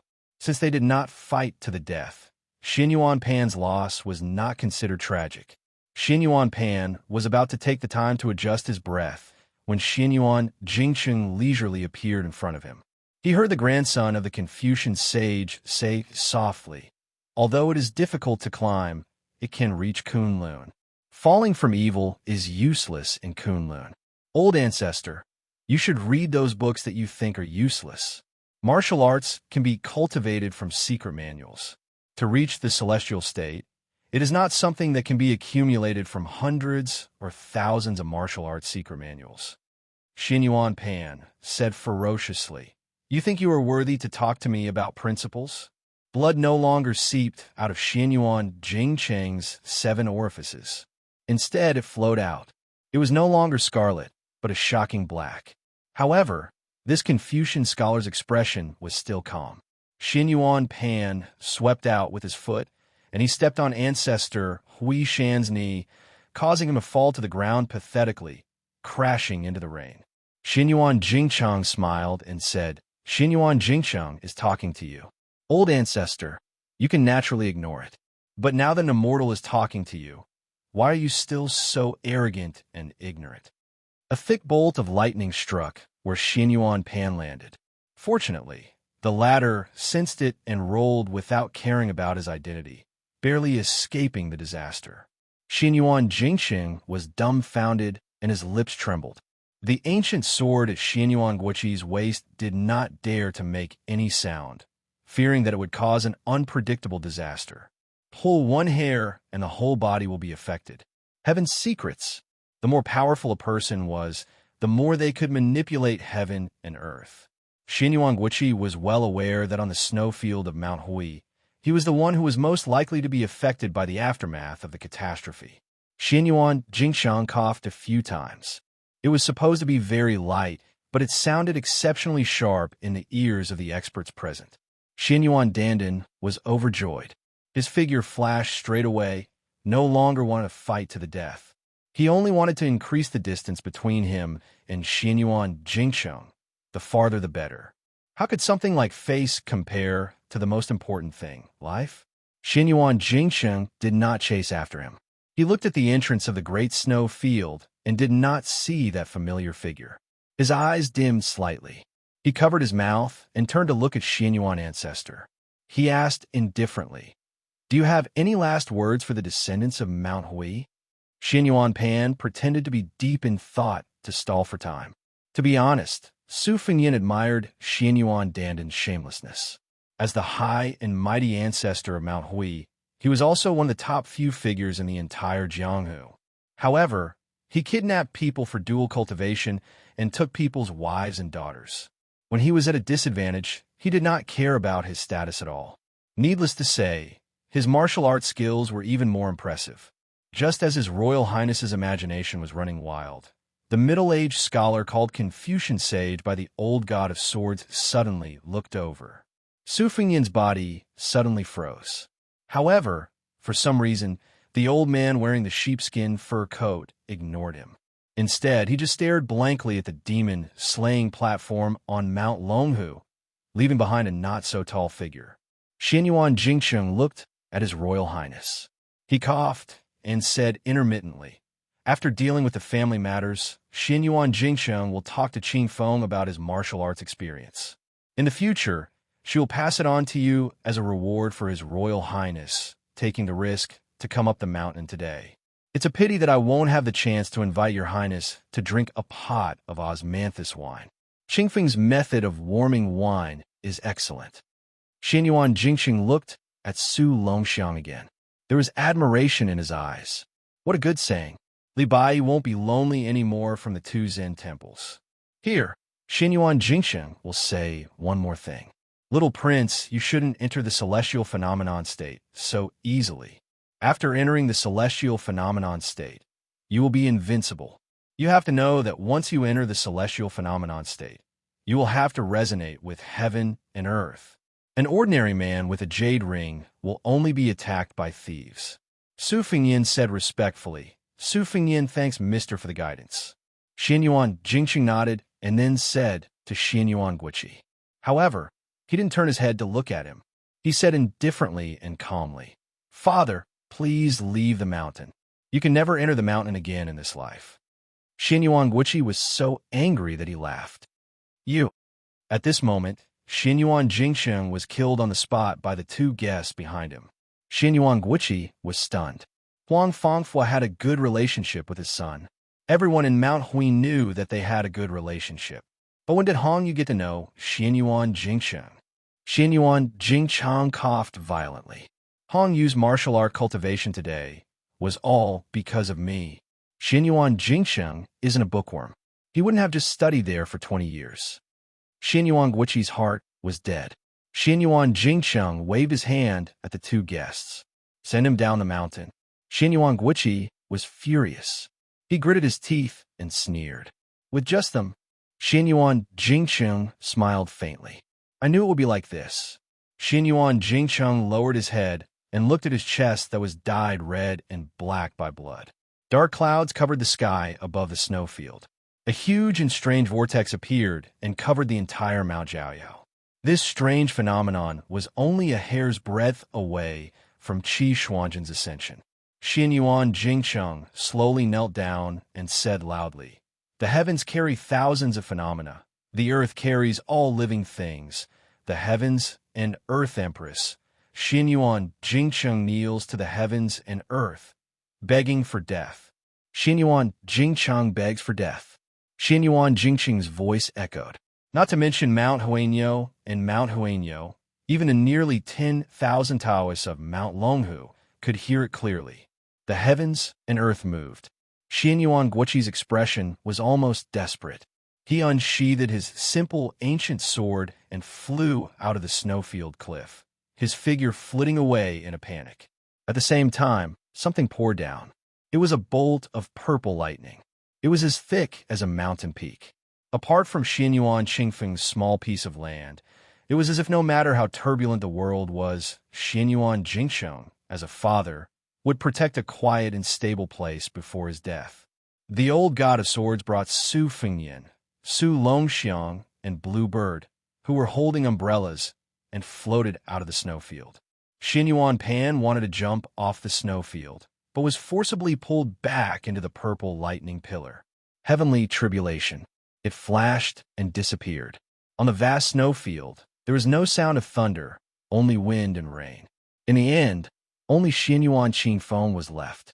He truly stood alone. Xianyuan Jingsheng and Xianyuan Pan perished together. Not even their corpses were left. Not even ashes were left.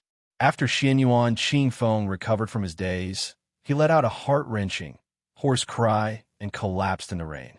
Su Fengyan slowly walked back to the snowfield, all sorts of feelings welling up in his heart. He saw Xianyuan Qingfeng curled up there and sobbing. Su Fengyan sighed and walked over to hold the umbrella for her. It wasn't for her, but because of what Xianyuan Jingsheng had done, Su Fengyan deserved to do this for the daughter of the Confucian sage. The rain was still pouring heavily. She didn't get up, so Su Fengyan held the umbrella the whole time. The old god of swords, Li Chungang, stared at this scene with wide eyes. Then, his eyes dimmed with loneliness, reminiscence, and reminiscence. That year, when he carried that girl up the evil-slaying platform, it was also raining heavily, and he also held the umbrella. The world didn't know that this god of swords had been wronged by Qi Xianzhu. It didn't matter that the wooden horse and ox were broken, nor did it matter that he was left with only one arm. These weren't the reasons for Li Chunggang's great drop in cultivation. Even after being trapped under the tide-listening pavilion for 20 years, Li Chungang still couldn't walk out of his own prison. She was already invincible in the world. So what about herself? Li Chungang remembered her face when she died. At that time, she couldn't say a single word. But now that he thought about it, wasn't it just no regrets? Li Chungang walked to the edge of the snowfield. Behind him was a man and a woman holding an umbrella, just like the scene between him and the green-robed girl. When her chest was pierced by a sword, she said with a pale smile, "If the heavens didn't give birth to you, Li Chungang, it would be boring." Li Chungang shouted, "Swords come!" All the swordsmen of Mount Insignia unsheathed their swords and flew toward the snowfield. The Taoists of Mount Longhu unsheathed their thousands of peachwood swords and flew toward Bull Mound. Two waves of flying swords. They blotted out the sun. On this day, god of swords, Li Chungang once again entered the realm of a land sword immortal. Chapter 313. Su Fengyan used to be a pauper when he was practicing the knife. He ate and drank in the Golden Imperial Palace every day and even complained about being poor. He used the knife to move books as if he was moving mountains. Finally, his horizons were broadened. Although he heard from the white-haired old man that the flying sword beheading the head was a celestial's supernatural power, he only treated it as a legend. How could he expect to witness it with his own eyes? At this moment, His Royal Highness raised his head to look at the two groups of flying swords that filled the sky. Staring at this scene, his scalp exploded and his blood vessels expanded. He was dumbfounded and muttered to himself, "Oh my God, I can't reward this technical work." The two guests who were lucky enough to escape looked at each other in shock. Xianyuan Jingcheng, who entered the realm of Confucian Saint through a side door, had just been annihilated. How could there be another celestial sword? The old man who wore a tattered sheepskin coat and liked to pick his earwax was indeed the #1 swordsman in the past, Li Chungang. However, after Deng Tea appeared in the world and roamed the pugilistic world, he would occasionally make a move with the imposing manner of a half-demon, half-immortal. Who would doubt that the old god of swords would be no match for the new god of swords? But the scene in front of them, forget about the hundreds of swords from Mount Huishan flying over. However, the thousands of peachwood swords from Mount Longhu were a few miles away from the Bulgang. Not to mention the swords of the Taoist priests in the remote Taoist temples. How could they be summoned to the great snow field by the old man's words? Didn't they say that Li Chuangong's realm dropped greatly after his arm and sword was broken? Huang Fanhua and Hong Yuang did not think highly of him even if he fought with Xianyuan Pan, let alone Wang Xinji. However, the old man who had retired from the Jianghu for 20 years had reached the realm of prophecy. How could he be so mysterious? There was a secret in the Jianghu. The Confucian saint of the three sect had a vast aura that connected heaven and earth. Therefore, his words contained the heavenly law. Just now, when Xianyuan Jingcheng knelt to the Queen of Earth and said the words seeking death, it attracted the heavenly thunder that was as thick as a mountain range. The great immortal Zhenren of Taoism could make prophecies come true. Therefore, he could use the curse to kill demons and enforce justice on behalf of the heavens.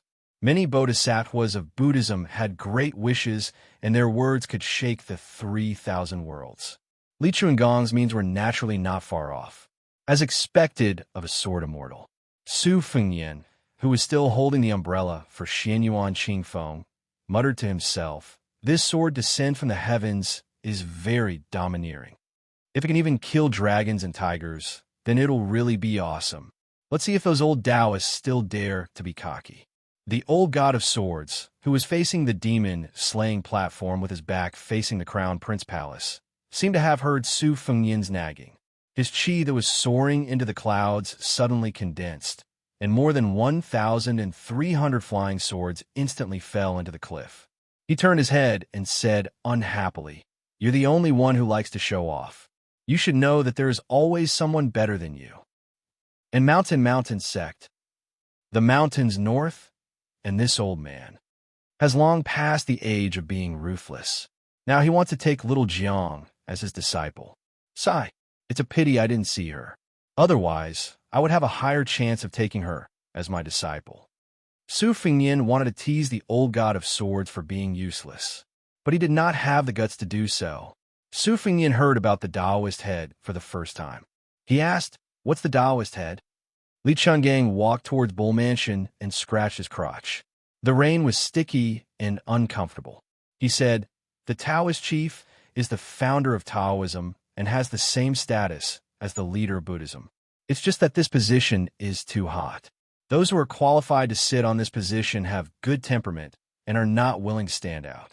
Those who want to be the Taoist chief are just small fries fishing for fame and compliments. Most of them are too close to the imperial court and don't have enough popularity. Therefore, in the past 100 years, except for Qi Xianzhu, who deserves to be the Taoist chief, the rest of them can't be convinced by the public. As for the Buddhist sect, the white-robed monk Li Xiaoxin, who traveled thousands of miles to the west to seek scriptures, once had the chance to be the bodhisattva. Unfortunately, I heard that he wanted to get married and have a daughter. Therefore, the Taoist head and the Buddha head are empty. The reason I'm telling you this now is because this old man sensed a few peaks in Mount Longhu when he was riding his sword on the snowy plains. The Taoist from the Taoist mansion stopped him, and the Taoist from Jinjuan Temple also interfered. This is not strange. What's strange is that the qi in Mount Yunjin was so abundant that it could be called fate, but it was not willing to do anything. Su Fingyan, who had been holding the umbrella to shelter Xianyuan Qingfeng from the wind and rain, gripped the handle tightly and said, "It must be that weird Taoist called Zhao Huangqiao. He claimed to be a member of the Liang imperial family who entered Mount Longhu to cultivate Taoism. When I was at the sword cliff of Mount Quanglu, he performed an out-of-body act and came here on a dragon. He looked to be in his 30s or 40s. God knows if he has lived for 2 or 3 decades. This Taoist kept saying that he was enforcing justice on behalf of heaven. What a bold attitude."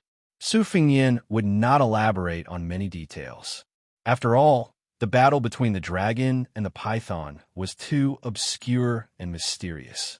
Besides, Xianyuan Qingfeng, an outsider, was present. Xianyuan Qingfeng, whose skirt was soaked in water under the umbrella, slowly came back to her senses. Her eyes were cold and emotionless. "Some time ago, I went to Mount Yunjin to look for a flood salamander. I saw a middle-aged Taoist fishing in a deep lake. At that time, I thought his cultivation was mediocre and that he was pretending to be a hermit expert. At that time, this Taoist was discussing the scriptures of the 3 sects with Song Kelly, the heir of the Song family. He was very arrogant and called Saint Zhang of the North as Teacher Zhang.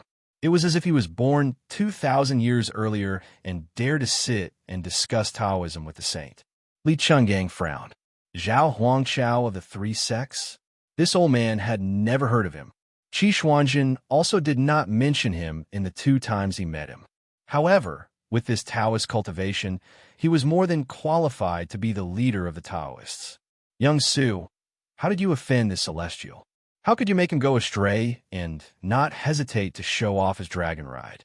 With this Taoist strength, he was able to live in seclusion in Mount Longhu for at least 100 years without making a name for himself. He was clearly not the kind of person who liked fame. His surname was Zhao, and he was from the Son of Heaven." This old man understood. He was just concerned about the gathering and dispersing of the world's fate. Based on this, you should be grateful that Chao Chongqing took Jiang Girl away early. Otherwise, if Zhao Huangqiao saw you and saw through the mystery, you would be in serious trouble. At Mount Quanglu, with this old man's ability at that time, it would be useless even if he opened the gate of heaven.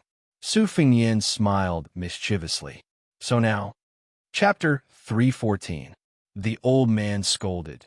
"Does this old man have nothing better to do than to stand up for you? Do you think fighting with celestial beings is a small matter? Celestial beings, dragon spirit travel profound fate." Xianyuan Qingfeng felt a chill run down her spine. She used to be an arrogant and stubborn woman born in the most powerful family in the martial arts world, the only daughter of the first wife, and had a photographic memory. She could be counted as a small arsenal. Only the son of a top scholarly family like Song Kelly, who had real talent, could slightly subdue her. However, ever since this umbrella holder entered Jianzhou, her entire life had been turned upside down. Her father had died just after showing off his celestial being style. The 3 people of the generation with the surname Jing, who were supposed to support Mount Hui's prestige for the next 50 years, were all dead. Xianyuan Dandan, who used to be a pillar of the sea, was killed. Her grandfather, Xianyuan Guiqi, was forced to jump off a mountain, and 2 guests turned against her on the snowy plains. If her father was here, they could still behave, but now there was not even half a grandmaster left in Mount Hui. How could she control those guests of sacrifice who looked like monkeys when the tree did not fall, and who looked like wolves when the tree fell? Su Fingyan saw that this woman had no intention of getting up. Was she addicted to sitting on the ground? Xianyuan Qingfeng, you can't always make me hold the umbrella. Now that the bull gang is without a leader, it's the best time for you to show your ambition. Don't waste it. Xianyuan Qingfeng was speechless. Xianyuan Qingfeng struggled to get up. Perhaps because he had been sitting for too long, his legs were sore, and he was about to fall back into the water. Su Fingyan tried to support him out of goodwill, but Xianyuan Qingfeng used all of her strength to push him away. She sneered, "Is it my ambition, or does your highness want to control Mount Huishan, Xianyuan?" Su Fingyin sneered and said shamelessly, "Let's not beat around the bush. I like it. Since you're the one who started the conversation, why don't we have a good plan?" Xinyuan Qingfeng refused to back down. "Please speak," he said. The old god of swords ignored the scheming between the man and woman and walked straight to Bull descending manor. He walked up the steps and bent down to pick up the string of wind chimes. Su Fingyin spoke in a methodical manner. "You're just worried that the Shitsi will take over the magpie's nest and use you as a puppet. You'll only stop when I've emptied Mount Huey's hundreds of years of wealth, right?" Xinyuan Qingfeng said without hesitation, "That's right. Your Highness has a good family background and high standards. I believe your appetite will not be small." Su Fingyin laughed and said, "Xinyuan Qingfeng, oh Xinyuan Qingfeng, I don't mind telling you this. As long as you take the copies of those secret manuals into the Tide Listening Pavilion in Bailiang, I don't want anything else. Since we're doing business on the surface and I've accepted your benefits, I'll naturally help you secure your position as the head of Mount Hui. If anyone isn't convinced, you can let them have a taste of Bailiang's blade. Besides, the old god of swords is already a swordsman of the present era. It doesn't matter if you're a fox exploiting the tiger's might or taking advantage of others. Who would dare say no? Even if you don't want to stay in Mount Hui, no one will come into direct conflict with you. This is a business. Whether you're comfortable as the head of Mount Hui or not will depend on your own methods. When the time comes, if you need me to take action, you'll have to give me other benefits. When doing business, even blood brothers have to settle accounts clearly. What's more, we're enemies, aren't we?" Xinyuan Qingfeng said coldly. "Your Highness also said that we're enemies. Then what business are we doing? If worst comes to worst, Xinyuan Qingfeng will just go all out and leave this mess to my brothers. What's wrong with me leaving the mountain?" Su Fingyin clicked his tongue and said, "That's no fun. Your father, Xinyuan Jingcheng, risked his life to create this situation. With your stubborn personality, how can you let it go? Who are you trying to fool? I'm not in the mood to beat around the bush with you. To put it bluntly, Mount Hui is in turmoil right now. If it weren't for the fact that I admire your father's actions, I wouldn't be so polite with a petty woman like you. Why would I stand here and hold an umbrella for you? Apart from your good skills and a fit of pique, what other skills do you have to show me? If you really piss me off, how hard would it be to support a puppet who's willing to be a lackey? Bailiang's hat of His Royal Highness isn't small, is it? Coincidentally, the few people that can't be suppressed by this hat are all dead." Su Fingyin observed Xinyuan Qingfeng's expression and said patiently, "The Bull Gang can't beat the Dao Court's Mount Longhu in the first place. Now that you don't have me to back you up, won't you be suppressed for a few decades until you can't breathe? Besides, I'm Bailiang in the end. Aren't I going to leave soon? Once I leave, what are you worried about? If that's the case, then you're too useless. To tell the truth, the reason why I'm willing to let bygones be bygones and help you get promoted is because of that wooden sword Wenhua. He said that he'll use his sword to slap your little buttocks red when he learns superior swordsmanship. But once you leave the family, Wenhua won't go so far as to make things difficult for an ordinary woman with a miserable background. This prince won't be able to watch a good show. How boring." Xinyuan Qingfeng walked out of the umbrella and ignored Wenhua's teasing. He only asked, "Miserable?" Su Fingyin asked back, "What do you think?" Xinyuan Qingfeng asked, "Are you pitying me?" Su Fingyin didn't answer and only handed the umbrella to her. Seeing that she didn't move, he simply placed the umbrella on her shoulder and looked up at the dusky rain. If Wenhua were here, he'd definitely say that the heavens are pissing again. How naughty. Xinyuan Qingfeng was stunned. At this time, Hongyu took a few steps forward and got down on one knee. "Young miss, from today onwards, Hongyu is at your beck and call," Huang Fangfui said with a smile. "I only want to continue studying at Mount Insignia and hope to reach Brother Jingqing's level one day. Whoever makes an enemy of young miss is also an enemy of mine." Xinyuan Qingfeng was stunned and didn't say anything. A loud voice came from the celestial master residence of Mount Longhu. "Since Sword Godly has borrowed a sword and left, do you dare return it?" Li Chungang, who was sizing up Feng Ling, couldn't be bothered to respond.